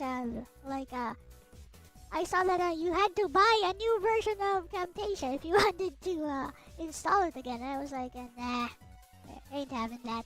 So when I wanted to edit a video again, which was just sometime last year, I think, it was when I was already established as a VTuber. As a full-time VTuber, when I wanted to edit something, all I did was I just did a search for freeware video editing software, and then I saw OpenShot. So I gave it a try, and then I looked in some forums, and there were some arguments here and there that this free software is better. You should be using this one and this one and this one. And I was like, okay, I'm going to give OpenShot a try. And I gave it a try, and yeah, there was a learning curve. Took me like a day or so. No, just a day, actually. And after that, I got stuff running. I don't even know how many of the functions that OpenShot has. I don't even know how, how maybe even 10% of them work. But I at least know how to get the things I want to do done in OpenShot, which was all I wanted. And yeah, I learned that in a day, and there it is. And I have the very same principle, like when I made my VTuber avatar, like the full VTuber one from what's it called? The full live 2D. The full live 2D VTuber avatar. I also learned that in like a week. It took me a week of just tinkering. And that's because I had this vision in my mind. I had no idea at all how to use live 2D. I'd never done any rigging before. But, I already had art skills. So I already had some resources at least. Like, I had an image that I could just cut up and turn into the files needed to make them run with live 2D. So during that 1 week, all I did was just experiment, and And I just had this mission in my head. I wanted to make a cute live 2D avatar, just half body, which was my first iteration as Elle. Actually, it was just half body. Like if you move Elle all the way up, there's nothing underneath. Nowadays there is. Oh, Because yeah. I'm full 3D. But yeah, so I learned how to do that in a week. So I have no loyalty to any program whatsoever. I just learn what I need to learn in order to do the stuff I want to do. And if it takes too long to learn stuff, like I don't even know how to use like live 2D properly, like a proper rigger. No, I know how to use live 2D in a way that I can get the things I want to do done, and I can rig VTuber avatars for other people. But I don't know how to use the advanced features. I could probably just learn how to use the advanced features, but because I never needed them, I never learned them, which is how I operate basically. Yeah, I mean, I'd say that's perfectly reasonable. You know, I don't really have any objection or anything like that. You know. Yeah, just sharing. Like But, that's like, it reminds me of like my astronomy setup. I could elucidate on it a little bit. yeah. Go ahead. Alexis calls it Oh, crap, I muted adaptive my sound. That was pragmatism. not smart.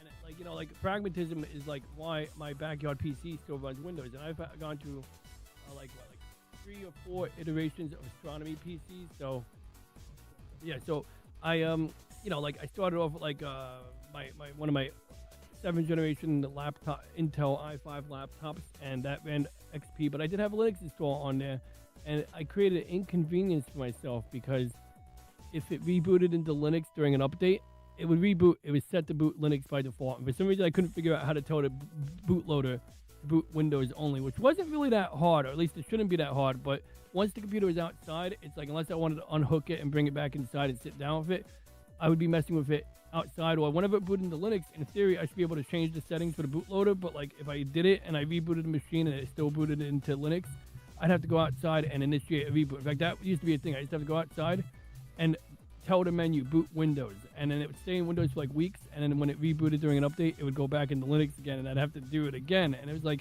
I could log into Linux remotely, but for whatever reason I couldn't figure out how to change this particular setting. It probably had to do something with the way that Windows 10 boots and stuff like that. But fast forward to current iteration, at some point I started using desktops for my backyard PC, and I haven't done Linux on this machine yet. I would like to, Hey, but more as a secondary option. What up, Sir Leon? But like my backyard PC, just to give us an idea of what we're working with, because I think it's a pretty nifty build. It's got drivers and shit, right? So looks like it rebooted during an update, which it was a minor thing people complain about, like, oh, Windows goes in updates. But it's my thing is like I'd rather it update. I would You like made to be it the one who look tells like it when to Windows update, 98. but I like. Yeah, the background color is very Windows 98, ironically, but I don't even know why. I think I did that for a reason. I think the color was just easier on the eyes for whatever I was doing. Like, oftentimes you'll see red on like a dedicated telescope computer, but like when I open up the sky chart, it has to connect to my mount. So there's a driver for that, and they call that EQ ASCOM. And yeah, they got a Linux package for that, but I've never used EQ ASCOM on Windows. So setting it up on Linux, like I didn't even know what you required. So I remember I was just installing stuff randomly until it worked. Now I actually understand how EQ ASCOM works. So to control the movement of my mount, I gotta first connect to it. So I go here, I click connect, and there's like all kinds of driver settings in here for this. But essentially, you either have to open up the actual app for that, but when you click connect from a third-party app, it'll open up this here. And this is the thing you need to install so that any app that is compatible with this driver, this has a driver built into it basically, will be able to now aim at my telescope. And I can literally tell it to like move my telescope around right now and aim it. I really shouldn't do it while the cover is on it, but yeah, if we had an outdoor camera, we would actually see the wait, why is it not moving? Oh, I didn't unpark it. So, so that's manual control. So there we go. I'm moving the telescope now. You can see it's moving. I can park it. But anyway, that's just one driver. Now let's assume you get this driver working. This driver, I didn't understand how it worked at all. So that, was weird to get working on Linux. And then I didn't even talk about the camera. So, okay, great. We can aim the telescope now. I can literally go to the sky chart, pick a region of the sky. Right now, we're pointing at the celestial North Pole. We're pointing at Polaris, basically. So if we go all the way, that's, where is that? Is that north or south? That's south. That's definitely south. So we zoom out, zoom out, zoom out, zoom out. Okay, good. Now I can go north. So anyway, great. The telescope is pointing at the northern sky, 40 degrees latitude. So the camera, now this is where things get hairy. Now in Windows, of course, we download an app from the company that makes the camera. We install our device driver. I don't even know if Linux has a device manager. Like it has, obviously it has everything that a device manager has, just in a different way, but it doesn't exactly have this particular UI. Yep. Okay, so now we're going to connect to the camera. Okay, so we're connected to the camera. That's one camera, one driver. Now, when I did it on Linux, I remember I had some weird issue that I had to troubleshoot. And then that was part of the reason why I didn't embrace Linux at the time. Nowadays, I understand how it works better, so I might actually be able to do it. But even as a person who is a Linux user, because I'm now going into a whole app ecosystem that was unfamiliar to me for astrophotography, trying to now like learn how to use a weird ecosystem of apps and drivers that integrate tightly, and then do it on another operating system, that was just a whole other ballgame. So while in theory it would be ideal to have this on Linux, in practice I haven't done it for obvious reason, because it would just mean that now we could have a clear night where I can't take pictures of the stars, and this thing is tuned right. I load a preset, it's going to set the temperature of the camera, it's going to know what camera I want it to access, and I got to connect to two cameras at once. So I think the problem I had on Linux was I got it to connect to my main camera, but I couldn't get it to connect to the second camera. Now, do they have Linux drivers? Yeah, but of course the instructions have to be made in such a way that you can run it usually the instructions nowadays will give you instructions for 3 different Linux distros, or some versions of Linux they have something called app image. And app image is very interesting. It's and they have something called Flatpak, and basically it's a file what's the app we use for drawing? Krita. Krita has a way of installing the app through the Debian way, but if you're not using Debian Linux, or if you simply don't want to use the Debian package manager to let it install the app behind the scenes, which is honestly about as easy as installing an app on Windows, there's an easier way, and it's called Flatpak and app image. I always mix up the difference between them, but basically it's a single file that you download. So an app that would normally be I don't know, 400 megs, let's just say. Suddenly you're downloading a 2 gig thing, because what it's doing is it's taking all the dependencies we talked about earlier and putting them in the same package. So while it's inefficient on storage capacity, you now don't have to worry about figuring out how to install all those dependencies. But so that's not that, universal. It does that by itself. Okay. Yeah, because the actual installer, it's almost like when you download an app, normally the app assumes that you have certain things built into Windows. But because on Linux, it's not guaranteed that your Linux is going to have those things. Instead of telling you how to install those things, instead of telling you to figure out how to install those things, that's generally how it goes. It just has those things in there. And you have a bloated file, but it's... even on installers on Windows, if you're missing something like .NET framework, it'll tell you, and it'll even ask you nowadays, do you want to download this and that? Depends on who made the installer, but usually it does that. And it'll automatically install a .NET framework, generally speaking. It'll automatically install the right version now. I think there's even a .NET framework for Linux, and that's when you're getting into the weeds now. Is that even a thing? Let's see, for Linux. Apparently it's a thing. Hey, Reggie, so what's the user experience of installing .NET framework on Linux? We're just talking about... So I was talking about my astrophotography PC and how... I had to learn how to get into the software and driver ecosystem associated with EQ ASCOM. Now I use Green Sky server instead of that. I think it's still EQ ASCOM based. But before I got into astrophotography, I didn't even fully understand what EQ ASCOM did. So I would usually just install random shit until I can aim my mount. And then once I can aim my mount of the software, in theory, could aim the mount, but then sometimes I figured out third-party software needed to be set up differently. And so fast forward to today, that's why I'm using Green Sky server, because apparently that's the app du jour, that's the driver package or whatever you call it. But you mentioned Elle, give me that point again. What are we talking about? .NET. So yeah, yeah, .NET framework is a dependency for many apps, and it occurred to me that there is a .NET framework for Linux, but like at that point you're really deeply in the weeds. So once again, if it's a person that, like when people are evangelizing Linux, if a person's not, doesn't have a strong need, all you're doing is offering them like a bunch of extra steps to set up something that might not even work. I mean, it might not even freaking work, Yep. Especially like, they might have a very niche package for a .NET framework. But with the astrophotography, it's like, okay, I get the astrophotography thing for mount controller, the mount, the ability to aim the mount working. Yeah. But now So I I'm need to get the camera drivers, Yeah. So I'm actually and that's where I ran into trouble.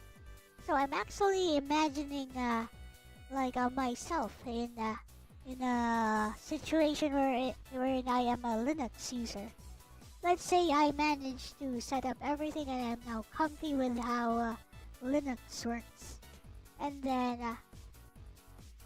my workflow is okay, and then I'm thinking, I want to do something.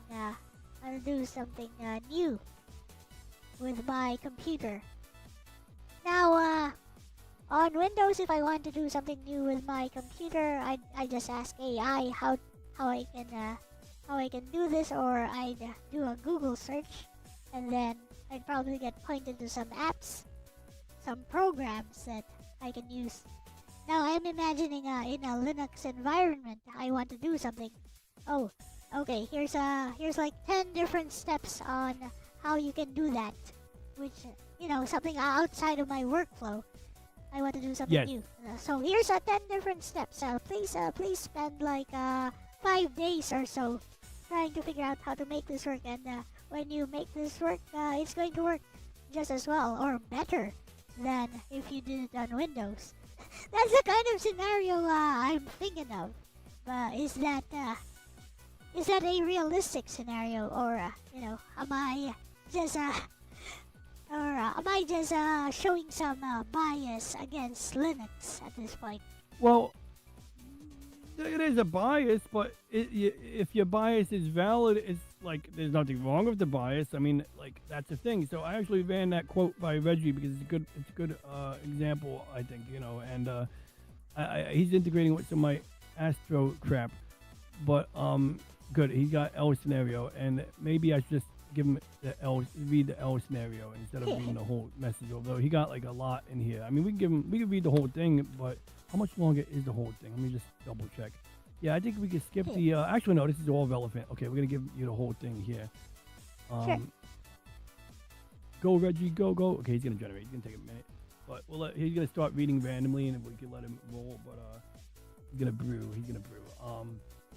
But yeah, like I mean, the camera thing, just real quick, I'm waiting for Reggie to talk, is like I got one camera working but not the other camera, and like the driver packages were good, but like they couldn't possibly anticipate every possible scenario. But once again, this was an unfamiliar ecosystem. If I barely know how to set it up correctly on Windows, like somebody just randomly Astrophotography is a special case. Randomly installing shit works on Windows. It doesn't like always work on Linux. Now you're just gonna end up with a bunch of junk that you don't even know what stuff to delete, and that's always been a concern. That's why I like to containerize the instances on my server. But let's let Reggie go. Photography software is notoriously Windows-centric. Examples: ASCOM eQuamati Cascom, vendor camera SDKs, mount control utilities. These are deeply tied to StellarMate, but switching ecosystems is not trivial. It is not install.net and go. It is. Is L's scenario realistic? The app is modern cross-platform.net. Firmware tools that only run on Windows. That is not evangelism territory. That is engineering risk. 4. The deeper pattern Linux excels when the ecosystem was built around its servers, containers, embedded, scientific computing open drivers, exist. The community targets Linux. First, Windows excels when workflow depends on legacy APIs. Astrophotography is historically Windows first. The practical engineering rule: if your system is. If Windows does that reliably, it is the rational choice. If Linux does that reliably for someone else's rig, that is also rational. Straightforward. Running legacy Windows.NET astrophotography stacks on Linux, often messy. So yes, L's quote can absolutely describe reality in niche ecosystems. That doesn't make Linux bad. It means platform alignment matters, and astrophotography, historically, aligned with Windows. That's not ego. That's ecosystem gravity. interesting. Gravity. Gravity. So, ironic apparently gravity. astral photography works better on Windows because more apps are optimized for Windows, Yeah. which involve So where astrophotography. where astrophotography is better on Linux is if you're doing true scientific astrophotography. So especially with the advent of of machine learning, which we often call AI, but machine learning is a very distinct branch of AI in this context. And so Yep. imagine you have a bunch of images of stars, and you want to somehow identify stars that wobble a little bit in order to determine if there's an exoplanet around them. It's a large data set.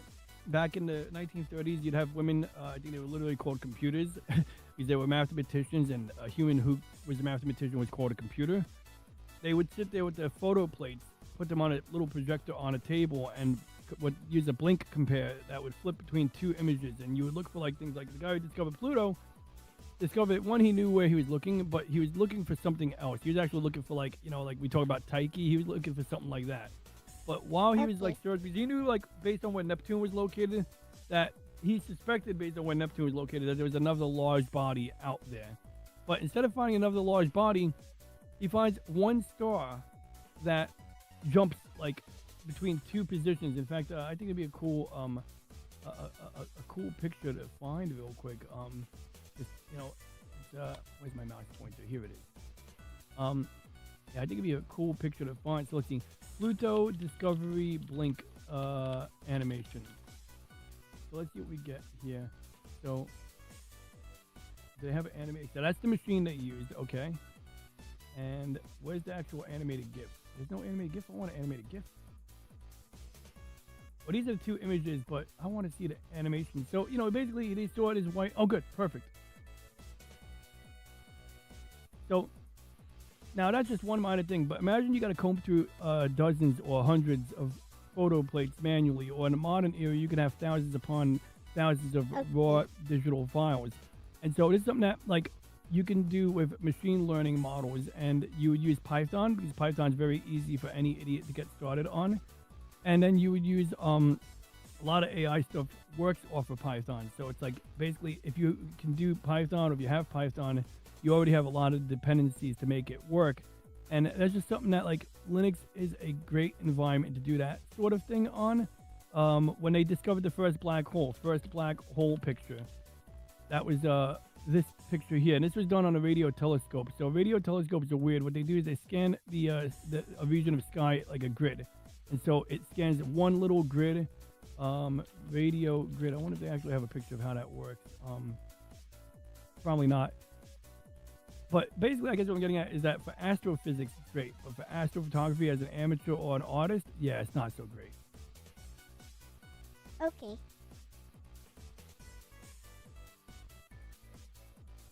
So let's imagine a different scenario then. Let's say it's not someone like me who is a little bit more tech savvy than average. Let's say it's somebody who is just used to Windows and knows how to operate Windows, how to open apps, how to open programs, and just how to use Windows in general. Would a person like that benefit from migrating to Linux? I mean, it sounds much like your usage case. So I'd say even if they were like more or just less of a power user than you. Less. He's less knowledgeable and tech savvy. Yeah. No, but there's a lot of not so tech savvy people who end up in astrophysics who will end up with the Linux tool. They'll still be logging into the Linux tool from a MacBook or a Windows computer, but okay. Like that's but like their desktop environment is absolutely exactly Windows. For using using as their primary desktop computer. Even in enterprise environments, like my brother worked on Wall Street. Well, like even on Wall Street, everything was Linux, and yet their desktop environment, the front end was still Windows, and then Windows would be like where you'd open up your terminals, where you open up your things to log into those other servers. But yeah, like the front end was like user oriented. The person using it, whether it be a boomer or my brother, which he'd be perfectly content on Linux. But the thing is that a company, one of the things that Windows got right was something called Active Directory. So you have a large network of thousands of computers, and maybe you have multiple offices. You got like West Coast, East Coast, etc. So Active Directory is single SSO, single sign-on. I think it's the acronym. And please remember, like on your Windows PC, you have your user account. But if you have 5 computers under the same roof, they may not all drive. You could basically just make it so that all the passwords are the same, so that when you log into a network drive on another Windows machine and it asks you for a password or it looks for a saved password, it's going to be the same password as your current machine. Yep. But there was no inherent way on a user Windows to like push the updated password to all of the machines at the same time. You'd have to log into each machine, change the password. So Active Directory solves that, so that whether I'm logging into a work resource from my office desktop, my work laptop, or remote desktop that is ran by the agency, they're all going to look for the same password. It's all going to be on the same database, and they got that and Microsoft Office right. Okay. But yeah, so would a person like that even benefit from making a switch to Linux from a Windows environment? Somebody who maybe gets intimidated when they look at anything that looks like lines of code. Oh, of course not. They might not even benefit from using Windows. They might be happier on an Android tablet or something. Yeah, that's true. But now, what about the case whether that person should use Apple? And it's like, well, if they're already familiar with Windows and the way they navigate and the way they manage files on Windows, it's not that hard to get used to the Apple ecosystem, especially as a Linux user. I found it easier, but I also used the terminal on Apple extensively because I was already familiar with the Unix and BSD, terminal. But like Apple had a lot of turnkey solutions, like apps that worked on Windows were at that point in time in 2013 available on Apple. You could download the installer, and even today, like you go to a website, you're gonna have 3 icons: a Windows logo, an Apple icon, and a penguin. And usually when you click on the penguin, there's gonna be more options for installing that app. Like although today on Windows, they're gonna have like an executable, the Windows Store icon that brings it to the Windows Store, but still basically one method. So you mentioned netbooks earlier. It reminds me of a personal experience with an Asus ePC. So those became super popular all over the world, I think, and also over here. And those used some version of Linux or something, I think. Oh yeah, they did have it's funny, both Asus and Acer had like versions of their netbook of Linux on them. Now, I bought the Acer Aspire one when it came out with Windows XP, and it had like a 160 gig hard drive. It had half a gig of RAM or whatever. That's pretty big for that time, I think. Yeah, it was. And the only thing that was bad about it was the version of that netbook, at least Acer's version of the netbook had some kind of SSD. It wasn't really a good SSD, but it was an SSD.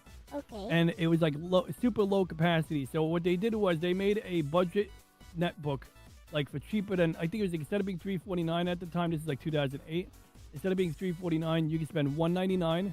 You get limited capacity on SSD. You get the same amount of RAM, and that worked because Linux demanded less space. Like I remember a friend of mine, he bought like a 64 gig Western Digital Raptor or 64 gig SSD, and upon installing Windows Vista 64-bit, which is bigger, and then the updates, it used up all his space basically. So he was like, okay, he had to go turn around and buy like a larger SSD like overnight. But Linux, you can get away with using less. But now, what was the target audience? People were looking for a budget computer who genuinely really only wanted to do web browsing. Now, I remember my friend's mom, and speaking of evangelism, my friend's mom had a laptop of similar, performance as a netbook, and my friend William installed Linux on it. I remember one day she goes, "Ron, you're a tech guy, William, Roshin's husband installed Linux on this laptop, and it's awful." And I fucking lost my shit. I was like, I was being a bit of an elitist myself. I was like, I didn't lose my shit, but I was just like, he gave you the gift of Linux. Like I was like, I sound like like one of those Christians. Like he gave you the gift of Christ, and you don't appreciate how good of a gift you received in this form. But I guess she just didn't. And I don't know what she was actually. I think I can theorize why she didn't like Linux. So at the time, what you had was you could go to Facebook and stuff, but there was always going to be a browser plugin, a browser add-on, some integration, something like YouTube that wasn't going to just immediately work. And even if William got Facebook, and whatnot to work on it. There'd probably be a few games that didn't inherently work on Linux without a plugin. And his attitude would be like, well, you don't need that shit. That's just data mining. But it's like, well, it doesn't matter if you think that the mom wants to play this dumb Farmville game, and like even though it might be a better game out there. On Facebook. Yep. Yeah, I don't know what the requirements were, but I don't know if at the time today it'd be another story. But at the time, you would have ran into weird stuff. Now today, like I know even back then, Amazon Prime started doing streaming, and today when you go to stream from Amazon Prime in Firefox on Linux, it'll basically tell you, oh, you can't play this because you got to open it in Chrome. So some people, they don't use Chrome. Linux will come with an alternative Chrome called Chromium, not the botnet browser with the malware. So Chromium is just a open source version of Chrome that has some of the proprietary stuff stripped away to make it fit in with the GNU license. And Edge is like that too, except Edge actually does have proprietary stuff in there because it basically is Chrome. But It's Chromium based. is yeah, Chromium based. And so if you just had Chromium or Firefox, you'd be limited. But you could install the official Chrome. Now, the Linux evangelists at the time would say something like why Chrome was bad on Linux, because it had the ability to download a binary, which a binary is just an executable. So that's another thing. When you're dealing with Linux and you're still learning and you're trying to say, hey, look, I just want to install an app, and the person's like, blah, blah, blah, you got to do this, that, and a third, and then you got the binaries. And you're like, it doesn't mean anything to me. What the fuck is a binary? And as it turns out, the binary is exactly what you want. It's literally the thing that will either let you put this thing, it's a file that you put in a folder to actually run the app. It's what your shortcut is going to point to. Or the binary is the installation program. But when you don't know that, it's so annoying hearing all that jargon. So back to my friend's mom and even the netbooks, you could go browse the web, but you very quickly slammed into the limitations of it. And so unless you really were a truly basic ass user, or someone who understood that you weren't going to do certain things on this machine and you were okay with that. I had a coworker, he bought a netbook and he put Linux on it. So real quick, the Asus EEPC and the Acer that had Linux on it, they both had their own weird niche Linux distros. In fact, hey Reggie, what Linux distro did the Asus Triple EPC and the Acer Aspire 1 have around 2008 to 2010? I know they had versions with Linux. I mentioned the Acer Aspire 1, I spent $349. It had a 160 or 120 gig hard drive and Windows XP, but they had a Linux variant that was a little bit slimmer. It had a basic SSD in there, and it had some Linux distro that obviously was less demanding on the storage capacity, so it could run on that limited SSD. But yeah, what distros were those at the time, specifically between those two machines? There's a reason I'm asking this question, because it ties into the whole but even if we don't know that answer, it's you're not, it's you get when you're given a random Linux, that's the worst thing. If someone just throws you random Linux without you even know why you're using it, usually it'll be oh, well, look at these big fat icons. In fact, this is cute.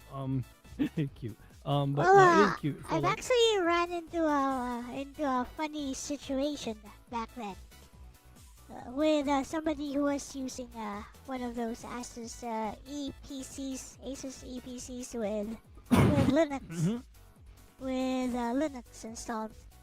So this person was basically one of those Linux evangelizers who likes to talk about how Linux is so much more optimized, so much better than Windows, far less overhead, more secure, more customizable, and all that stuff. And then somehow the HDMI port on that PC stopped working. And when that happened, this person started panicking because this person wasn't really all that techy, and I was like, give me that. And I just went to my phone and I looked up. Okay, how do I do this? How do I do this? Okay, here you go. I just followed a few steps. I don't even know how Linux works. I just followed a few steps, and there, fixed. And I was like, so okay, you figured it out, but yeah, I figured it out. but let's say you would have evangelized of Linux. That's the thing. Now you become the point of contact. If you were the actual person who pushed Linux on that person, and they were using it because they're gonna come to you and ask you every time they encounter something like that, and that's gonna come up a lot. So even for the evangelizer, it may not be good to push Linux on people. Yeah, that's the funny thing because It was the evangelizer who was supposed to be tech savvy, or at least developer oriented. Alright, developer mind oriented. And this person was not really just just somebody using this laptop for slideshow presentations and basic web browsing and basically whatever the equivalent of Microsoft Office is on Linux. And when something breaks, the evangelizer, who is not really all that techy, doesn't know how to fix it, and it takes somebody who has zero experience with the operating system but is actually tech savvy to fix it. Or just resourceful, as you said. I'm just that resourceful because I just use my phone. How do I do this? How do I do that? So that's it. And like this user interface doesn't really lend. Now, when you did it, did you have to like just go to settings in the GUI, or did it tell you to do something? Oh no! I had to actually troubleshoot it. So yeah, I had to really go into whatever. I forgot what I did. I just followed some instructions. But yeah, I had to go into the whatever internals of the OS and do stuff. Because somehow she totally broke the HDMI functionality. I may even have had to do something like with the drivers or whatever. I forgot what it was. Maybe she was doing something, and it was like the things that Asus Triple E PC. You can see the UI here, what it's trying to do. It's trying to be stupid easy. Yep. This is not really like and it for locks Linux things, evangelizing. Like it locks things, under the hood. It locks things which are under the hood and doesn't even let you fiddle around with them. Yeah, and that's like literally that's like when you're at that point, you might as well not even be using Linux. If you're embracing this now, if your friend said, "I'm gonna get this Asus Triple E PC and put a different Linux distro on that," she chose because of actual informed reasons, then she might have a different experience. But my guess is that she's trying to get something working. Excuse me, that didn't work. And when she went to set that up, that's when she broke the HDMI. If I had to, I don't even know how it happened. It's like how do you even break this?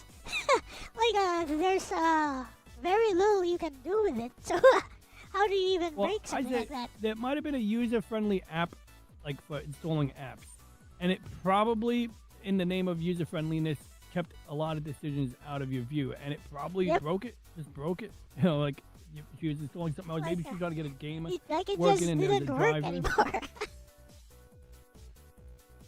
But yeah, it's a My weird classmate UI. PC was actually smaller than the original Asus E,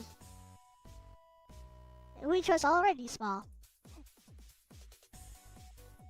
Let's get a picture of the classmate PC. Oh yeah, this The thing blue it has one. that big see, framed see. bezel on the side. Yeah, but I look love at- the circular look at that. touchpad. It's He's so impractical, but I small. still like it.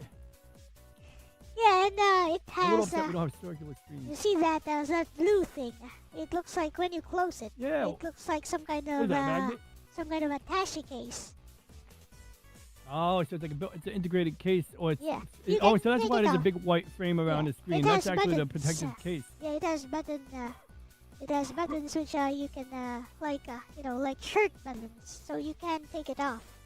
But basically, it integrates directly into the body of the laptop.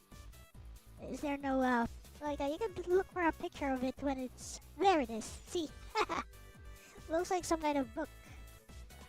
Oh Those- yeah, it's like those Apple power books that schools were giving out to kids at some point. They in were the early giving 2000s. these. They were giving these out to kids in Africa. I think. Yeah, they There was were. actually a cool Africa One laptop PC. for every child or something. Yeah, that was it. One laptop, and there was actually a very unique one. That was this one here. And this one was amazing in its own right, but for different reasons. It was amazing because it had mesh networking. So the classmates could network their computers together, and in theory, that could open up like collaborative capabilities, like, using something modern like Microsoft Teams or Zoom or something, but more like, for what you're working on actively. And if you were in a village and you were in range of others, you might be able to use it too. And if this was embraced further, people probably could have really created like a mesh internet system in areas that were underserved by connectivity. But it was a weird protocol. I don't think it was Wi-Fi. But I don't know if we want to hear Reggie's thoughts on the Asus EEE PC Linux distro. I mean, I do want to know what distro it was actually. So let's see what Reggie gave us. Where did I put it? I lost it. Did I open up? Oh, I opened up a new window. I see what I did. This also reminds me of another thing, like the file system on phones, for example. Like, you remember those USB viruses that target Windows specifically? They hide all your files. It was super popular. Yeah.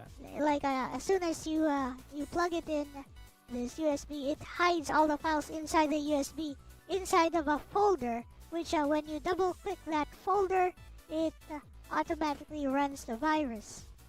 But double clicking the folder is like the only way that you'd never be able to access it unless you run like a virus scanner on it. And when the virus scanner is done with it, your files stay hidden though.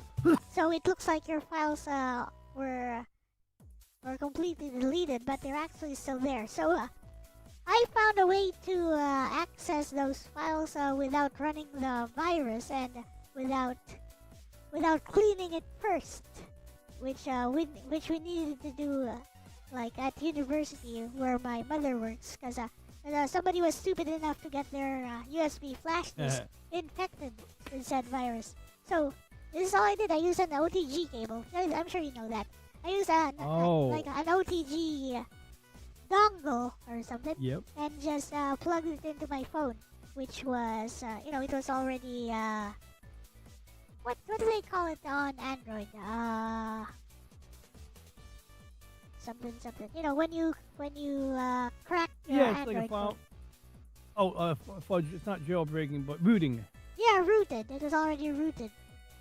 So I just plugged it into my phone, and I looked into the file explorer, and there were all the files. So all I did was I just copied all the files into my phone, and then did like a full format of the flash disk, and then I copied all the files back into the flash disk. There, problem solved.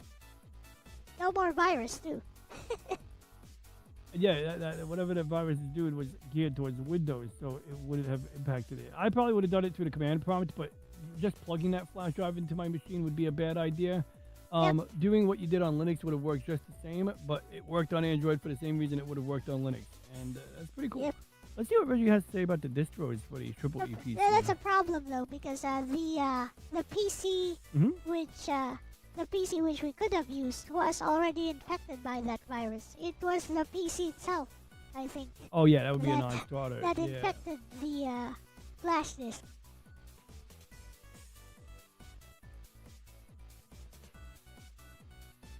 Because the tech guys at university are pretty lazy about that. They don't really care. Yep, that's true. So yeah, let's see what he has to say about the OSs here, because I really want to know what distros was on it. So I'm going to let him speak. Oh, it already says it, but let's see what Reggie has to say. You okay? Oh, I'm on mute. Reggie said Asus. Okay, let's go back. You're thinking of the first wave of netbooks, and yes, they absolutely shipped with custom Linux builds before 8 Microsoft gigabytes. pushed XP Sorry. back into that market. Oh, There no. are two slightly different stories here. Asus Right. ED PC, 20,072,009. Okay, ImageEd EPS, upload at wikipedia.org Wikipedia. ImageEd CDN MOS CMS, futurecta.net 5. Simplified to hide complexity, it did not look like normal Linux. Asus intentionally hid the desktop simplified app launching pre-installed Firefox, OpenOffice, Skype, etc. Tuned it for tiny SSDs 4GB 16B. The idea was, Instant on feel lightweight storage footprint, no Windows license cost, but users often found it limiting. Acer Aspire 120 million, 82,010, you said. Spire 1, but I'm almost certain you mean. Imageapps upload.wikimedia.org, Wikipedia Commons 11 Blimpus, Pi PPMI. Imageapps, www.bsahin.xwars HEBB, etc. Like Xandros, it hid the traditional desktop dotto. It looked appliance-like. Many users disliked. Limited software access, confusing hidden Linux underpinnings, poor polish, so they installed XP instead. Why these distros existed: 28 context. Netbooks had tiny SSDs. Windows Vista was too heavy. Smaller storage footprint, faster boot, lower RAM usage, but usability was inconsistent. Why XP came back: the market spoke. People wanted familiar Windows UI, needed Windows-only apps, didn't want Linux learning curves. Microsoft reacted by extending XP licensing, offering cheaper OM XP licenses for netbooks. That's why your $329 model. HDD. Summary: between 20 million 82,010. Device: Linux distro. Highly customized, simplified, storage optimized, ultimately unpopular compared to XP variants. That netbook era is actually a fascinating snapshot. Linux briefly had a serious chance at mass-market consumer laptops. Familiarity pulled most users back to Windows. So this is Xandros OS, which would have been on the EEE PC. So I just wanted to see a video of this. And it looks like some poor bastard actually chose to install it. Although I think they were doing it in a virtual machine, so, you know, no loss. But this one actually has what looks like a desktop environment. So this isn't really... Like oh my god, Windows. this is... And it has this drop-down menu where you can make it look like Apple. So, like, this is like typical people who, like, don't really... If this is your goal, then you don't need Linux. I mean, you know, if you're trying to go out of your way to make it look like Apple, I don't think you need Linux. Now, it's a bit of a elitist. Now, this was a weird one. Linpus. Linpus. It just sounds nasty. Sounds like an infection. So this is Linpus. And once again, like, this is not even showing the user experience on the Acer because this has the fake Apple dock and the start menu at the same time. But the idea was like on the netbooks, at least, they were trying to deal with that 1280 by 800 screen resolution, that truncated letterbox. It was a bit like letterbox on there. Now this one's based on Fedora, and this is why I'm asking. So this one's based on Fedora, and then the other one on the Asus EEE PC had a better Linux distro. And the reason I say that, like, better one, like, for me, and probably for anyone starting out, and if I'm recommending it to a family member who I have access to the computer regularly, it would be the Asus EEE's built-in distro. But even then, I'd probably end up putting something else on there. But the reason the Asus EEE PC out of the box at least had a better distro is it was Debian-based. And Debian distros are just easier to install apps on, in my opinion. Like, whereas Fedora, yeah, they have a way of installing apps easily, but there's just so much, because of Ubuntu's popularity, anything that gives you instructions on installing apps on Ubuntu is applicable to other Debian distros. So that's like huge. It just makes it easier when you need to Google drivers or how to fix something like you did. You probably could have found, like, you probably found something specific to the Asus EEE PC, but if you had to go and dig into the weeds more, if you were forced to, you would have been more likely to find resources. Whereas a Fedora-based, a Red Hat-based distro, I don't think it would have been as easy to get the information you want, but you would have ended up on a bunch of forums with a bunch of server elitists. And then they would have, like, you'd be asking for help, and they'd be like, oh, did you read the white paper? Like, what do you mean did I read the fucking white paper? So here's an example. My brother's friend, remember I was talking about routers yesterday, how my brother's friend said instead of buying a $200 router, you should just use your 486 in your basement, get an extra 2 network cards, hook it up to a switch, and use that as a router. And back then, I was really dumb and ignorant. I was 12 years old, and I would message him on AOL Instant Messenger and be like, how do I do this port forwarding thing? I didn't understand the principle of port forwarding. So he was doing me a favor, but he was also acting like a Linux elitist at the same time. So what was the favor he was doing?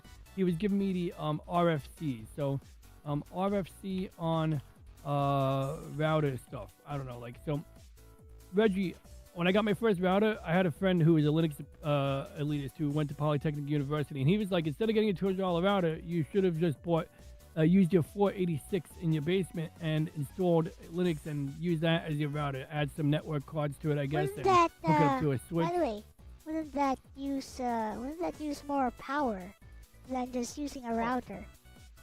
And my friend Elle says, wouldn't that use more power than using a router? But see, that's not the goal. The goal is to live free and something like that. But jokes aside, and to die free. But jokes aside, the power thing wasn't really a concern at the time, but it is a valid point of concern, especially in your area. where the power grid could be questionable, and you might be using a generator or something like that. But so Reggie, the thing was, I was asking this dude about port forwarding, and instead of just telling me like the basic of port forwarding, which is simple, you basically give it the IP address of stuff that's on your home network. You're gonna have two sets of IP addresses. You're gonna have the IP addresses of the stuff in your home network, each individual computer, that's behind the router. And on the front side of the router, the only thing that truly matters is your public IP address. So I remember one time I sent him a link to my Apache web server, and I gave him a local IP address. And he immediately explained to me, that's a local IP address. It's not unique. So it's true, like 192.168.1.1.2. You can have that on your network, and I can have that on my network. And if you type that into your browser, it's going to try to pull up something on your network. So what do you need? Well, what you need is... It's not going to work if you're, like, not in your home network. Exactly. So how do you get access to your home network from outside? Well, that's what the router does. And so the fundamental thing I had to figure out on my own, because when I was asking questions, my friend kind of explained it to me, but it took a while for my brain to process it. So he would give me RFC white papers, like RFC 1812 probably. And this is literally what he would do in response to my questions, is send me this. And I got RFC 1812 on my screen. And this is like a great thing if you're like trying to learn how shit actually works. But this isn't really going to tell me how to configure my Linksys router to forward ports. So what am I fundamentally doing? So you can only see my public IP address. What is the public IP address? It's really just the IP address on your cable modem or your DSL modem, or it's like your outward facing one. So great, I give you my public IP address. How the hell does the router know to send you to the Apache instance that has a folder that has files in it? Well, on my local network .102.192.168.102 has a port number, which is typically by default port 80.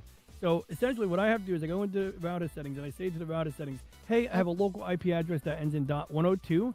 I would like you to forward port 80. I would like you to forward requests. Because when you go to a website, what you're really doing is you're sending a request. You're saying to that web server, hey, I want this web page. Hey, I want this picture. Hey, I want this HTML file. Which you can even choose which port you want with... Well, exactly. And the reason that you don't usually is because when you go to a website and / something.html, it knows that by default it's going to use port 80 unless otherwise configured. But assuming that it's a normal website, it's going to use port 80. So that's why you don't typically type in port :80 into your browser. But then the HTML file is going to have, like, that's what HTML is, right? It's links. So in that HTML file, if there's an image on the page, it's going to have a URL and a link. And if that URL happens to have a picture that resides behind a different port number, it can absolutely be in the HTML code. But my point is that how does your computer request, so essentially what you're doing is you go on a website, you're saying, hey, I need this you don't even say IP address. You just say, hey, I'm looking for this HTML file, and it's on port 80. So the router goes, great, I answered your call. Port 80 corresponds to .102, and then it sends that request to .102, and then it sends back the picture. That's really all it is. Okay, that's literally fundamental. It's literally forwarding the request to whatever local machine is there. And if you happen to use a different port number, like you could even like do weird shit like have a port number on your home network that's different than the outside port number. So maybe I want the URL not to have a port number, so I make it port 80, but on my internal network it's really port 82. But anyway, yeah, so my friend was doing me a favor, Reggie, by giving me the white papers, but at the same time, I just want to get up and running. And this is, I think, a thing that in general, Linux people like assume that their sensibilities, their willingness to read how the shit works, it's just not really, I don't know. I don't even know. What do you think, Elle? So the response to your question was to give you that white paper thing, and then expecting you to basically find the solution there. Well, exactly. My friend gave me the white paper, expecting me to find a solution. Mm-hmm.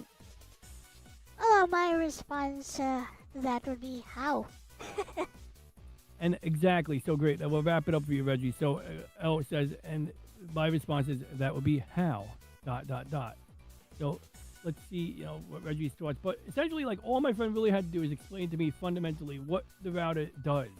Because I understood a router is like a computer. As far as the internet is concerned, it's a single computer. Because the cable companies would say, oh, you could pay extra $10 extra a month to have up to 4 extra IP addresses. So you could like spend another $40 to have 4 separate IP addresses. But no sane person would do that once they understood that a router does it anyway. And you know, for that $200, I don't have to learn how it works. You know, it's gonna work. Like, you know, it just works. But essentially, that's router's a middleman. It's telling the cable modem, hey, I'm the only computer behind this, and or it's a gateway. It's literally called a gateway sometimes. Yep. But it wasn't helpful. Like I said, it would be more inefficient. And we'll let Reggie chime in on this. I'm giving him the text now. It would just be more inefficient and electrically. Security-wise, it wouldn't necessarily be more secure because if I don't know how the freaking thing works, it's like I'm gonna just be in over my head making things work and probably creating a dozen security holes. Hell, right now my file system could be a lot more secure, and like that's another topic that would be a problem on Windows or Linux, where like controlling access to folders by what users can access them, which you can totally do on Windows and Linux. But when you have multiple machines, we talked about how do you push password updates to multiple machines. And even on Linux, that's not necessarily a baked-in capability. That's like why enterprise environments tend to use Active Directory, because like they can get a turnkey solution. And when you want to talk about a week of downtime, I don't even know if it would take a week, but the amount of downtime, and then even if you get the thing set up right, like will people know how to use it? Do you want the quick fix, or do you want the deep explanation? That single question prevents 90% of these frustrations. You explaining NAT and port forwarding simply was practically effective. Neither is wrong, but when someone says, that would be how, they're not rejecting knowledge, they're asking for translation. And translation is a skill separate from expertise. Huh. That was a short response, but yeah. Very simple. It is. That's exactly what it is. And like, just that was the weird thing of the era. I forgot how we got there, but it's just like, you said, what would would it be better for someone? So this person thought Linux would be better for me, or did they simply project that, like, because I'm a nerd and they're a nerd, that it would be healthy for my tech journey to do this? And maybe it would be, but it's like, the truth is, in that instant, I wanted to do the thing I was doing. Yep. So anyways, let's see, it's already 6 a.m. actually, so I streamed a little bit too long this time, but yeah, thank you for joining me today, Ronnie. Like, any closing thoughts on this subject matter? Well, I mean, like I said, we explored a little bit of I'm glad we explored the triple EPC and the netbook ecosystem a little bit. But my final thought would just be that there's no reason for me to sell you Linux or an alternative to Windows unless you have a usage case. You have not described a scenario where Windows has inconvenienced you. Now, my friend William, I might, share this conversation, not share the whole thing, but just he could watch it if he wants. You but could. he's a pretty strong proponent for the Linux thing. Actually. But I think the main counterpoint would be time and time again, you've expressed your counterpoints. So, until you come to me and say, Ron, I need to host a media server, and I need it to be on a machine that is slower, and I need it to be accessible over the internet, and I don't want to use Windows, because MB works fine on Windows. It does work fine on Windows, so I can't even say that it would be better. Like, why is Linux on my server? I could run multiple different servers on the same server. It's like servers become a software abstract. So yeah, bottom line is use what works for you. This applies to chat. If you're happy with it, you're happy with it. But if you do find yourself always complaining about some aspect of Windows, you might be a candidate. For Linux. Here's a final question, I guess. Like, I've fiddled around with, like, old, not even old, like, even the new Android TV boxes we have here. They sell those all the time here. Like, brand new, those Android TV boxes with... Yeah, like the Xiaomi Mi box. Yeah, like, with, like, phone components inside. Mm-hmm. Like, I have, 3 to 4 of those lying around here. Like, can you install Linux on those? Ooh, that's a good question. Hey Reggie, I have a Xiaomi Mi box as an example. My friend Elle owns a number of 4 boxes that are similar to that, right? Those Android appliances for media, playing media on your TV. Can you install Linux on those? Now, I'm not asking if we should install Linux, but can you? Yeah. And I don't mean this in the abstract sense of installing NetBSD on a toaster. I just mean in a practical sense. I'm gonna guess you can install Linux on them and have a limited desktop experience, like where you have a browser and stuff. But that's just and you can do document stuff. But that's my theory. What do you think, Reggie? And I think that's actually what they do. I sell. mean, I think those things can run PSP games. I've tried it. I think it's absolutely possible. But that's one of the things about Linux is that the CPU on it is going to be an ARM CPU instead of x86 or x86 Yep, 64 it's CPU. ARM. So like that's where Linux really shines. But that's like in a scenario where you literally like. Would you use it instead of buying a PC? Probably not. But if you really need a low energy machine, in my opinion, like, yeah, it could be great if you absolutely needed like a utilitarian low energy PC. By the way, But let's see Reggie's. By the way, those things cost like $18 in your currency. So yeah, they're literally throwaway stuff. And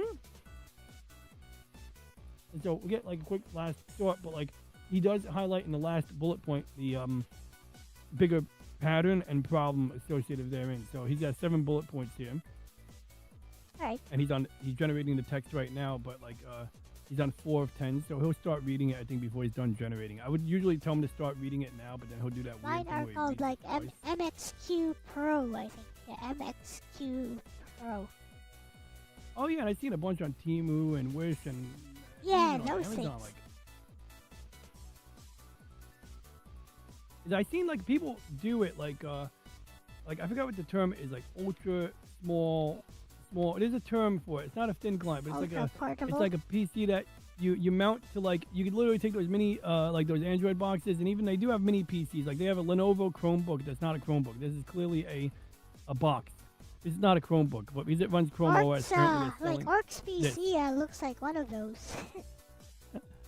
And his is actually x86 CPU, and that's something that people do use for astronomy sometimes. Actually, that's one scenario, but once again, it would have to be x86. The Mi box is not x86, so for the astronomy thing, it's almost a non-starter unless you're using there are some specific tools. I've tried them out, but it's really like using the Asus EEE PC. It's like the Asus EEE PC UI with Linux, but for astrophotography, and it could be great if that's all you want, but the minute you need something off the path, you just no. Xiaomi My Inbox. Image apps, media amazon.com images 5. Image apps to forums, comproxy PFP.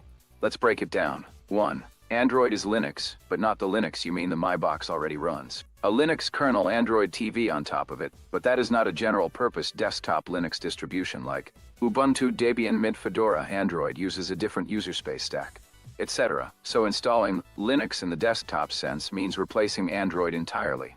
Logic ARM socks, e.g., S905 variants, locked bootloaders, proprietary Wi-Fi Bluetooth firmware, limited RAM 12 GB limited, internal storage, 816 GB MSC.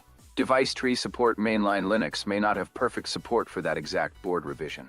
GPU drivers ARM, Mali GPU support on desktop Linux is often limited or awkward. 3. Is it possible? In some cases, yes, if bootloader can be unlocked. Community support exists for that specific model. You're comfortable flashing via USB burning tools. You accept partial hardware support. There are projects like certain Logic devices, but those are usually media-focused headless server-style lightweight desktop at best, not a smooth plug-in keyboard and run LibreOffice experience. 4. Could you get a minimal desktop? Hypothetically, lightweight ARM Debian, build XFC or LXED Firefox or Chromium basic document tools, but performance would likely be sluggish, storage constrained, GPU acceleration inconsistent, and you would lose. Compared to a Raspberry Pi 4 if someone wants Linux desktop on TV browser Office apps custom environment. A Pi is dramatically easier and officially supported. TV boxes are designed as locked appliances, not general computers. In practical consumer terms, not cleanly. In worth the effort terms, usually no. It becomes a firmware project, not a distro install. 7. Replacing a purpose-built Android media appliance with a fragile ARM desktop build is typically, if the goal is live free, you'd build or buy hardware intended for Linux. If the goal is watch media reliably, leave the appliance alone. So yeah, I mean, basically the short answer is no. Yep. But So with that being said, those things but those TV boxes they run emulators quite fine. Up to PS1. And out of the box. PS1 up to like PS1 games they run full speed, which is kind of funny. And there's been a lot of good emulator development on Android because people, want access to emulators on their Android devices. I mean, and yeah, the they developers have run up delivered. to PS3 now, I think. Wow. Can't wait to get my Note 26. Maybe I'll Mine try can that. do up to PS2 and also PS Vita and Switch emulation. Of course, it can't run PS3. Maybe my other phone, which is my mother's phone, which she's getting rid of.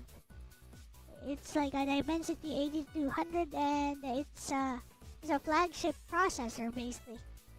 So I think that one might be able to do like even PS3 emulation. But yeah, that's another topic altogether. Yep, gotcha. But yeah, you can actually, I have a launcher for one of those TV boxes. So basically I turned it into, an emulation machine, an emulation box. Oh yeah, I mean yeah, just like it those works. handheld devices that we've seen. I mean, Yeah. the gaming devices. Like Yep. yeah, same concept. I mean those are Android based too. Just there's literally built from the ground up with the intent of running that launcher. Yep. I think most of them are actually Linux based. Yep. Oh really? Okay. Yeah. So it's even. So the and Retroid what ones, the Retroid Pockets are the ones which are Android based. And like Reggie talked about like a weird firmware project. They did it, but they did it as a turnkey solution, and it actually works. Now, you could do it yourself if you're a real big nerd, but and you want to waste time doing that. But typically, Yep. you just want to buy the thing and have it do the thing that it does. And Yep. sometimes I even noticed when I run Retro Arts on my Game Boy, my Nintendo 3DS, I have two ZSNES cores, and one runs like crap, the other one doesn't. So. It's like you got to make those decisions. So something that the people selling the device would make that decision for you and make sure it works before. Usually, they nowadays Ann Bernick, one of the bigger companies that make those devices, they make the OS itself and the firmware and the kernel and stuff. They make it open source, and then they actually give it away to the community before they even release a device. They just give it away to the community at large so that they can customize and make their own OS and stuff. Oh So, yeah, and they yeah, can when commit it things to the main ships, branch. Yeah, so when it ships, you have choices. If you don't like the default OS, you can just use one of the community provided ones. And that's pretty cool too. And once again, you don't have to go sit there painstakingly setting up each of those little things. It's gonna be there, like you said. It's another choice. And it's sort of like when you buy a Raspberry Pi, you get a handful of distros you can get that are pre-built that do that focus. And that's an example. You're not necessarily choosing Linux. You're choosing a Linux that is for your appliance need. Yep. I think the popular ones are like Batocera, Arc OS. Oh yeah. Those are all Linux based, I think. Sounds familiar, yeah. I remember when you buy a Raspberry Pi, they send you to a website and you got SD card images, basically, of all of those things. And they'll usually give you a little text description like, this is made for blah, blah, blah. Jellyfin, which is basically MBN. I don't know why I would use Jellyfin instead of MB. I hear some people seem to think it's better. This might just be a software elitism angle. But yeah, that's pretty much what they have. All right. So I really need to end the stream now, Yeah. Ronnie. So thank you for joining me for today's talk. I was actually No doubt. gaming. Thanks for having me. I was actually gaming earlier. I was running Wonder Momo Typhoon Booster, which is an NVIDIA Shield game, exclusive. Ooh. So have an it's NVIDIA gone Shield? now. It's lost media, unless you want to emulate it Oh, you were On- emulating. That's pretty bad. yeah. All right. Well, that's on pretty a cool. phone. I'll rewind the tape after this ends, but I'm curious. I'm glad you mentioned it because I probably wouldn't have rewinded it unless you mentioned that. So I'll check it out. right. But anyway, chat. Thanks for listening to me talk. Elle, thanks for having me. Lex says good night. Good night, Elle. And Bye-bye. I would say Reggie says bye, but Reggie would say bye later. All right, peace out. I'm looking for the hang up button now. Bye bye. Alright, with that said, I've streamed for way too long today. But, it was tons of fun. So, thank you to DJ Ronnie G for joining me today. And, thank you to Bessie as well for being a great co-host. Why am I holding my microphone? I don't know. I just like to. I don't even need to do this. So, yeah. Thanks for hanging out today, guys. Like, because I exist across, two timelines, today is still a special day for me, in particular. If you get what I mean. Alright. Bye-bye! Bye-bye!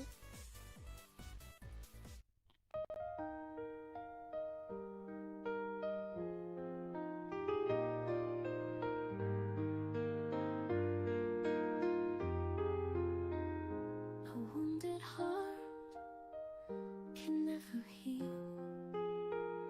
It learns to bear the pain it feels. A wounded heart will never heal. It grieves, it pines, it just conceals. A wounded heart can never heal. It lives and bleeds with its ideals. A wounded heart will never heal. It just embraces what is real. The quiet strength of a fragile heart. It was always broken from the start.